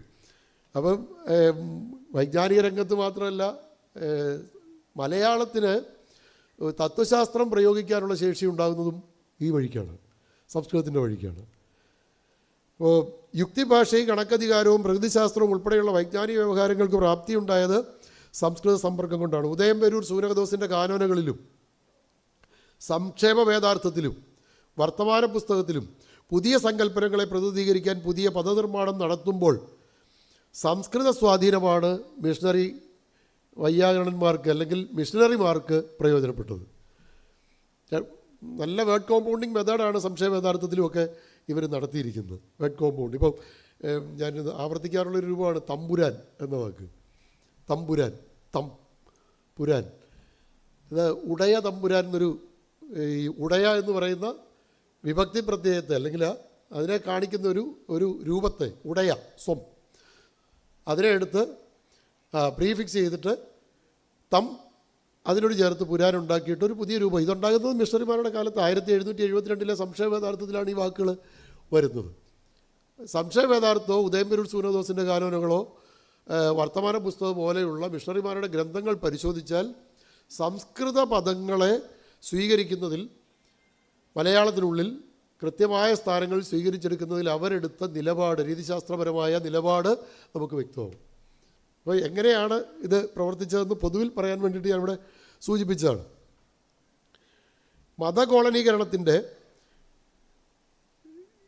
മതകോളനീകരണത്തിൻ്റെയും യൂറോപ്യൻ അധിനിവേശത്തിൻ്റെയും ഫലമായി അനവധി സങ്കേതങ്ങളും പദരൂപങ്ങളും മലയാളത്തിൽ ആവിർഭവിച്ചു. മലയാണ്മയ്ക്ക് ഒരു കോട്ടിങ്, മലയാണ്മയ്ക്ക് ഒരു കുറവുള്ളത് അതിനെ വിദ്യയ്ക്ക് ഇതുവരെ വേണ്ടുമെന്ന ഉപയോഗമാക്കായികയാൽ വന്നിരിക്കുന്നതാകുന്നു. വിദ്യാസംബന്ധമായ അനേകം പുസ്തകങ്ങൾ എഴുതപ്പെടുകയിലെ ഏതു ഭാഷയും പൂർണ്ണമാകത്തുള്ളൂ. തരിച്ചു കിടക്കുന്ന നിലത്ത് കാട് പിടിക്കുന്നതല്ലാതെ ഫലവൃക്ഷങ്ങൾ ഉണ്ടാകത്തില്ല. എന്നാൽ ഈ ഭാഷ മൂലം വിദ്യാഭ്യാസം നടപ്പാക എന്ന് വന്നാൽ അനേകം നല്ല പുസ്തകങ്ങൾ ഉണ്ടാകുവാനും അത് നിമിത്തം ഭാഷ പൂർണ്ണമാകുവാനും ഇങ്ങനെ ബഹുജനങ്ങളുടെ ഇടയിൽ ജ്ഞാനത്തിൻ്റെ കതിരുകൾ വീശുവാനും സംഗതി വരും. ഒരുപക്ഷെ നിങ്ങൾക്ക് പെട്ടെന്ന് മനസ്സിലായി കാണും. അവശ്യം വായിച്ചിരിക്കേണ്ടതാണ്. ബാലാഭ്യസനം എന്ന് പറയുന്നൊരു ടെക്സ്റ്റാണ്. ബാക്കി കൂടെ വായിക്കുക. എന്നാൽ അന്യഭാഷകൾ പഠിക്കുന്നതിനെക്കുറിച്ച് ഞങ്ങൾ വിരോധം പറയുന്നു എന്ന് നിങ്ങൾക്ക് തോന്നുമായിരിക്കും. മേൽപ്പറഞ്ഞതിലെങ്ങും അങ്ങനെ ഒരു ആന്തരം ഞങ്ങൾ തീരെ മനസ്സിൽ കരുതിയിട്ടില്ല. യാതൊരു തരത്തിലുള്ള അറിവും ദോഷമുള്ളതല്ല. ഭാഷകളുടെ അറിവ് പല വഴിയും ഉപകാരമായിരിക്കുന്നു. പ്രത്യേകിച്ചും ഇംഗ്ലീഷ് വശമായിരിക്കാൻ പാങ്ങുള്ളവരെല്ലാം അതിനുത്സാഹിക്കേണ്ടിയത് തന്നെ ബാലാഭ്യസനത്തിൽ പറയുന്നതാണ്. അപ്പം ഇങ്ങനെ പ്രയോജനപ്പെടുത്തിക്കൊണ്ടാണ് അദ്ദേഹത്തിൻ്റെ ആ ബാലാഭ്യസനം എന്ന് പറയുന്ന ടെക്സ്റ്റ് മാത്രമല്ല അദ്ദേഹം എഴുതിയിട്ടുള്ളത് മുഴുവൻ. ഏറ്റവും നല്ല ഉദാഹരണം ജോസഫ് ബട്ട്ലറുടെ 1728 അനാളജി എന്ന് പറയുന്നൊരു പുസ്തകമുണ്ട്. വലിയ സെൻറ്റൻസാണത്. എൻ്റെ ബുക്കിൻ്റെ പേര് അനാളജി. 1700കളിൽ സ്കോട്ട്ലൻഡിലും ഇംഗ്ലണ്ടിലുമൊക്കെ സെമിനാറുകളിൽ ഫിലോസഫി പഠിപ്പിക്കാൻ വേണ്ടി തയ്യാറാക്കിയൊരു പുസ്തകമാണത്. ആ പുസ്തകം ലോകത്തിലൊറ്റ ഭാഷയിലേക്ക് അത് വിവർത്തനം ചെയ്തിട്ടുള്ളൂ. അത് മലയാളത്തിലേക്കാണ്. അത് മലയാളത്തിൽ വിവർത്തനം ചെയ്തത് റവറൻഡ് ജോർജ് മാത്രമാണ്. സംയുക്തി അത് ഞാൻ പറയാൻ വന്നത്, അതിനകത്ത് അദ്ദേഹം ഇത് ഉപയോഗിക്കുമ്പോൾ ഈ ഫിലോസഫിക്കൽ ടെക്സ്റ്റിനെ ട്രാൻസ്ലേറ്റ് ചെയ്യുമ്പോൾ അദ്ദേഹത്തിന് ഏറ്റവും കൂടുതൽ ഉപകാരപ്പെടുന്നത് സംസ്കൃതമാണ്. കാരണം ആ സങ്കല്പനങ്ങളെ അവതരിപ്പിക്കാൻ, അവിടെ ഉള്ള സങ്കല്പനങ്ങളെ അവതരിപ്പിക്കാൻ പാകത്തിൽ വാക്കുകൾ ഇവിടെ നിന്നാണ് ചേർത്ത് കൊണ്ടുവരുന്നത്. No, it's from English. ഇപ്പോൾ എന്ന ജോർജ് മാത്തൻ്റെ പ്രഭാഷണ ശകലം ഭാഷ ലക്ഷ്യം വയ്ക്കുന്ന വൈജ്ഞാനിക വിപ്ലവത്തെക്കുറിച്ച് ഓർമ്മിക്കാൻ സഹായിക്കും. നിർത്താം. 2000-ഓളം വർഷത്തെ നിരന്തരമായ കുടിയേറ്റങ്ങളും വാണിജ്യ ബന്ധങ്ങളും മതകോളനീകരണങ്ങളും ഭരണപരമായ വ്യതിയാനങ്ങളും വൈജ്ഞാനിക വിനിമയങ്ങളും ഒക്കെ ചേർന്ന് വാമൊഴിയിൽ നിന്ന് അനുക്രമം, വ്യവസ്ഥിതമോ അവ്യവസ്ഥിതമോ, ഇവിടെ രാവിലെയൊക്കെ വളരെ സിസ്റ്റമാറ്റിക്കായിട്ട് ശ്രീനാഥ് സാറും രവിശങ്കർ സാറും ഒക്കെ അവതരിപ്പിച്ചു. ആന്ത്രോപോളജിക്കലായിട്ടും ജെനറ്റിക്സിൻ്റെയും ആന്ത്രോപോളജിയുടെയും ഒക്കെ സപ്പോർട്ടോടുകൂടി ചില കാര്യങ്ങൾ പറയുന്നുണ്ട്. പക്ഷേ നമ്മളെ പിന്നീടുണ്ടാകുന്ന ജ്ഞാനപരമായ വികാസത്തിൻ്റെ അടിസ്ഥാനത്തിൽ നമുക്ക് ഇതൊക്കെ പറയാൻ കഴിഞ്ഞേക്കും, ഒരു പരിധിവരെ കഴിഞ്ഞേക്കും. പക്ഷേ ഈ 2000 വർഷം കേരളത്തിനകത്ത് നടന്ന കുടിയേറ്റങ്ങളും പലായനങ്ങളും ഒക്കെ എങ്ങനെയൊക്കെ ആയിരുന്നു എന്ന് ഇന്നും തെളിയിക്കാൻ നമുക്ക് കഴിയുന്നില്ല. ഇതൊക്കെ പറയുമ്പോഴും ഏറെക്കുറെ നമ്മൾ അംഗീകരിക്കുന്നു, ശരിയാണെന്ന് പറയുമ്പോഴും. അപ്പോൾ അതുകൊണ്ടാണ് ഞാൻ ഈ വ്യവസ്ഥിതമോ അവ്യവസ്ഥിതമോ എന്ന് പ്രയോഗിക്കാനുള്ളൊരു കാരണം ഇത്. അനുക്രമം പരിണമിച്ച് രൂപപ്പെട്ടു വന്ന സ്വതന്ത്ര ഭാഷയാണ് മലയാളം. ബോധപൂർവമായി പദനിർമ്മാണത്തെക്കാളും പദസ്വീകാര നയത്തെക്കാളും മലയാളത്തിന് അതിൻ്റെ സ്വാഭാവികമായ ചില സ്വീകാര്യ നയമാണുള്ളത്, ഉണ്ടായിരുന്നത്, ഇപ്പോഴും ഉണ്ട്. ഈ നമ്മൾ പല കാര്യങ്ങളിലും തമിഴനെ മാതൃകയാക്കണമെന്ന് പറയും. അവർ പദങ്ങൾ ഉണ്ടാക്കുന്നത്. കമ്പ്യൂട്ടറിൻ്റെ ഒരു വാക്ക്, സ്പോർട്സിലെ ഓരോ ഐറ്റത്തിനും ഓരോ പേരുണ്ട് അവിടെ. ഇപ്പോൾ ഷോട്ട് പുട്ട് അവിടെ പറഞ്ഞാൽ ഗുണ്ടയെന്ന് അവർ പറയുള്ളൂ, അല്ലെങ്കിൽ തട്ടയർ എന്ന് പറയും, ഡിസ്കസ് ത്രോ. പിന്നെ വേറൊന്ന് പിന്നെ കൊമ്പേർ നമ്മളിതൊന്നും ഉപയോഗിക്കില്ല. ഇത് വെച്ചിട്ടാണ് പലപ്പോഴും തമിലിയൻസാണ് കൂടുതൽ ശരിയെന്ന് നമ്മൾ പറയാറുള്ളത്. പക്ഷേ തിരിച്ചൊരു കാര്യം ആലോചിക്കുക, ഇവരെത്ര ആളുകൾ ഇത് അവരുടെ നിരന്തരമായ സാമാന്യ വ്യവഹാരത്തിൽ ഈ വാക്കുകൾ ഉപയോഗിക്കുന്നുണ്ട്. കമ്പ്യൂട്ടർ സയൻസ് പഠിക്കുന്ന കുട്ടി, BSc കമ്പ്യൂട്ടർ സയൻസ് പഠിക്കുന്ന കുട്ടി തമിഴ്നാട്ടിൽ ഏതെങ്കിലും കോളേജിൽ BSc കമ്പ്യൂട്ടർ സയൻസ് എന്നുള്ളതിന് പകരം എന്നാ കനിപ്പൊരിയല്ലോ, എന്നാ അതിൻ്റെ പേര് കമ്പ്യൂട്ടറിന് കനിനിയൽ എന്ന് പറയുന്നില്ല, കനിനിയൽ. പേരാശിരിയർ ഏറെ ഉപയോഗിക്കും, പ്രൊഫസർ അല്ലേ, പ്രൊഫസർ അത്തരം വാക്കുകൾ കുറച്ച് ഉപയോഗിക്കുന്നുണ്ട്. അങ്ങനെ ഒരു ബോധപൂർവമായ പദനിർമ്മാണത്തെക്കാളും പ്രത്യയ സ്വീകാര നയത്തെക്കാളും മലയാളത്തിന് അതിൻ്റെ സ്വാഭാവികമായ ചില സ്വീകാര നയങ്ങളാണുള്ളത്, ഉണ്ടായിരുന്നത്. അത് നിരന്തരവും സ്വാഭാവികവുമാണെന്നാണ് ഈ ഭാഷ ഇന്നും വെളിപ്പെടുത്തിക്കൊണ്ടിരിക്കുന്നത്. സമ്പർക്കവും സമന്വയവും മലയാളത്തെ സംബന്ധിച്ച് പ്രമാണപ്പെട്ട വിശകലനോപകരണങ്ങളായും ഇനി പ്രയോജനപ്പെടുത്താനാവും എന്ന് മാത്രം പറഞ്ഞുകൊണ്ട് ഞാൻ നിർത്തുന്നു. Thank you very much, sir, for engaging us with an intellectual talk.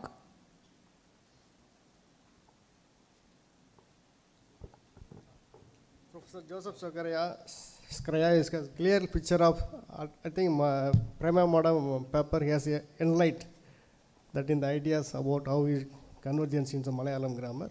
We'll discuss on after one more speaker. Then after that, we have to discuss in the question answer. Now I call upon Sivaprasad Ponnan, for Assistant Professor, Department of Indian Languages Literature Studies, University of Delhi. His paper on contact and convergence of Malayalam literature. The last one is grammar, the second one is literature. So a different experience we have to discuss. We have experience on the areas. Okay, thank you, sir. I welcome that Professor Sivaprasad Ponnan.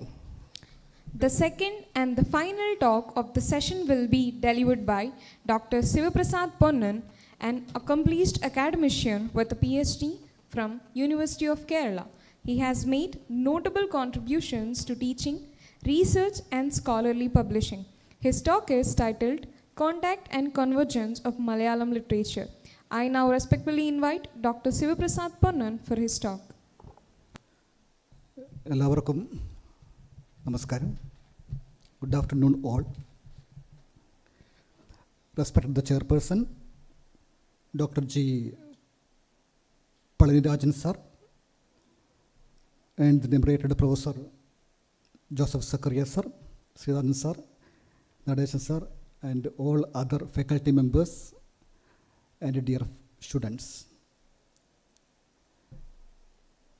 I would like to express my heartful thanks to Dr. K. Srikumarji, my best friend, for inviting me to the grand academic event. My paper, the continuous of the last two papers, I'm sure you know. The first one is Dr. Prema ma'am, and second one is Professor Joseph Zakaria sir.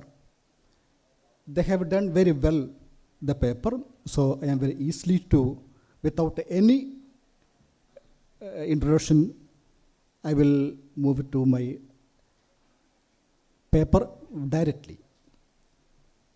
My title of the paper is Contact and Convergence of Malayalam Literature. Before moving the paper, we can facing the two major questions. The first one is, have Malayalam literature the origin tradition? And second one is, have Malayalam literature its own identity? We can discuss that these two questions.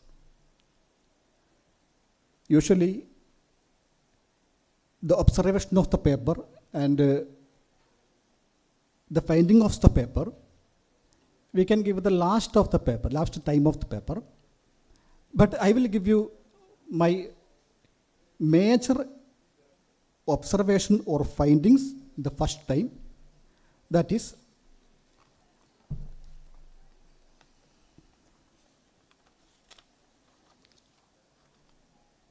my finding is, from the starting period of Malayalam literature, closely related to the Sanskrit and Tamil literary traditions. And the second one is, our great poets had borrowed the contents and ideas from Sanskrit literature, especially Ramayana and Mahabharata. The third one, Sanskrit literature had influenced to all vernacular Indian languages and literatures like Malayalam. So, the Malayalam literature is the part of Indian literature, but it has own identity. These four findings or observation, this paper, and I would like to give a quotation. That is Dr. S. Radhakrishnan, the greatest philosopher in India. He told that the Indian literature is only one, but written in different languages. Indian literature is only one, but written in different languages. This is the unity and unity in diversity. So, Malayalam have a greater tradition, Malayalam literature have a great tradition, but a lot of Malayalam poets, writers, borrowed other parts of India, other parts of the language, it's also. So, the Malayalam literature is not a watertight compartment and isolated in area. So, we can closely relate it to Sanskrit and Tamil, Telugu, all other languages. So, with my experience, my department is Indian Languages Literary Studies. We have been teaching in 11 languages directly and 7 languages by online. We have one course in my department, Comparative Indian Languages. We have been teaching in all Indian languages and literature in my course. I have been teaching in Malayalam, the history of Malayalam and the content of Malayalam, and also the Tamil teacher to teaching Tamil literature, Kannada teacher also, so all languages. I think except Sanskrit, Hindi, Punjabi, Urdu, because they have a separate department in Delhi University. Punjabi is different Yes, yes, Punjabi is the earliest part of MIL. But now my department name is changed, sir. Last year, department name was changed, Indian Languages Literary Studies, because all languages have classical languages. So it's not. Okay, so with my experience, I would like to give the one quotation.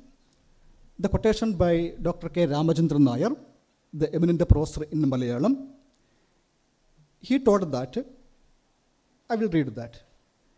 At the very beginning, one could discern two distinct schools in Malayalam writing, one dominated by Tamil and in the other by Sanskrit.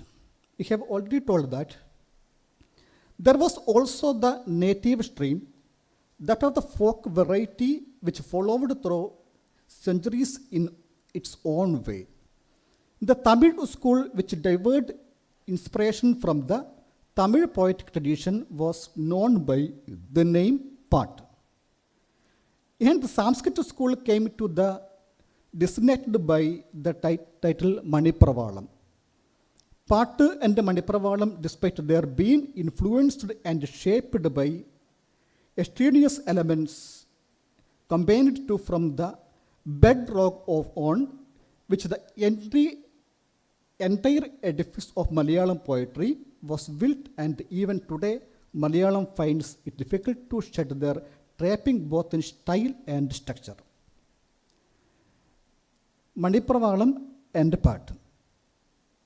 I'm sure you know we have two genres in Malayalam in the early period, Manipravalam and Pat. This is only the language means hybrid language system. But we have the great literature, Pattu and Manipravalam. The Pattu and Manipravalam, we have seen that first upon the two genres from the Leela Tilakam. You know the Leela Tilakam, the 14th century's text, the grammatical text, the aesthetical text, but we don't know the unknown writer. And Dr. K. Ramachandran Nair continuously told that Leela Tilakam, the 14th century text on grammar and rhetoric, defines Pat as follows. One definition that Pat is Dravida Samgadachara Yaduga Mona Vrta Vishesha Yuktam Pat. The characteristics enumerated here are as follow. First one is only Dravida or Tamil letters are used. Only Dravida or Tamil letters used.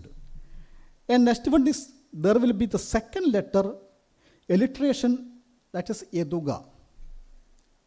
That's the prasa. In all the four lines. And third one, the first and second halves of each line shall begin with the same letter, that is Mona. All are prasa means. And the fourth one, the meter shall be different from those in Sanskrit.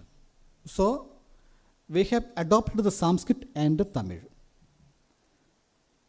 That is why, what I make in the point is, the origin of Malayalam tradition, there is no scene, that's originality.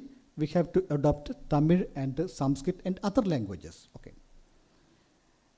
In this definition, there is a definite base against Sanskrit, but the author of Leela Tilakam is not totally opposed to using Sanskrit words with necessarily modification and which can be written with Tamil letters.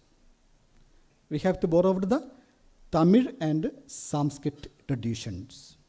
For example, in part famous poems Ramachandran, the first text in Malayalam, ஞானமங்கள் தெளியிச்சு விளையிச்சு இனிய சொல்நாயிகே பறவையில் தொண்டு உடனுடன் தெனுலாவின பதங்கள் வந்து திங்கீதியதம் ஊனமற்றெழும் இராமச்சரிதத்திலொரு தெல்லு ஊழியில் சிறியவர்க்கு அறியான் உரை செய்வேன். This is the second stanza in the Ramacharitam. So we have to see that these letters from Tamil letters, and the idea is, means the imagery came from Sanskrit. എനിക്ക് തോന്നുന്നു ഈ പ്രയോഗത്തിൻ്റെ അർത്ഥം കൃത്യമായിട്ട് മനസ്സിലാക്കണമെങ്കിൽ അതിന് സംസ്കൃത കവിതയുമായിട്ടുള്ള ബന്ധമുണ്ടായിരിക്കണം. പദങ്ങൾ പലപ്പോഴും തമിഴിൻ്റെ വഴിക്കാണെങ്കിലും സംസ്കൃതവുമായിട്ടുള്ള അതിൻ്റെ ബന്ധം അഭേദ്യമാണ്. ഈയൊരു വരിയുടെ ആശയങ്ങൾ, ഇതൊരു സരസ്വതി സ്തുതിയാണ്, വാഗ്ദേവിയുടെ സ്തുതിയാണ്. ഈ ഒരു സ്തുതി പിൽക്കാലത്ത് 2 കവികൾ ഇതുപോലെ തന്നെ ഫോളോ ചെയ്തിട്ടുണ്ട്. അതിലേറ്റവും പ്രധാനമായിട്ട് നമ്മളിപ്പോൾ ഓർക്കുന്നത് എഴുത്തച്ഛനെയാണ്. നിരണം കവിയായിട്ടുള്ള രാമപ്പണിക്കരും ഇത് ഫോളോ ചെയ്തിട്ടുണ്ട്. അതുപോലെ തന്നെ എഴുത്തച്ഛൻ്റെ വളരെ വിഖ്യാതമായിട്ടുള്ള പ്രയോഗമുണ്ട്. ഭാരതി പാദാവലി തോന്നണം കാലേ കാലേ വാരിധി തന്നിൽ തിരമാലകളെന്ന പോലെ എന്ന വരി ഈ രാമചരിതകാരൻ്റെ വരിയുടെ ഒരു ഫോളോ അപ്പാണ്. അതുപോലെ തന്നെ കാനനത്തിൽ എങ്ങനെയാണോ പരമശിവൻ നൃത്തം ചെയ്യുന്നത് അതുപോലെ എൻ്റെ നാവിന്മേൽ നടനം ചെയ്യണം എന്ന് പറയുന്ന ആ ഒരു ദേവസ്തുതിയും അല്ലെങ്കിൽ സരസ്വതിയും ഏതാണ്ട് ഇതേ ഭാഗം തന്നെയാണ്. ജ്ഞാനമെങ്കൽ വിളയിച്ചു തെളിയിച്ച് എന്ന് പറയുന്ന രാമചരിതകാരൻ്റെ അതേ സ്തുതി തന്നെയാണ് കടന്നു വിടുന്നത്. അപ്പോൾ ഒരേ സമയം തമിഴിൻ്റെ വഴിക്കും സംസ്കൃതത്തിൻ്റെ വഴിക്കും നമ്മുടെ സാഹിത്യം ഉൾക്കൊണ്ടു എന്നുള്ളതാണ് നമ്മൾ ഒന്നാമതായി കാണുന്ന കാര്യം. And next quotation I will give you, Professor Ayyappa Panikar, who was the greatest poet and scholar in Malayalam. He wrote that Manipravalam, about the Manipravalam. Manipravalam is defined in Diladaligam as Bhasha Samskrita Yoga Manipravalam. This is the definition. Manipravalam is the yoga or combination of Bhasha and Samskrita. Bhasha is the Kerala Bhasha, is that time Kerala Bhasha, the language of the inhabitants of Kerala. The inhabitants of Kerala fall under 2 categories, the Traivarnika and the Pamara. Bhasha in Manipravala, according to Liladilagam, is the vernacular commonly used by the Traivarnika in their daily course and not that used by the Pamaras. By Samskrita is meant Sanskrit words with Sanskrit inflection. Yoga literally means combination or mixing together. But in Manipravalam, yoga means harmonious combination of 2 distinct linguistic entities that creates aesthetics pleasure in the mind of the Saundarya, Sahridaya, that is the reader.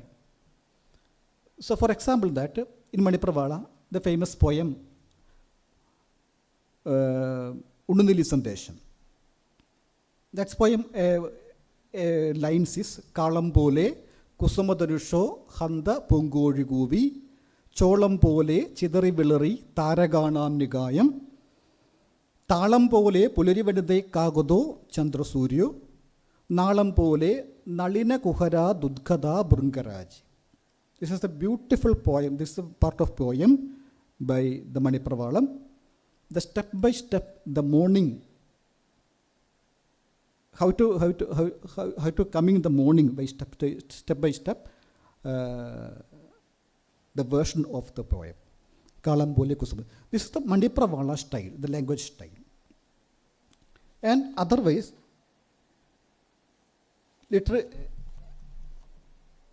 from the early literature in Malayalam, we have seen the 2 elements to Rainer, Manipravalam and part. That's both genres have so many tests, lot of tests. In part, the first one is Ramacharita, and the second one Tirunelmala and Kandasha Kritikal. Kandasha means 3 poets: Shankara Panikar, Rama Panikar, Madhava Panikar. They have 3 poems. Major poem is Ramayana, means Kandasha Ramayana, Kandasha Bhagavata, and Kandasha Bharata. I think the Kandasha Bhagavad Gita, the first translation in Bhagavad Gita in all over India language, the first work in all over the Indian languages, first translation work in That's the 14th century, 14th or 15th century, the middle of 15th century. And after the Kandasha period, we have seen that the Krishna Gatha, the 15th century Krishna Gatha, and next century, 16th century, we have to see that the greatest poet, the father of the Malayalam, Tunjatha Ramanujan Eluthachan, who wrote two poems, great poem, but Adhyatma Ramayana Kilipattu and Ramayana Kilipattu. This is the Pattu literary traditions. They have all texts have very important text in Malayalam.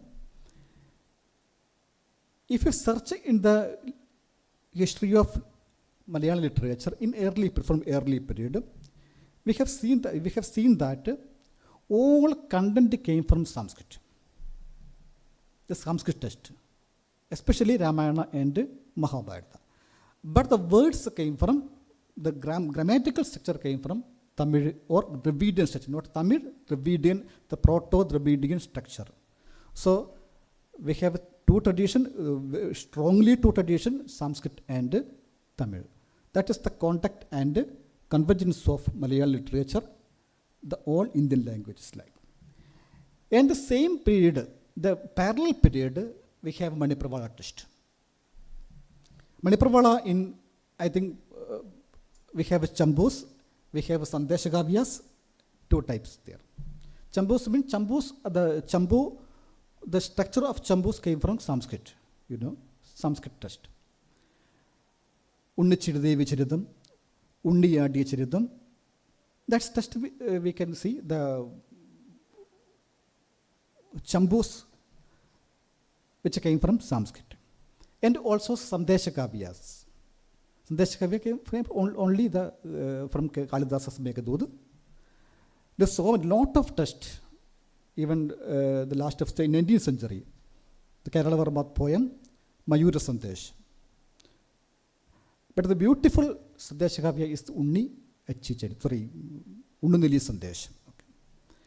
So many texts, and early Manipravalan text we have seen that the Punan Bodhri is Ramayana Chambu, and Bharadan Chambu, Naishdan Chambu, Banamai Maramangalam. There are so many texts in the part of, at last, the Chandral Savam. The beginning is the Vaishikdandram, and last is Chandral Savam. This is the Manipravalam with a lot of very great tradition in Malayalam. So we can see the early Malayalam period, early Malayalam literature period. We have brought the other languages, especially that Sanskrit and Tamil tradition by Malayalam. And Sandeshakavya, after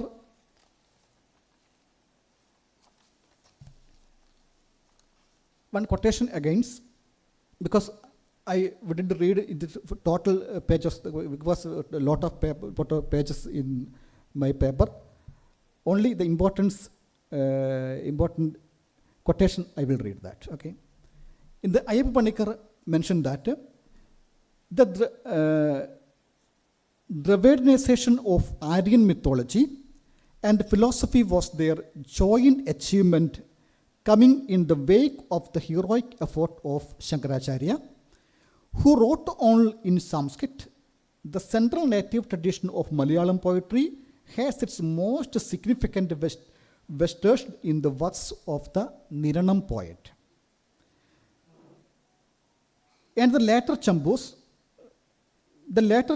come to be used for dramatic oral narration by performing artists in their Kuthu and Patakam. We have two Chambus, more important Ramayanam Chambus by Pudan Bodhri, we have already told that, and Naishdan Chambu by Maramangalam. And we have seen that the Cherusheri's Krishna Gatha, very important text in Malayalam. The Krishna Gatha's content borrowed the Bhagavata, not Mahabharata and Ramayana, Bhagavata. And Dr. Ayyappa Panikar said that the poetic of the Pattu school find a future confirmation in the celebrated and popular song of Krishna Gatha, the Song of Krishna, by Cherusheri Nambudiri. With the writing of Krishna Gatha, the validity of the use of spoken Malayalam for literary purpose receives its ultimate justification. Unlike the language of Ramacharitam and the work of the Niranam poets, the language of Krishnagatha marks the culmination of the stage of evaluation. Chorasheri excels by the simplicity and limpidness of his diction and imagery. Krishnagatha is an epic in Malayalam written in the popular Dravidian meter, which has evolved from a folk meter. This is the point. The folk meter and folk words, but the content came from Sanskrit, because we have borrowed the Sanskrit and Tamil both. It does not have the tightness and characteristics of either Ramacharitam or Kandash Ramayanam. There are also local touches in abundant measures. The next one is, I will give you the quotation in Dr. P.K. Parameshwaran Nair, The History of Malayalam Literature. That is the Bhakti movement. That's the Bhakti movements, the very famous movements in India, Bhakti movements. So the part of Bhakti movements also in Kerala, that is, the quotation is, the devotional literature.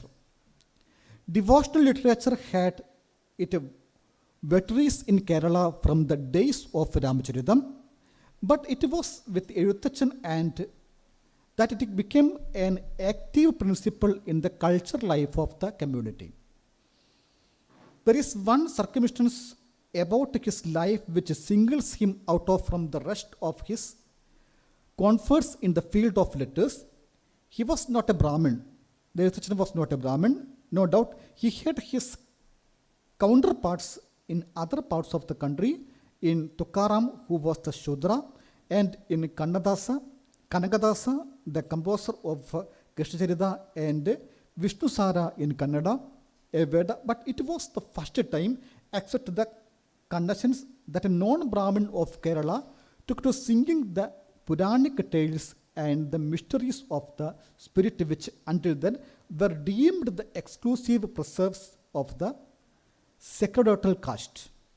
The Bhakti literature composed in all the Indian languages in their earlier countries had permitted into the lower Shastra of the society also, and fascinated by the new themes and the spiritual ideologies embedded in them. This is the very important point. I am making my point is clear. The Malayalam languages have own tradition, but the tradition borrowed the Sanskrit and other languages. So the Bhakti movements, the important era. ഇത് പറയുമ്പോൾ ഭക്തി മൂവ്മെൻറ്റിനെ കുറിച്ച് ഒരു വലിയ seminar കഴിഞ്ഞ ദിവസം മലയാളം യൂണിവേഴ്സിറ്റിയിൽ സംഘടിപ്പിച്ചിരുന്നു. അവിടെ വെച്ച് ഞാൻ സംസാരിച്ച ചില വിഷയങ്ങൾ വിവാദ വിഷയമായി മാറിയത് ചിലപ്പോൾ നിങ്ങളുടെ ശ്രദ്ധയിൽപ്പെട്ടിട്ടുണ്ടാവും.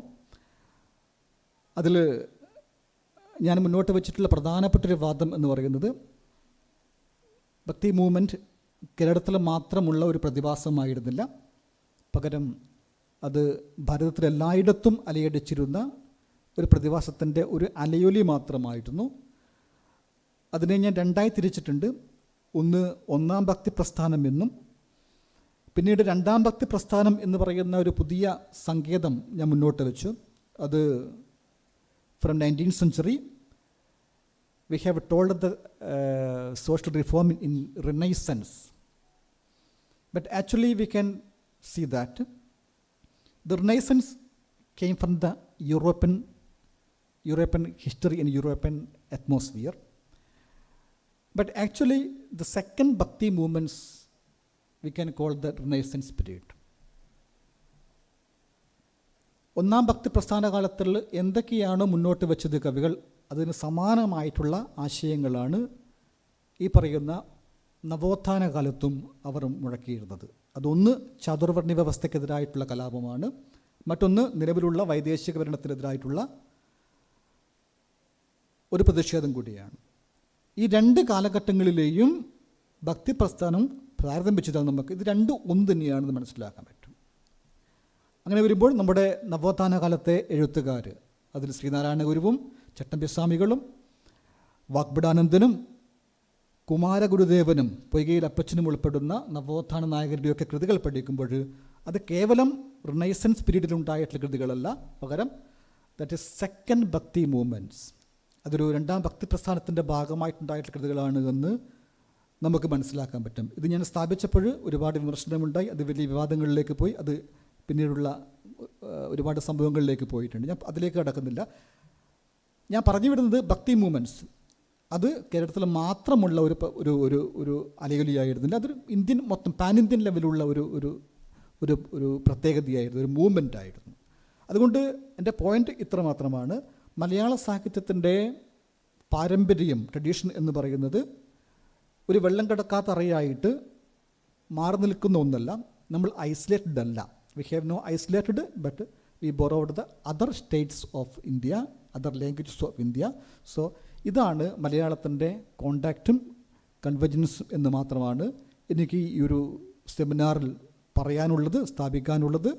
ഒരുപാട് ഞാൻ എഴുതി കൊണ്ടുവന്നിട്ടുണ്ട്, പക്ഷേ അത് വായിക്കാനുള്ള സമയം നമുക്ക് ഇല്ലാത്തത് കൊണ്ടും ഒരു കുറേ ഇൻഫർമേഷനാണ്, അതൊക്കെ നമുക്ക് കിട്ടും. പക്ഷേ എൻ്റെ വാദം ഇത് മാത്രമാണ്, മലയാള സാഹിത്യം എന്ന് പറയുന്നത് അത് പ്രത്യേകമായി മാറി നിൽക്കുന്ന ഒരു ഐസൊലേറ്റഡ് ആയിട്ടുള്ളൊരു ഏരിയയല്ല, പകരം അതിന് ഭാരതവുമായിട്ട്, ഭാരതീയ സാഹിത്യവുമായിട്ടുള്ള അഭേദ്യബന്ധം അതിൻ്റെ തുടക്കം മുതൽ ഉണ്ട്. ഇന്ന് പക്ഷേ അതിന് ഒരുപാട് മാറ്റം സംഭവിച്ചിട്ടുണ്ട്, അതിന്ന് വേൾഡ് വൈഡിലേക്ക് മാറിയിട്ടുണ്ട്. ഇന്ന് ഇന്ത്യൻ സാഹിത്യം മാത്രമല്ല നമ്മളെ സ്വാധീനിക്കുന്നത്, വൈദേശികമായ സാഹിത്യവും സ്വാധീനിച്ചിട്ടുണ്ട്. പക്ഷേ അതിൻ്റെ തുടക്കം എന്ന് പറയുന്നത് അത് ഭാരതീയമായ സാഹിത്യത്തിൻ്റെ കൂടെ പോകുന്ന ഒന്നാണ് എന്നുള്ളതാണ് എൻ്റെ പ്രധാനപ്പെട്ട വാദം. അത് അവതരിപ്പിച്ചുകൊണ്ട് നിർത്തുകയാണ്. Thanks all.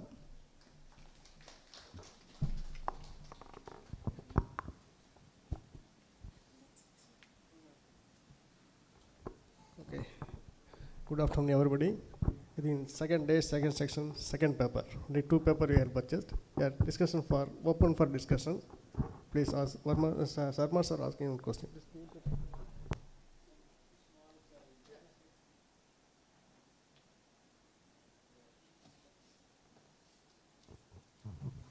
So this is the time of Mani Pravalam is approximately the same which all over India you find as part of the Bhakti movement, you know, medieval times from 15th century onwards. You know.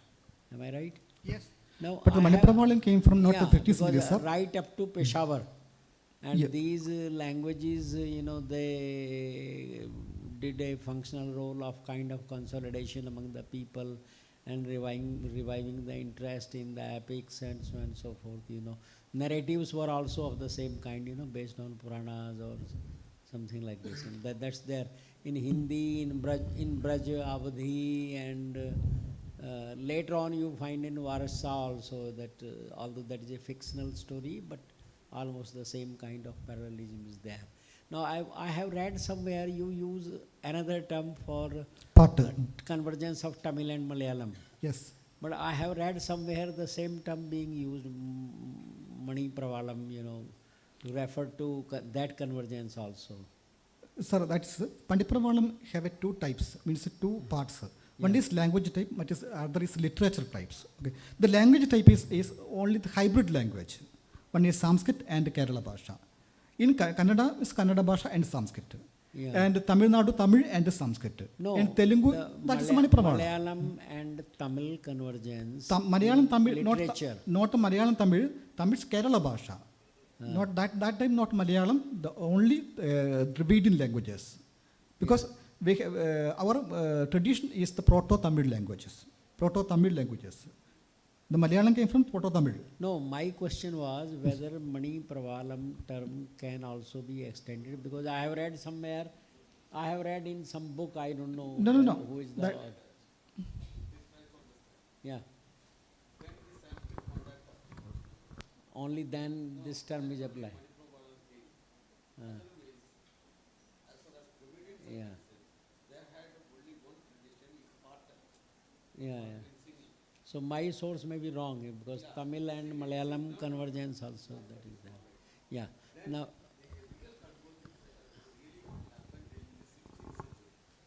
That's the bhakti.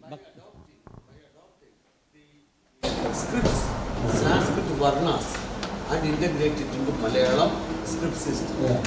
But up to that time, Tamil used to have graphological practice is Vatted. And in the Vatted, whenever there is a Sanskrit varna comes, they use a Gandhalipi to distinguish the other. Yeah. But what Malayalam did, Malayalam by 16th century, they simply subscribed the entire varnas of that means in Kavarga, Ka and Na. These are the two varnas with the Dravidian. Yes. Then Adhikara, Mridu, Kosha, or Kha, Ga, Kha. These three varnas they adopted from Sanskrit and integrated into Panchavarna system. Yes. That is in Malayalam. Kavarga. And that this Panchavarna system means a maximum varnas from Sanskrit. Then automatically what has happened in the Malayalam graphology, the script system is a deep bilingual by its nature itself. So Malayali, as far as Indian context, when you place Malayali, what you can see is he is a born bilingual and bicultural. Okay, did you get me? So you cannot distinguish whether he is an Aryan, whether he is a Dravidian, nothing. For him, then side by side, his diasporic integration also he made. So what Malayali uses a practice, that is adopt, accept nativeness. There is no, and it is the cultural, linguistic, political negotiation. No, and it's absolutely ideological negotiation. I understand. Yes. I get the point. Yeah. But just a minute. What is interesting to be noted here in this context is that when this Bhakti movement began all over India, thematic unity is there. The theme is relating to the what is reflected in the epics and so on and so forth. But the interesting, let me complete. The interesting difference is that whereas in Kerala you find the consolidation of Malayalam with the convergence of Malayalam and Sanskrit as a distinct feature, in North India you find emergence of Braj and Avadhi languages. It's not consolidation with Sanskrit. It's not convergence with Sanskrit. It is emergence of, it may be because Malayalam is a much older language and Hindi was just in the formative stage. After 16th. Yeah. So Braj, for example, at one point of time became so enthused that right from UP to Varanasi to Peshawar, Braj is used as language of poetry. Avadhi could not reach that stage, but Avadhi was profusely used later on. So emergence of Braj and Avadhi as precursor to the emergence of Hindi can be seen as a kind of endowment of Bhakti movement of this literature. Now, unlike this, what you find here in Malayalam is that Malayalam, since it was already an old language of literature, and it was a valid language of literary expression. So you find consolidation of the language, due to the convergence of this one. Sanskrit. No, we actually, before Sanskrit itself, we got exposed to Jaina and also to Buddhist literature also. Yeah, Buddhist literature also. So what it made is, if you see the proper thing, you can see that there is a Dravidian praxis of Pata. And in all domains of Kerala culture, you can see from occupational groups and even women, many groups, you can have their own native folk songs. It has a strong embedded tradition of folk songs. It is absolutely of Dravidian. And then followed with this adaptation from the Sanskrit literature, all epics are transferred. And the primary thing in the 11th century, what we are saying about this Ramacharita, at that time we didn't integrate the entire varnas of Sanskrit to Malayalam. That still remained a controversial point. Ramacharita is entirely a Tamil work or a Malayalam work, because that time the alphabetization was only restricted up to Dravidian alphabets. Not we have adopted the varnas from Sanskrit. But afterwards, in the 15th to 16th century, we absolutely integrated the other. We have not negotiated in the sense that kept the other out. But rather on the other hand, we have adopted a cultural policy of negotiating with the other. And that means whatever we require for our upliftment, the Malayalis used to adopt and nativized and nationalized themselves. That is, so we have two streams. One via land, that is the Prakriti, Pali, and all the upper Purusha languages, and Sanskrit came this way. The other way, Portuguese, Arabic, Persian, and all these via sea. So these two routes we enjoyed. And we integrated all these things into our language. Now it is very difficult for you to find out. You have to reconstruct the phonology to identify that this is a long. That kind of integration has been made. But after seeing the 19th century situation, again our language policy changed. We move on to the Tatsama system. So borrowing the word as such and keeping it. Now what happens even for the borrowed words, see some of the sounds which never appears in the initial position of Malayalam. Say for example, na and na. This is na. When we uses the word novel, we easily use novel. And la never appears in our first position of any word. But at the same time, we will say any translation we uses. So we have a flexible phonological policy of adopting the other and integrating the other. And there is a very restricted policy. In the native talk, we never use cross-border the Dravidian phonological system. But rather on the other hand, we always integrate any foreign things in the word initial position, even if it is not permissible in the Dravidian phonology. That way, an integrated system, except Arabic some kind of this kind of some sounds, except all world languages can be easily translated to Malayalam because our phonology is ready to receive entire things. So that way, this bilinguality, this bicultural, bilingual dynamics of the Malayalam phonology permits every language to be a part of our own language. I have a suggestion also. Positions have already most of the languages in your department. You have got positions in Telugu also, Phil? Yes, Telugu also. So why don't you think of organizing a big seminar on Bhakti movement in Indian languages? Yes. You have Hindi also there, Sanskrit also there, and then maybe some other departments which may be interesting. Yes. What's your department? So we will conduct next week Bhakti movements in all Indian languages. We will conduct. You are already planning. Already planned next week. 28. We have come. 28. I will not be there. I will be in Hyderabad. Oh yes, sir. So who is funding? The funding is Bhasha Shastri. I am also in the languages. I am also talking of the same, but Manch is another festive. I am saying that you organize a serious seminar at calling the people from different parts of India, including Maharashtra and Gujarat also.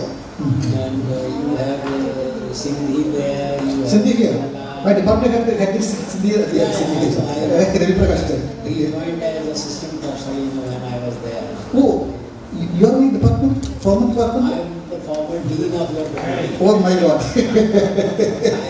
I don't know. I worked there for 33 years. Oh yes. In Delhi, everyone knows me in your department. Very good. Thank you, sir. Very good.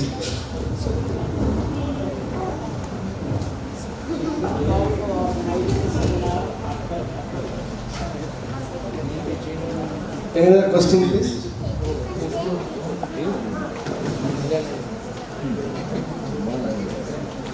I could understand the paper, but not so much because it was in Malayalam. But I can ask a question. But it was a joy to hear.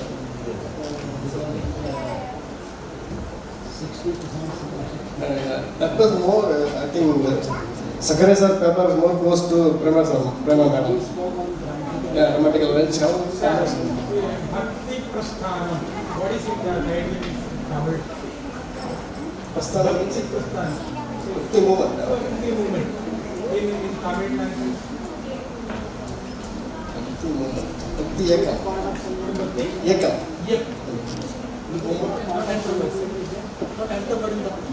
What are words, sir? Bhakti means Bhakti. Bhakti is there. Bhakti movement. Ma is not there. Yeah, Bhakti. Bhakti Ekam. Actually, the reluctance to accept a certain thing is not, though they claim it as big integrity and persistence, it is not. It is the limitation of their power. Yes, exactly. But sound is here, sir. Sound is there, but limitation. Sound is here. No, there are a very serious issue.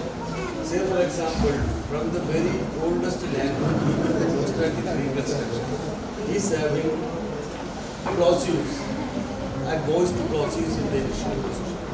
But Tamil claims that they don't have voiced plosives in the initial position. It is wrong because, like Malayalis, we used to have only one letter, na and na. We write so and pronounce according to the context.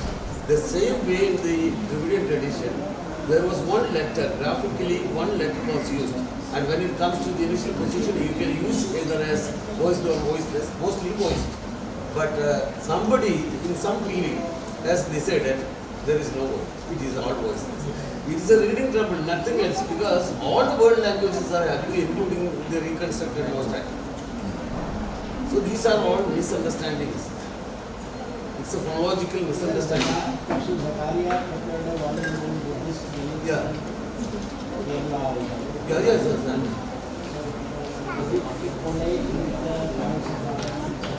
No. Not much of the arguments, sir. These are all, for example, Kerala, agriculture was introduced by these Buddhist traditions only. Ayurveda was introduced by them only. It is not all by Sanskrit. But many of the practices we got through these Jains and even education system, all these are started by these Jains and the Buddhists only. But it took a lot of years, then the Mahayana practice came and of course it got dismantled everything and then there. Because from the very beginning, we got the entire movements, Vaishnava, Shaiva, all these Buddhists, Jaina, all movements from north to south, there was a big migration. And Kerala received everything. And there was no internal fight even till date. That we can say Vaishnavics are more right. Such kind of issues never been raised by the We accepted somebody, but at the same time, nobody is Jain. Only one family, that's family. Otherwise, the remnants of Jains are not there. Yes. And even in our place names, most of our place names related to Jainism and even architectural things still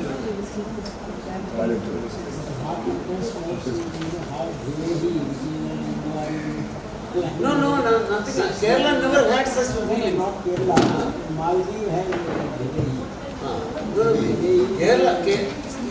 Kerala never said that whatever is in the property of Malayalam language, this belongs to this. Nothing else. These are all Malayalam. There, for example, the way in which Malayalam user say bus, English bus, but Malayalam bus, just by putting as a big vowel, we integrate. We use only two phonological markers. One is the semi vowel, and another one is ikara. We integrated the entire verb system from Sanskrit by putting a vali. Vali means ikara. Still we practices with, say for example, browse. Browse is browsio. It's part of Malayalam. Such a grammatical integration is not possible in any other language. No other language can have this flexibility. It's only because of Malayalam, because Malayalam by birth, due to contact, it became cosmopolitan. Yes, it is cosmopolitan. And in no Indian language anywhere. Sir, no other Indian language doesn't have this particular quality of cosmopolitanism. We never have resistance. We only have negotiations and integration. And that's why convergence, when you talk about convergence, Malayalam is the typical model of convergence. He is a product of it. Yes. People are reading grammatical studies is the first one. He was student of Korea School. I knew He is one of the especially literary areas. He is there. Old man is actually, in the literature, his literature is very strong, sharp. He writes more in Malayalam, also in Hebrew.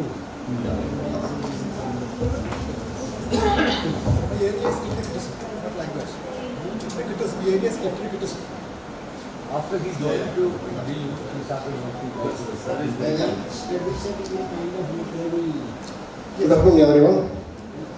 I would like to thank you for two eminent scholars, Joseph Zakaria and Ponnan. He is a give wonderful idea about literature view on the Malayalam, how we evaluate the Malayalam literature from Ramacharidam to in modern culture, modern literature view. I thank you, sir. Thank you for your presence and give the view of new idea of the new avenue of the Malayalam literature. Thank you, sir. Then I will say the first paper from our Joseph Zakaria has given that how Malayalam dramatical traditions is accommodated in the over the period, how is accommodated, and you see the enlight on these areas. Thank you, sir. Thank you for very much. Once again I thank you for all the participant narrations, sir, from the Quality Institutes and our Kumar sir and most senior professor, respected our Sharma sir, or our former founder and department head, our Srinathan sir, and various scholars from various universities, various states. I thank one and all. Thank you for the opportunity. Thank you, sir. We thank everyone who have shared their thoughts as questions and engaged in the constructive dialogue. We shall now proceed to the presentations of gifts as a mark of respect and appreciation. May I respectfully invite Dr. Sam Nang Ching to kindly come forward and present the token of respect to Professor Joseph Zakaria.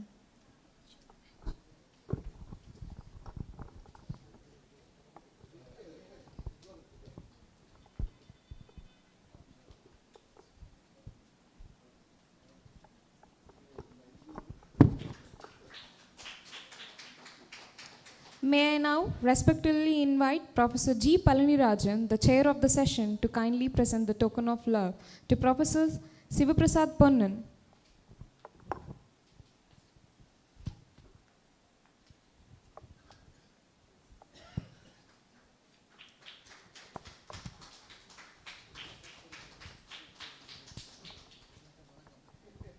Thank you, sir. With this, we come to the end of this session. As we conclude this session, I sincerely thank all the delegates, organizers, and especially the participants for making it a success. May the ideas shared and the connections made here inspire your future works. Thank you. Now we will have a tea break, and after the tea break, we will commence the valedictory session. Dear participants, please kindly note that the tea will be served outside.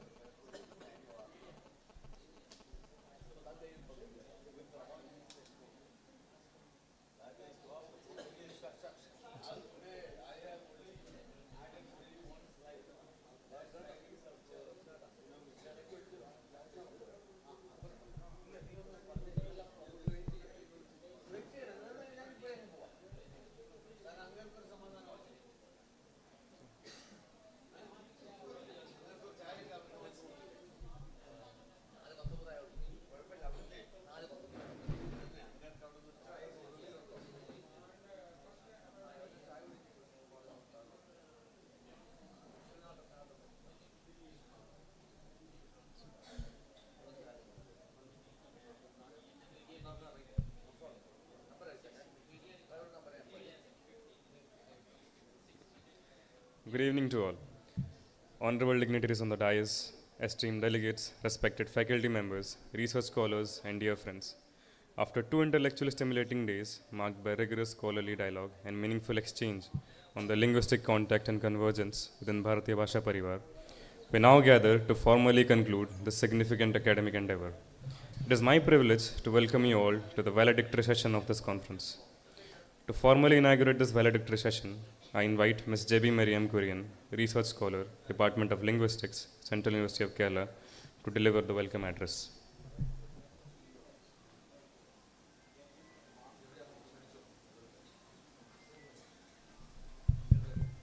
Namaskaram.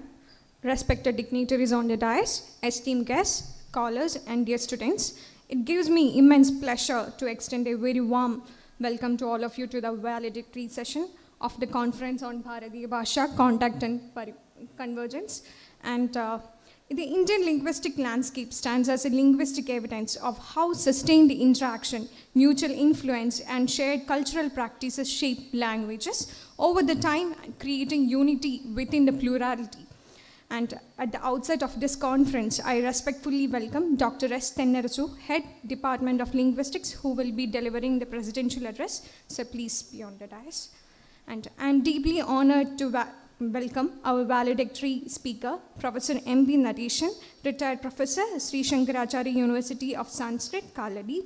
I welcome Ms. Sanjana Rajan, research scholar, who will be presenting the report of the event. And last but the important person, I warmly welcome Professor P. Srikumar, Coordinator, Department of Linguistics, who will be delivering the vote of thanks. He is a backbone of this conference and made it into a great success. Once again, I extend a warm welcome to all of you to the valedictory session. Thank you. So please.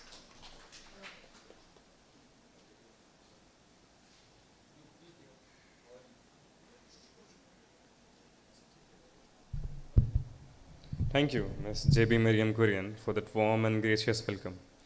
Moving on, I would like to call to the stage Mr. Shashank, a junior research fellow, to give us an audience observation.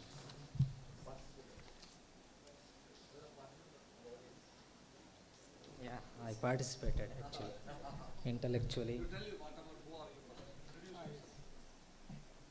Respected linguists and esteemed scholars on and off stage, a layman who has some incidental linguistic training is doing a big namaskaram to all of you. I am from Kannada department. I am layman in the sense of linguistics. I am a literature student. So I said incidental training. In MA program, we get incidental training of linguistics. It's a paper in MA program.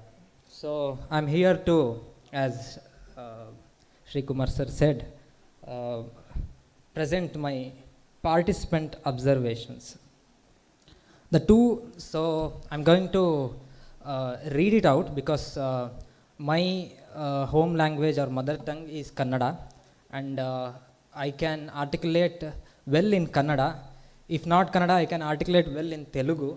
Malayalam, in 2 years, I can articulate in Malayalam also. In Hindi also I can articulate, but not in English. Yeah, I can use, but still everybody can't understand. So what I am trying to make out of it is that I can't articulate in English spontaneously. I have to write it down. So I have written a speech, a 3-minute speech, a condensed speech. I'm going to read it out. The 2-day seminar on Bharatiya Bhasha Pariwar has been a healthy provocation, as Professor Sunal Kulkarni aptly put it. It has been thought-provoking as hell, mind my Gen Z language, and has truly rekindled my dormant interest in the nuances of linguistics. I must first appreciate the organizers at Central University of Kerala for the impeccable time maintenance and the free-flowing discussions allowed here. Not to mention the delicious food and that kept our spirits up. However, I have some reservations regarding the content, specifically the pretense that linguistics is entirely apolitical. We heard learned speakers claim that language family classifications were purely for study with no intention of creating societal divisions. But let's not play innocent here. It is worth noting the arguments made by researchers like Sandeep Balakrishna and Shatabdhani R. Ganesh, who point toward a missing preface in Caldwell's seminal work. They claim this disclosure of colonial political motivations was intentionally suppressed to facilitate a specific push for Dravidian identity. Even if one treats this as a contested claim, rather than an undisputed fact, it highlights that linguistics in Bharat, especially in the context of Tamil Nadu, has long been intertwined with politics. Even today, when a speaker calls Sanskrit's gender assignment system outright arbitrary, it feels less like a linguistic fact and more like an ideological stance. To dismiss the internal logic of Paninian grammar as non-existent, rather than admitting we don't yet understand its yogic or phonetic basis, is a failure of scientific temper. In science, I do not know is a valid stance. It doesn't exist is not. When a speaker suggests Malayalam should revert to Tolgapiyam way of gender assignment to attain naturality, it hints more at a specific Dravidian polity than the true spirit of linguistic research. It happened in Kannada also, D.N. Shankar Bhatt's school of thought. I have read that. So, Dravidian polity spilled over Kannada and Malayalam also. It is evident that. Similarly, we need to stop lying to ourselves. It is okay to have affiliations. I'm not against any affiliations, but we shouldn't mask them as a neutral science. That is the problem. Similarly, we must accept that this new nationalist push is also political. But mind you, it is a push informed by the living reality of coherence we see on the ground in Bharat, which anyone can experience firsthand if you travel across India. I have traveled personally. It was telling that while there was a dissent regarding the anonymous papers in the first book release, there was almost zero dissent for Professor R.C. Sharma's propositions that he made in his inaugural speech. His speech was balanced. This proves that balanced samanvaya, it's a big value in Indian way of Indian way of thought. This proves the balanced samanvaya he brings to the table. Finally, if this Bharatiya framework is as ambitious as it looks, it must aim higher, in my opinion. It must aim higher. We should apply the Pradhana Malla Nibarhana Nyaya. It's a famous maxim of Nyaya Shastra. That maxim states, defeating the main wrestler. In the arena of linguistics, the main wrestler is the Sassurian axiom that the link between word and meaning is arbitrary. This is the axiom we are trained as the basics of linguistics. If we can disprove this, not out of ideological assertion, but of scientific temperament, if we can disprove this and scientifically validate the Paninian axiom, it's not actually Paninian, it's the whole parampara says so, Paninian, or let's say yogic axiom, that the word and meaning are intrinsically, non-arbitrarily related, we would achieve a true decolonization of the mind. By bringing in consciousness science, quantum physics, and meditation studies to prove that meaning is rooted in the very vibration of the sound, we don't just fix a theory, we reclaim a worldview. So basically, what this nationalistic so-called push is there, it needs to root itself strongly on Adhyatma and science, as Kuvempu says. Kuvempu is a famous egalitarian in Kannada. Many of you must know him. he says, this Vijnana and Adhyatma are the two basic pillar of our modern scholarship. It should be, he says. So these are all my observations. Thank you for the this beautiful thought-provoking session. Thank you. No, I don't want. Thank you. Next, I have the honor of inviting Dr. S. Thanarasu, Head, Department of Linguistics, Central University of Kerala, to deliver the presidential address.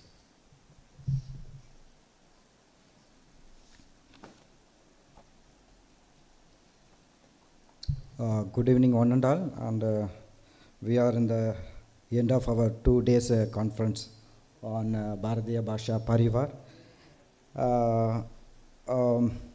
So just what I observed out of this 2 days conference is, I thank Professor R.C. Sharma to just brief about what this Bharatiya Bhasha Pariwar it's all about.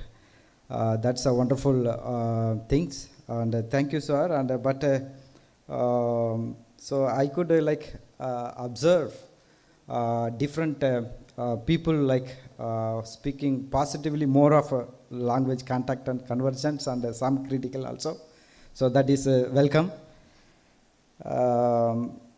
So what I just says that Bharatiya this Bhasha Pariwar, Indian language family, now this is the committee propose Indian language family. So it looks like there is no further classification of families. So what I'm to say that it's my things. So out of this, earlier it was 1,652 languages. All of a sudden, government brought down to 120, and this 120 also may be brought to only 22 languages.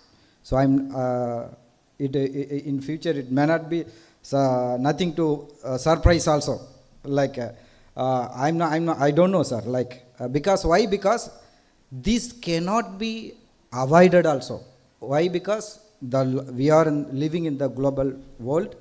Due to globalization, due to language technology, this will happen. If not now, and later. So that is what I say. I see that. What I mean to say, nowadays if you see that languages in India have been classified into 3: classical languages, scheduled languages, non-scheduled languages.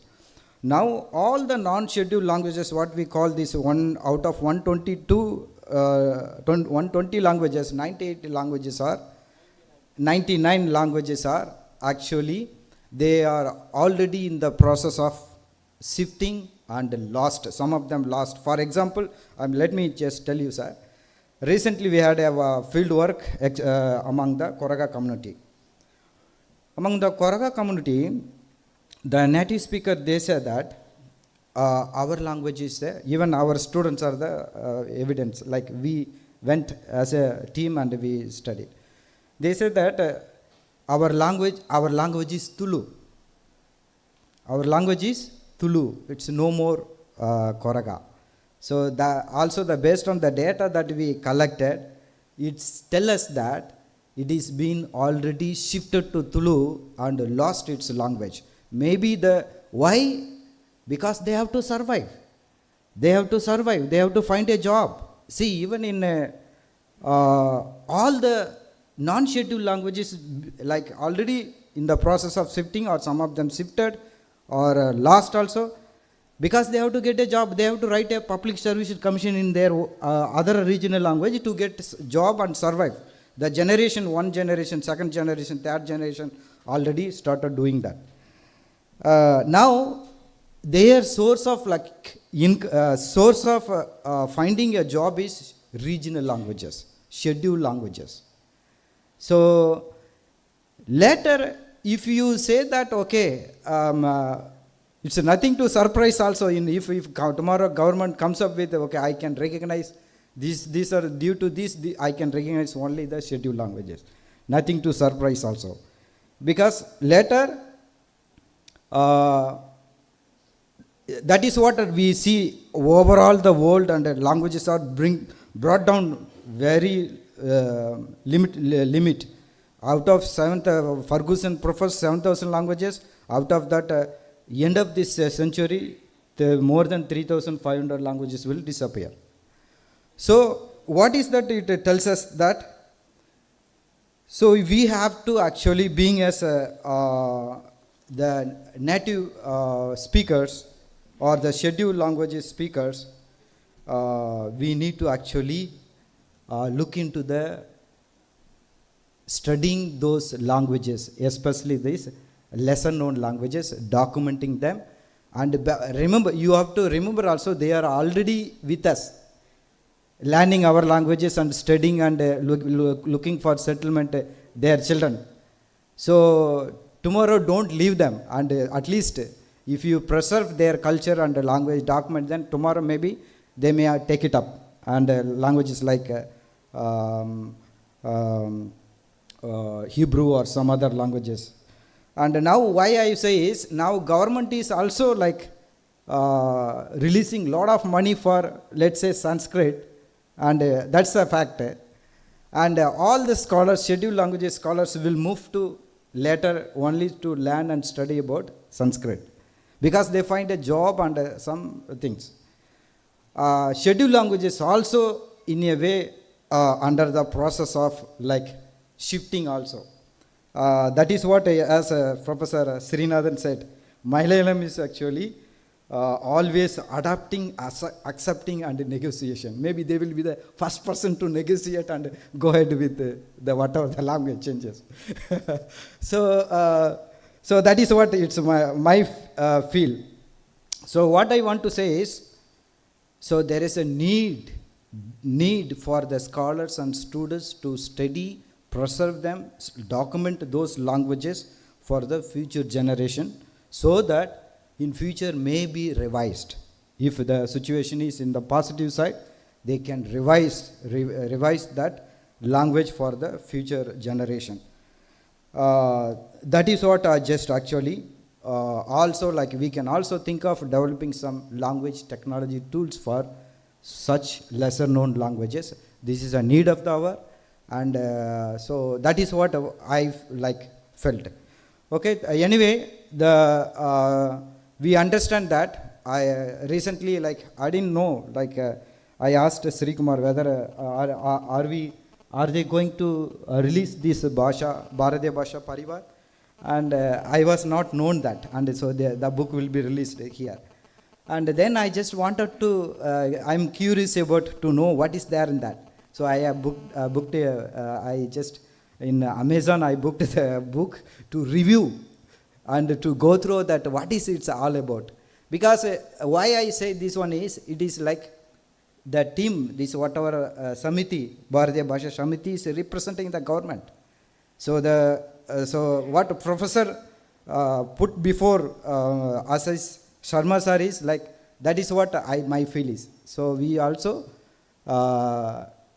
so we cannot avoid disappearing languages over a period. We need to document, preserve them for the future use purpose. That is what I would like to say. Thank you very much. Yes, sir. Yes, sir. Yes, sir. Please, sir. Mm. Mm.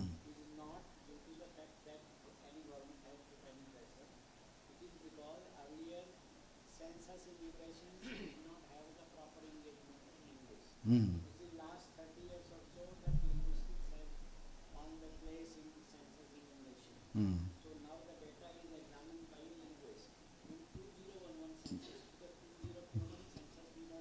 Mm. Mm.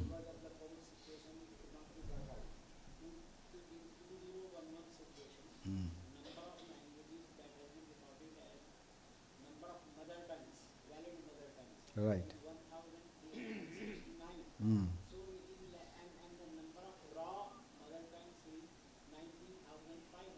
Mm.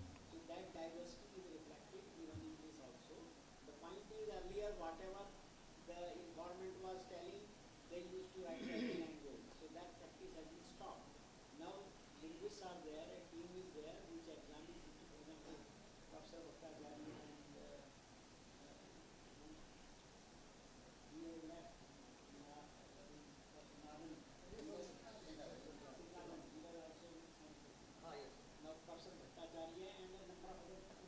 Mm.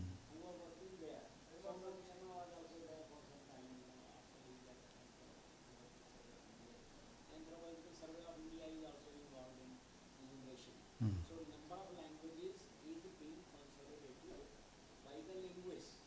And this recording saying that 1,369 languages are there. Out of that, when you say 120 is 121, Mm. that is more than 10,000 speakers. Mm. Yeah, I understand. Languages have crores of speakers, some Mm. languages Mm. have 10,000 speakers. Mm. Rest of the languages do not have the number equal to 10,000. So that's how one category. You can say larger languages and lesser languages. You can use any term you are free to. For example, I would not use the term like this kind of categorization is only for certain functional purposes. Mm. If languages, for example, disappear, you and I are not responsible. Right, right. There may be many factors, several factors may be there, several languages have already disappeared. Mm. We can't revive. Yeah, that is I understand, sir. That's what my appealing is, like we should actually study and preserve them. Migration to urban areas cannot be stopped. Mm, mm, mm. Will continue. But fact is, Mm. India still has the largest linguistic diversity, biggest linguistic diversity in the world, because 1,369 is still a very large number of languages. Mm.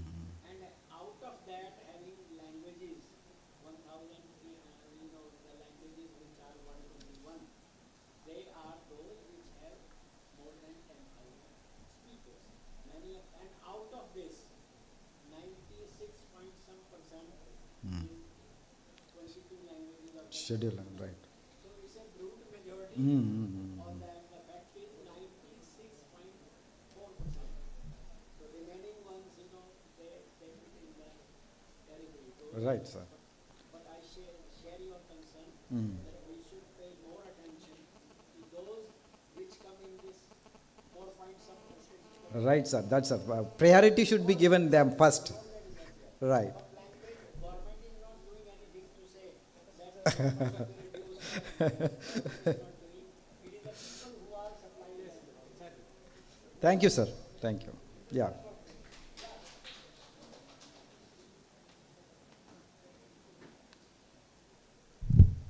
Thank you, Dr. Thenarasu, for your insightful and inspiring presidential remarks.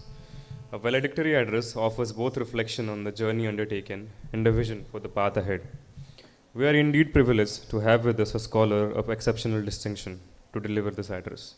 Professor M.B. Natation is a distinguished Sanskrit scholar and academician with over 25 years of experience in teaching, research, and academic administration.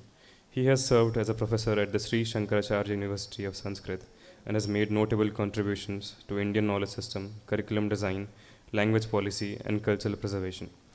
As an accomplished research supervisor, he has guided numerous PhD and MPhil scholars and has been instrumental in designing innovative university curricula. He is the recipient of several prestigious honors, including the Agamananda Purashkaram, Pandit Ratnam Purashkaram, and Acharya Ratnam Purashkaram. It is with immense pleasure and respect that I invite Professor M.B. Natation to deliver the valedictory address.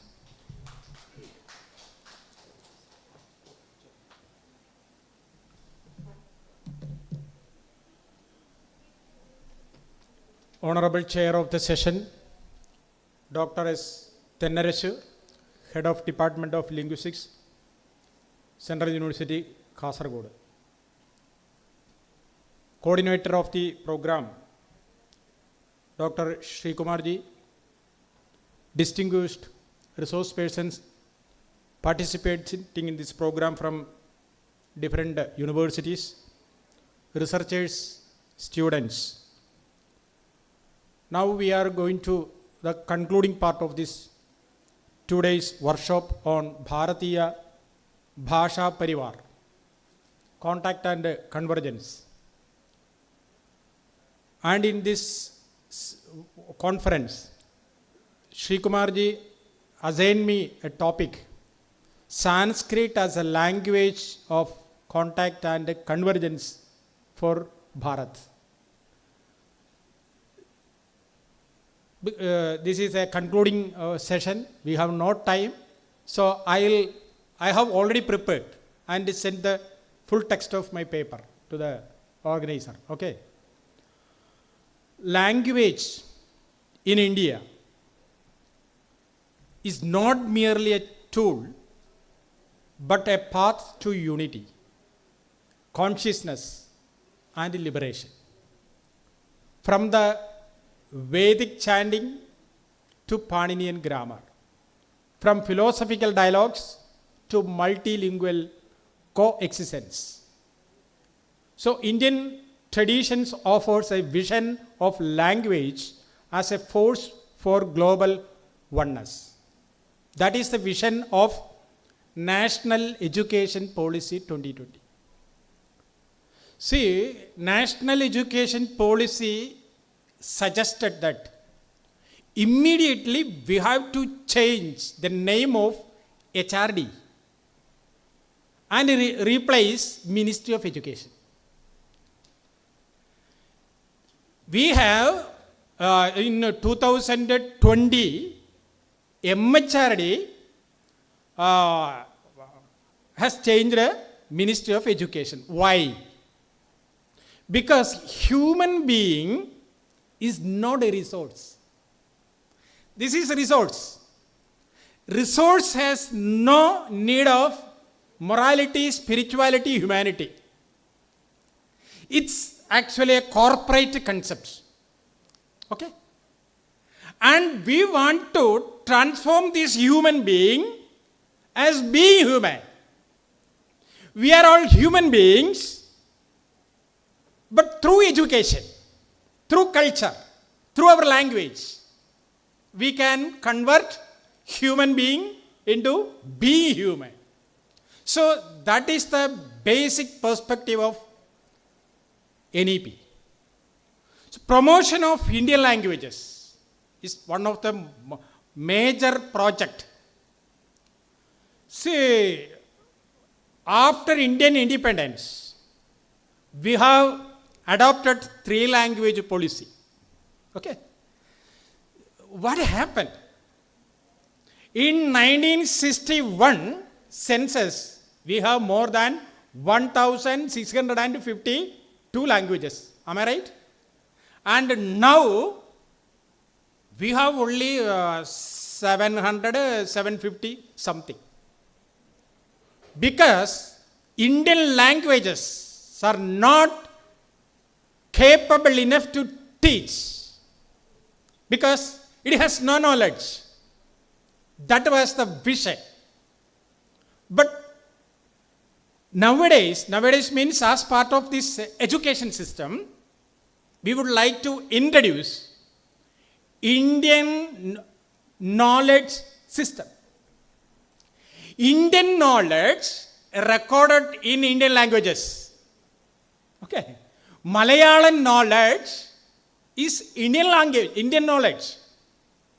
And Adivasi knowledge recorded in Adivasi language also considered as Indian knowledge system. Okay. So, as part of this vision, Ministry of Education has started several programs.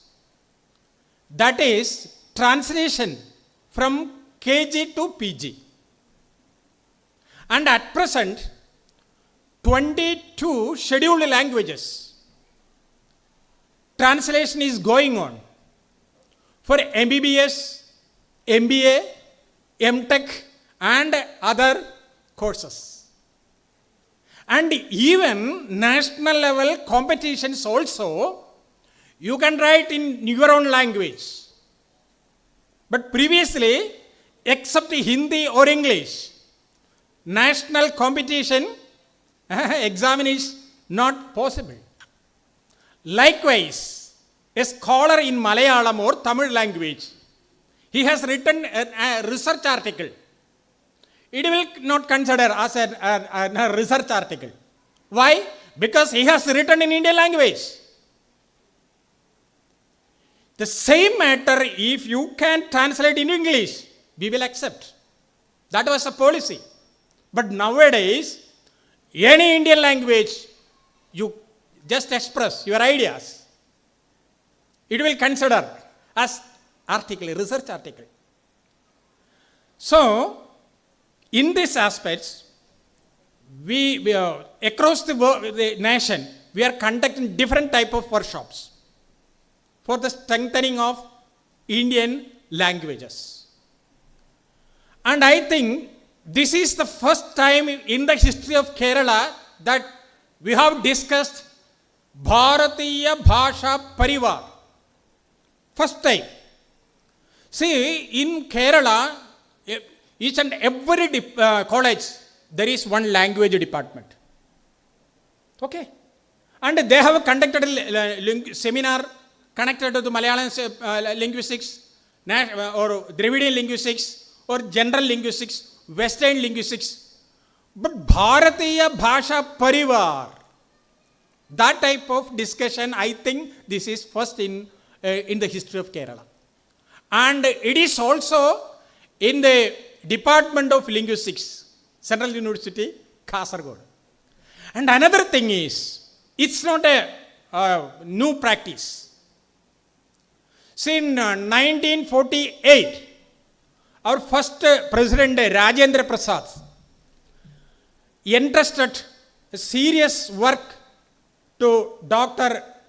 Raghuvir. Dr. Raghuvir. And he has prepared, it's for translating our constitution. That was the first aim. And to provide vocabulary for Hindi. So they have prepared a dictionary, a comprehensive English-Hindi dictionary of governmental and educational words and phrases. Have you seen this text or heard this dictionary? No. See, 200 scholars from different disciplines. Physics, chemistry, biology, botany, psychology, etc. and etc. They have gleaned 150,000 vocabulary. 150,000 vocabulary. See, Professor Raghuvir is not a Sanskrit scholar basically, but he knows Sanskrit. 88% vocabulary purely Sanskrit. And for this purpose, he has selected 550 dhadus out of 2000 dhadus. 550 dhadus. The dhadu list is given, already given here.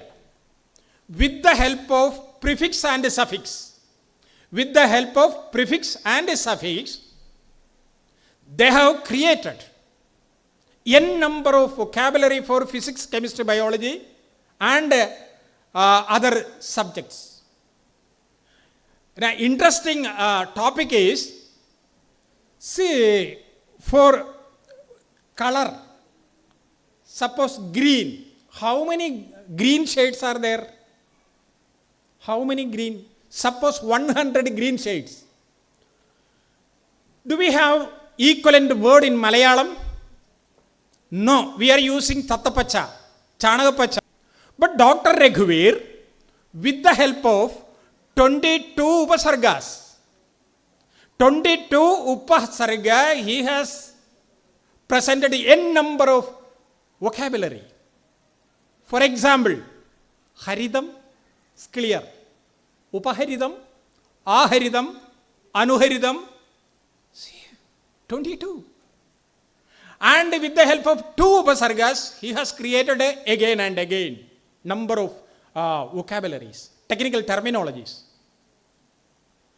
See, I think this text is not discussed so far in the Department of Linguistics or any other Indian languages.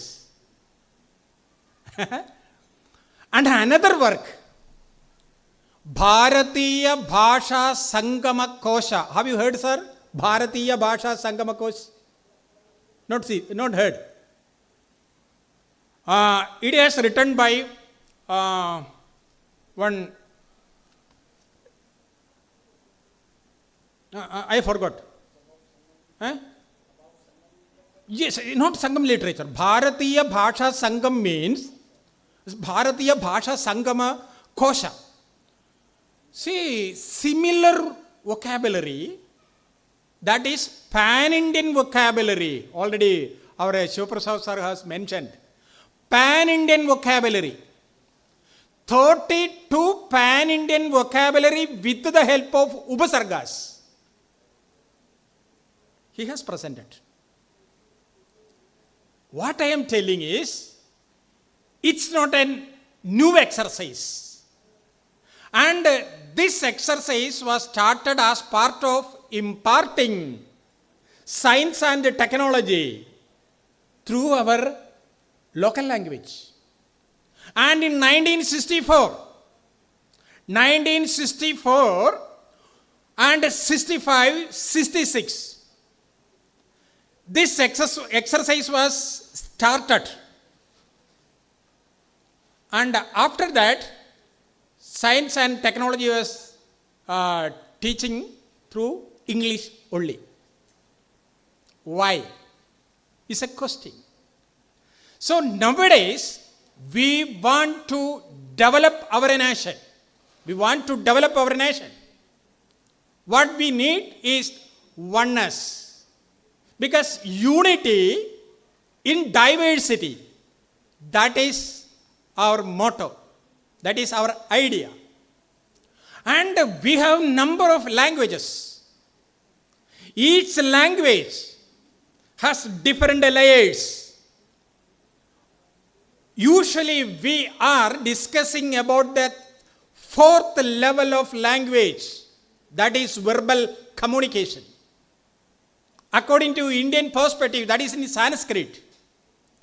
Language has, or Shabda has, 4 level. Para, Pashandi, Madhyama, Vaikhari. And this Vaikhari level, we are using Malayalam, Telugu, Kannada, etc. and etc. But Pashandi level, that is non-verbal communication, that is one. Madhyama level. And Pashandi, that also one.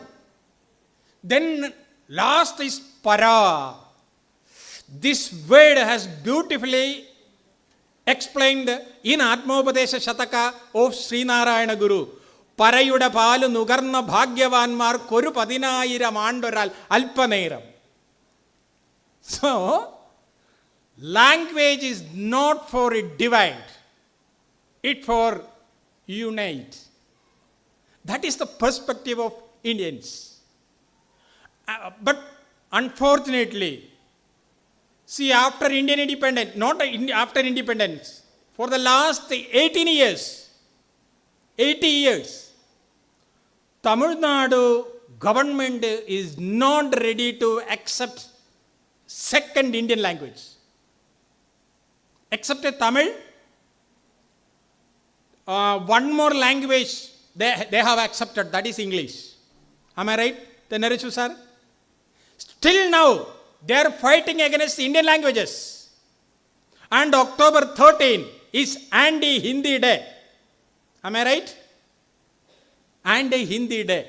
So usually we are telling about the love of Tamil people towards their language. That is best. But the spirit is not Indian spirit. So we have to accept almost all languages. And each and every language has its own history and philosophy and way of life. So, in order to protect, preserve, and strengthen the national education policy suggested that a separate division is needed. As part of this suggestion, Bharatiya Bhasha Samiti established. Bharatiya Bhasha Samiti.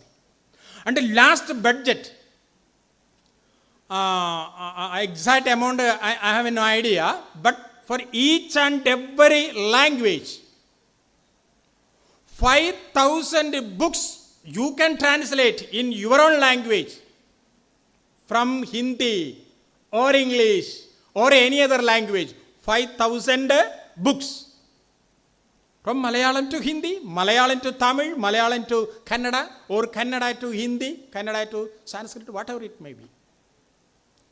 Separate budgetary provision. We have to utilize this.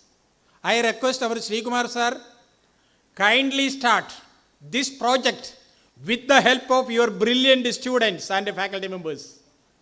Because we have to create new history in the field of language and literature. Okay. So, the essence of the spirit of language is unity. That always we have to highlight. And here, in this last 2 days discussion, we have journeyed through the vast and vibrant linguistics landscape of India. One that is not merely a collection of languages, but a family of living traditions shaped by history, philosophy, geography, and shared cultural memory. Across civilizations, language have played two opposing roles. It has been used to unite and to divide. In Indian thought, the purpose of language is not domination, but expression of the universal truths. That is Satyam Eva Jayade. Yado Dharma Tado Jaya. This workshop has successfully highlighted how the concept of Bharatiya Bhasha Pariwar goes beyond conventional linguistics classifications. This is the first time, I have already mentioned that in the history of Kerala, this type of discussion. It invites us to view language as a system of knowledge transmission, carries of indigenous epistemologies and instruments of social cohesion. The deliberations on Sanskrit, Dravidian languages, and tribal and folk traditions and modern Indian languages have collectively underscored the plural yet unified nature of India's linguistics heritage. We are especially grateful to our resource persons because I specially congratulate Sri Kumar sir and other faculty members to invite the eminent scholars in the field of linguistics. They have shared their ideas. Their contributions have deepened our understanding of comparative linguistics, historical language contact, grammatical traditions, and the relevance of Indian linguistics thought in modern academic framework. I must also remark on the enthusiasm and intellectual curiosity of the participants. The questions raised, the debate initiated, and the interdisciplinary perspectives shared have transformed this workshop from a series of lectures into a genuine academic dialogue. In the context of the national education policy and the growing emphasis on Indian knowledge system, this workshop holds special significance.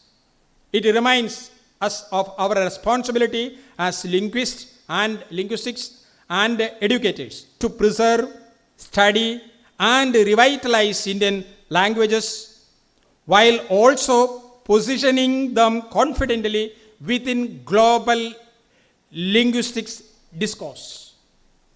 Before concluding, I would like to express sincere appreciation to the Department of Linguistics for organizing this seminar, and the coordinators of this program, volunteers, and all those who have worked tirelessly behind the scenes to ensure the success of this program. Their dedication reflects the true spirit of academic collaboration. As we disperse today, let's carry forward the insights gained here, not merely as academic knowledge, but as a renewed commitment to linguistic diversity, inclusivity, and intellectual rootedness. May this workshop inspire further research, collaboration, and dialogue on the Bharatiya Bhasha Pariwar in the days to come.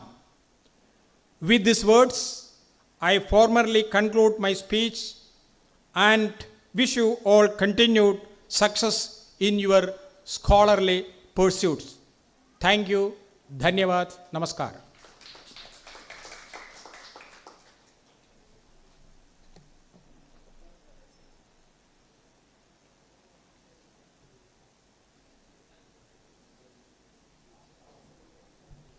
Thank you, Dr. Nateshan, for that profound and inspiring address, which beautifully encapsulated the essence and spirit of this conference.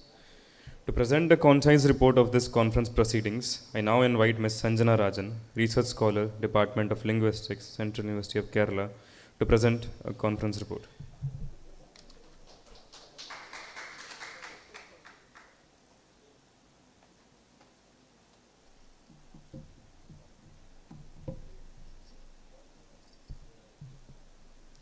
Good evening, everyone. I am Sanjana Rajan, Research Scholar at the Department of Linguistics. I am pleased to present the brief report of the two-day National Conference on Bharatiya Bhasha Pariwar, Contact and Convergence.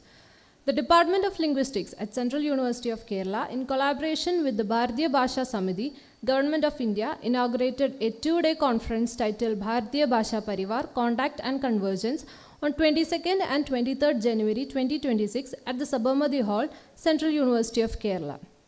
The inaugural day witnessed the participation of distinguished scholars, various experts from the field of linguistics, professors and students. A tribute was paid to late Professor Pramod Pandey, distinguished academician and linguist, highlighting his academic achievements and contributions to the field of linguistics. The presidential address was delivered by Professor Joseph Koipalli, Dean of Academic Affairs, Central University of Kerala. Delivering the inaugural address, Professor G.K. Panikar, Honorable Director, International School of Dravidian Linguistics, Thiruvananthapuram, stressed that in the contemporary context, where attempts are often made to create rifts in the name of language, linguists have a responsibility to promote the diversity of Indian languages rather than regarding one language as superior to another. Next, the book Bharatiya Bhasha Pariwar was launched by Professor R.C. Sharma in the presence of the audience. This was followed by the prize distribution ceremony, during which the winners of various competitions were felicitated with certificates and cash awards. The keynote address was delivered by Professor R.C. Sharma, former Professor, Department of Linguistics, University of Delhi. He emphasized how civilizational unity and linguistic diversity are two legacies of multilingual coexistence, and how shared contextual and semantic resources, including metaphors and symbolic systems, bind these languages together. A panel discussion on the book Bharatiya Bhasha Pariwar, A New Framework in Linguistics, was held, chaired by Dr. S. Thanershu, Head, Department of Linguistics, Central University of Kerala. During the panel discussion, Dr. Ravishankar S. Nair presented his concerns regarding Volume 1 of the book. Session 1 of the program was chaired by Dr. Anushree Srinivasan, Assistant Professor, Department of Linguistics, Central University of Kerala, Professor Sonal Kulkarni Joshi, Professor, Department of Linguistics, Deccan College Postgraduate and Research Institute, Professor K. Srikumar, Department of Linguistics, University of Lucknow, and Professor M.C. Keshav Murthy, Department of Dravidian and Computational Linguistics, Dravidian University, Kuppam, gave their presentations in the session. The significance of linguistic convergence, its functioning within the Indian context, examples from various languages to explain the syntactic convergence, and contact and convergence in the development of Telugu were highlighted in the session. The third session began at 10 a.m. on 23rd January and was chaired by Dr. Rajiv V., Department of Malayalam, Central University of Kerala. Dr. Ravishankar S. Nair, former faculty of Linguistics, Central University of Kerala. Professor M. Srinathan, retired professor, Department of Linguistics, Tunja Tirthachan Malayalam University, Tirur. Professor Naresh Annam, Center for Applied Linguistics and Translation Studies, University of Hyderabad, and Dr. S. Prema, Assistant Professor, Department of Linguistics, University of Kerala, were the key speakers of the session. How the presence of Dravidian words in the Rigveda raises important questions regarding the history of contact between the two language families, particularly with respect to Rigvedic loanwords, anthropological profile, linguistic diversity, genomic evidences, co-evolutionary contact involved convergence model, how the spread of knowledge through translation plays a crucial role in promote unity among Indian languages, literatures and cultures, the grammatical traditions in Malayalam, further classifying it through the lens of ancient, mid and modern period were the main topics highlighted in the session. Session 3 of the program commenced at 2:30 p.m. and was chaired by Dr. G. Palandirajan, Assistant Professor, Department of Linguistics, Central University of Kerala. Professor Joseph Scaria, retired Professor, Department of Malayalam, SB College, Changanasheri. Dr. Shiva Prasad, Assistant Professor, Department of Indian Languages and Literary Studies, University of Delhi, delivered the presentations in the session. The epistemic role of contact and convergence in the development of Malayalam language and its grammatical traditions, the identity of Malayalam language and its close relation to Tamil and Sanskrit literature were discussed in the sessions. The sessions over 2 days featured presentations on linguistic convergence, syntax, language contact, translation, grammatical traditions, and the development of Bharatiya languages including Sanskrit, Telugu, and Malayalam. Scholars highlighted the role of multilingualism, historical contact, and translation in fostering linguistic solidarity. The conference concluded with interactive discussions, panel deliberations, and a valedictory session, marking the event as a significant academic forum for reinventioning linguistic studies. Thank you.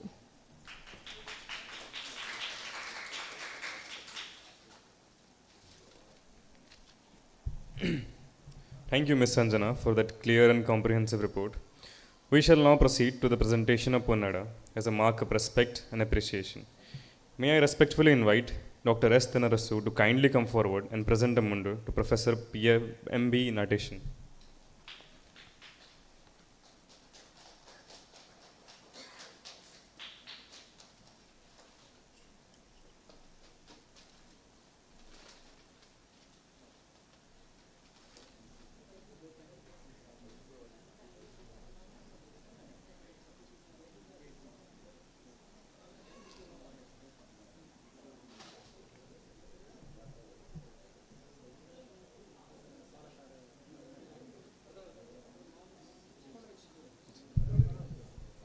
I would like to invite Professor P. Srikumar to present Mundu and honor the contribution of Mr. Saiju, our camera person, and Mr. Sharad and Vishal, who are handling the multimedia.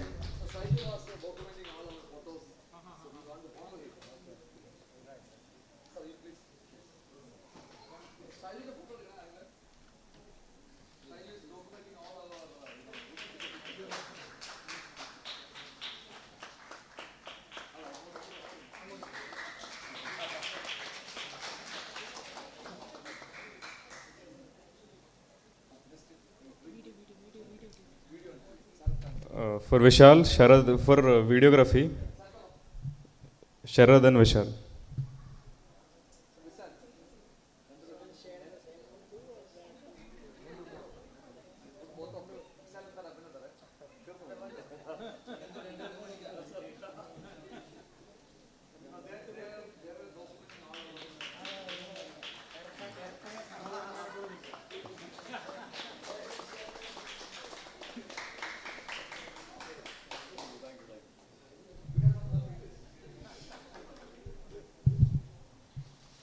As we come to the conclusion of this valedictory session, it is time to express our gratitude to all those who made this academic endeavor a success. I invite Professor P. Srikumar, Coordinator, Department of Linguistics, Central University of Kerala, to deliver the vote of thanks.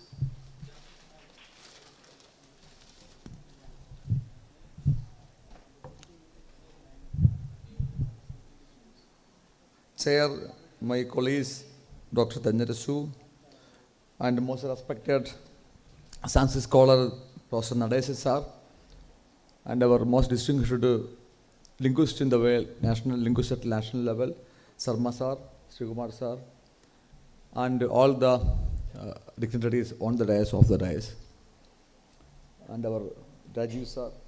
It is not the fund make things possible. It is the students, scholars in the department make things possible.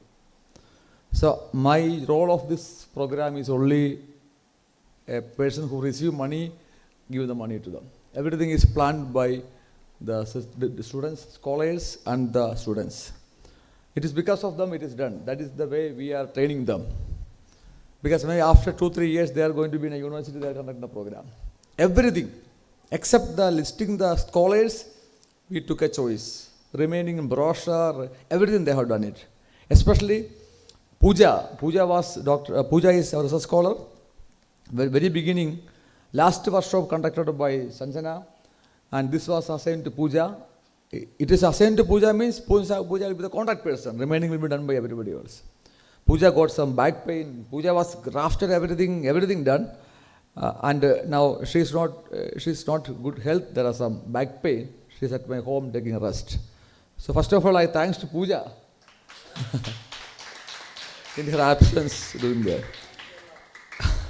Second thing, it is the scholars, all the scholars, I don't want to name, as a team. The scholars will motivate the PG students, first years, they will motivate the next team. So they're all working together. That is the way we have done the things. So therefore, first of all, I thanks to, if you give some money, what I can do with the money? I cannot do anything at all. We need people to do things. So it is because of them. Above all, it is the outcome. When the seminar is over, when you come talk, you will go. But the experience which they are getting, organizing things, which will sustain for the next generation, they will do it. So I thankful to all the team sitting here and there, food committee, registration committee, all the team for making this realized. And second thing, the moment I got this, so I think sir only called me to take up these things. I used to, because as a representative of the Bharatiya Bhasha Samiti, he used to call me, take it up, then I will take it up. And my, mind, the person who can inaugurate this program, it went to our own teacher, Professor G.K. Panikar, the most senior linguist in this state, a founder of the Dravidian Linguist Associations.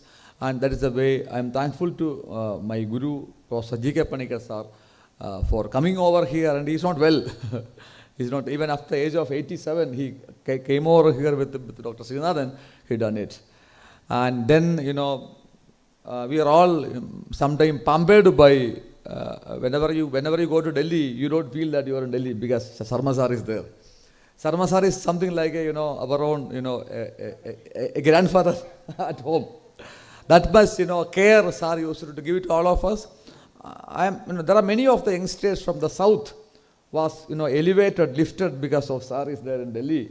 And one of the distinguished, most, sir is traveling from, I didn't come from Delhi. One place to one place, he keep on moving. Just now only Pooja booked a ticket for him to here to Hyderabad. So, thank you, sir, coming here and blessing us. And pass the message to the nation that there is a good department in India, that is CUK.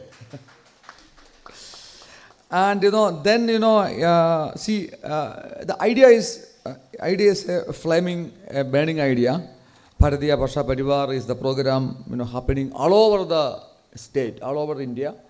But I'm sure that as I expected from Kerala, you cannot expect Kerala things in a very innocent way. Things will respond in a very positive way. So there was critic about the Bharatiya Bhasha Pariwar.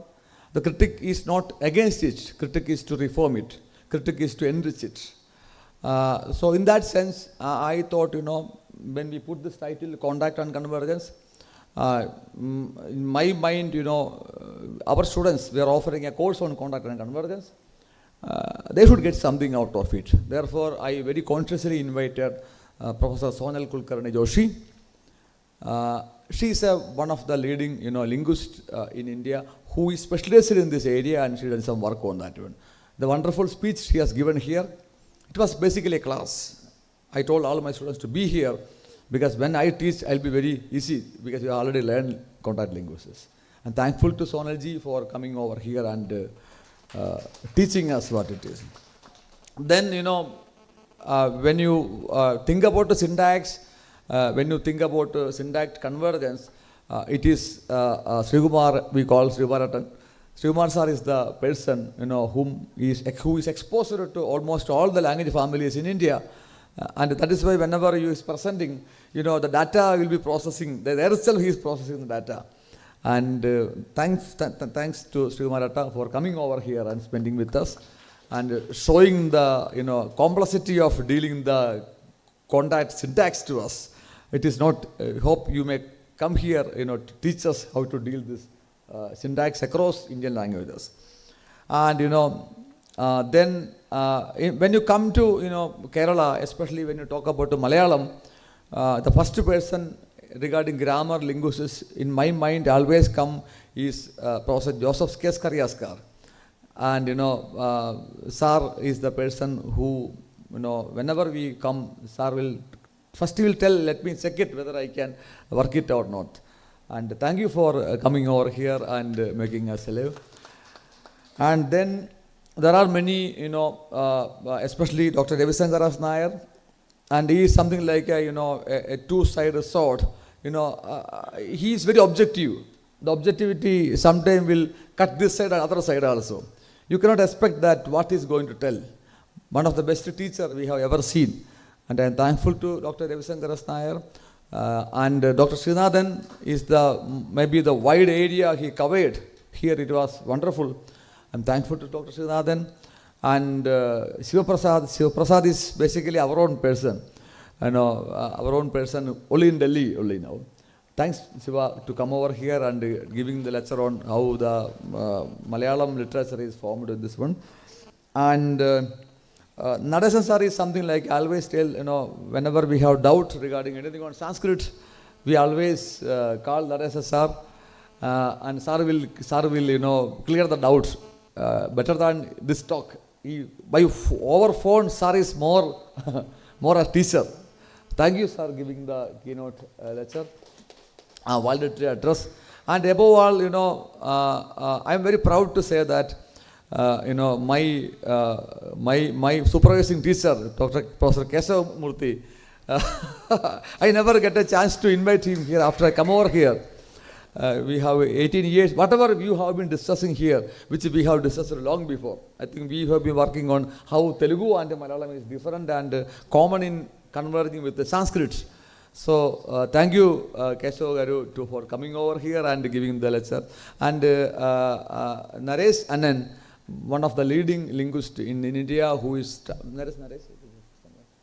Yes. So Naresh also done a good presentation here, and especially the role of translation of linguistics all the of India.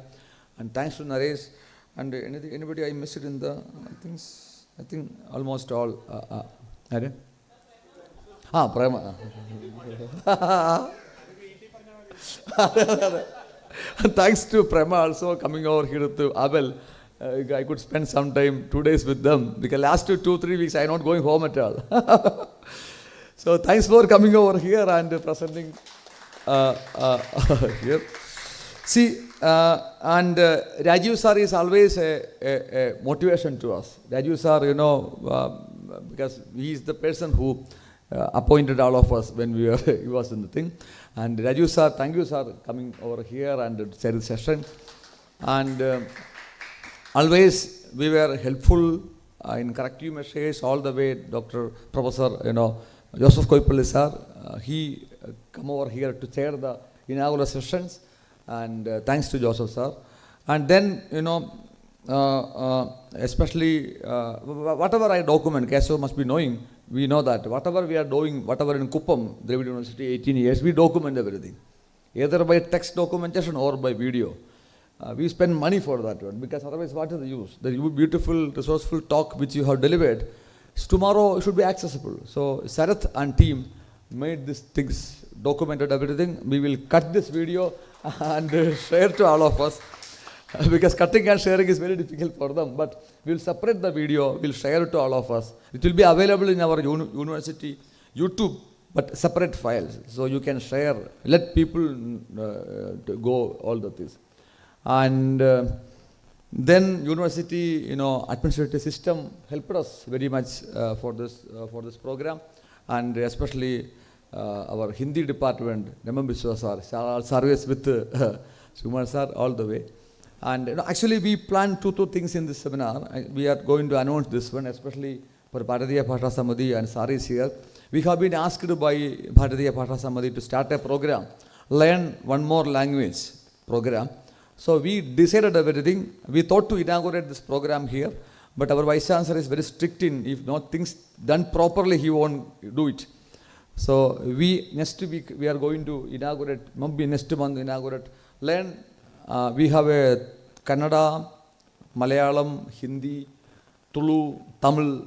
We are going to start teaching this course. Anybody can learn, take up a course of a 2-credit course, like a free, like a communicative course. That is also we are going to, inaugurate. Maybe since things not completed, otherwise it would have been inaugurated. And I am very happy that the seminar become fruitful.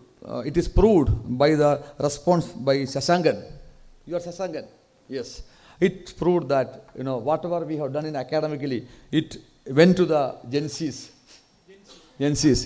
So as Mahatma Gandhi told, we have to think about the poor. Now we have to think about the Gen Z.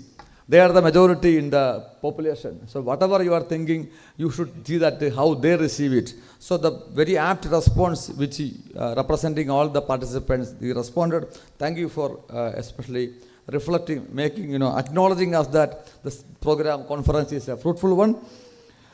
And finally, only one thing I want to tell you in brief. There was, opposition, there was reflection on that one. And in 1930, the great human being ever the world has seen, Mahatma Gandhi went to Dundee seashore to make salt. People thought that why this old man is going and making salt. That he called that as a civil disobedient movement. After some time, India got independence, but only politically, not intellectually. We made only salt. By making India, we made many things. We made number of things. Now India is leading the world of manufacturing, making the rocket, everything. But in the sphere of when my brother Guru Devi was talking about how can you talk about Cardwell, all things. See, when you plant a tree, you are planting it just as usual. When it is falling on your house, you should cut it. By intention, planting a tree, no intention, no problem. When Cardwell is doing Dravidian, when Cardwell is constructing the idea of Dravidian, nothing wrong in that one. When it was coming against the national sovereignty, national solidarity, there is no excuse on it. So therefore, we need a epistemic disobedience now. Gandhiji made civil disobedience. It is the time for India, we should take the step of a epistemic disobedience.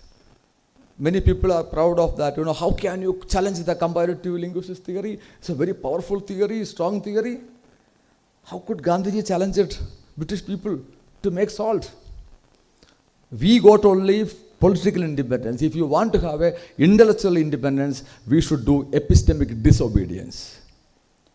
Then only, if you are not creating the knowledge, you cannot create the world. You are only consuming the things. Therefore, we cannot jump over this one. We have to step down. We have to step up very naturally. So let Bharatiya Bhasha Pariwar continue as a platform where we can get back our, I don't want to say we should get back to past. We should have to take the past to the present. For example, when I am giving assignment to my students that compare between Sasur and Bhartrhari, Sasur is having only diachrony, signified. But we have Para, Pashyandi, Madhyama, Vaikhari. So that is the way, we have enough chance to make a number of epistemic disobedience, epistemic innovations, all the things. So we are very, and especially I take the compliment of Nadeshan sir, this is the first department done this program. So Kerala is something very unique in creating Sri Sankara. Kerala is very unique in creating Narayana Guru, who were reforming it, who were not giving the past as it is. They were reforming it.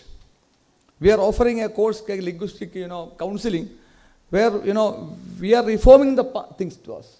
So we are here not to, blame the past. We are here to reform. We are here to decolonize. Therefore, I am sure that and the attempt which we have made, will be there in the history as a document, will be there in the mind of the people like, our Shashanka, our scholars, all the way. And this is the way it was done. And once again, I thanks to all. If I missed anybody, to good food has been provided by Vadioram. They're our people, because whenever linguistics department conduct any program, many of our students will skip the lunch box because Anna Vastradi Kitta Mutana. We always try to provide Vastram and Annam.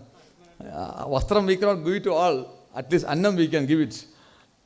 As Shashanka was telling, because of good chicken, all things, we could think well without having good food. Thanks to all the people, and make sure that and pass a message to the world that there is a good department in India. They are good in organizing things, all things. Once again, thanks Sarmaji, Sri Maratan, all the scholars who come over here, blessed us. Once again, thanks. Sir, want to tell something? Thank you.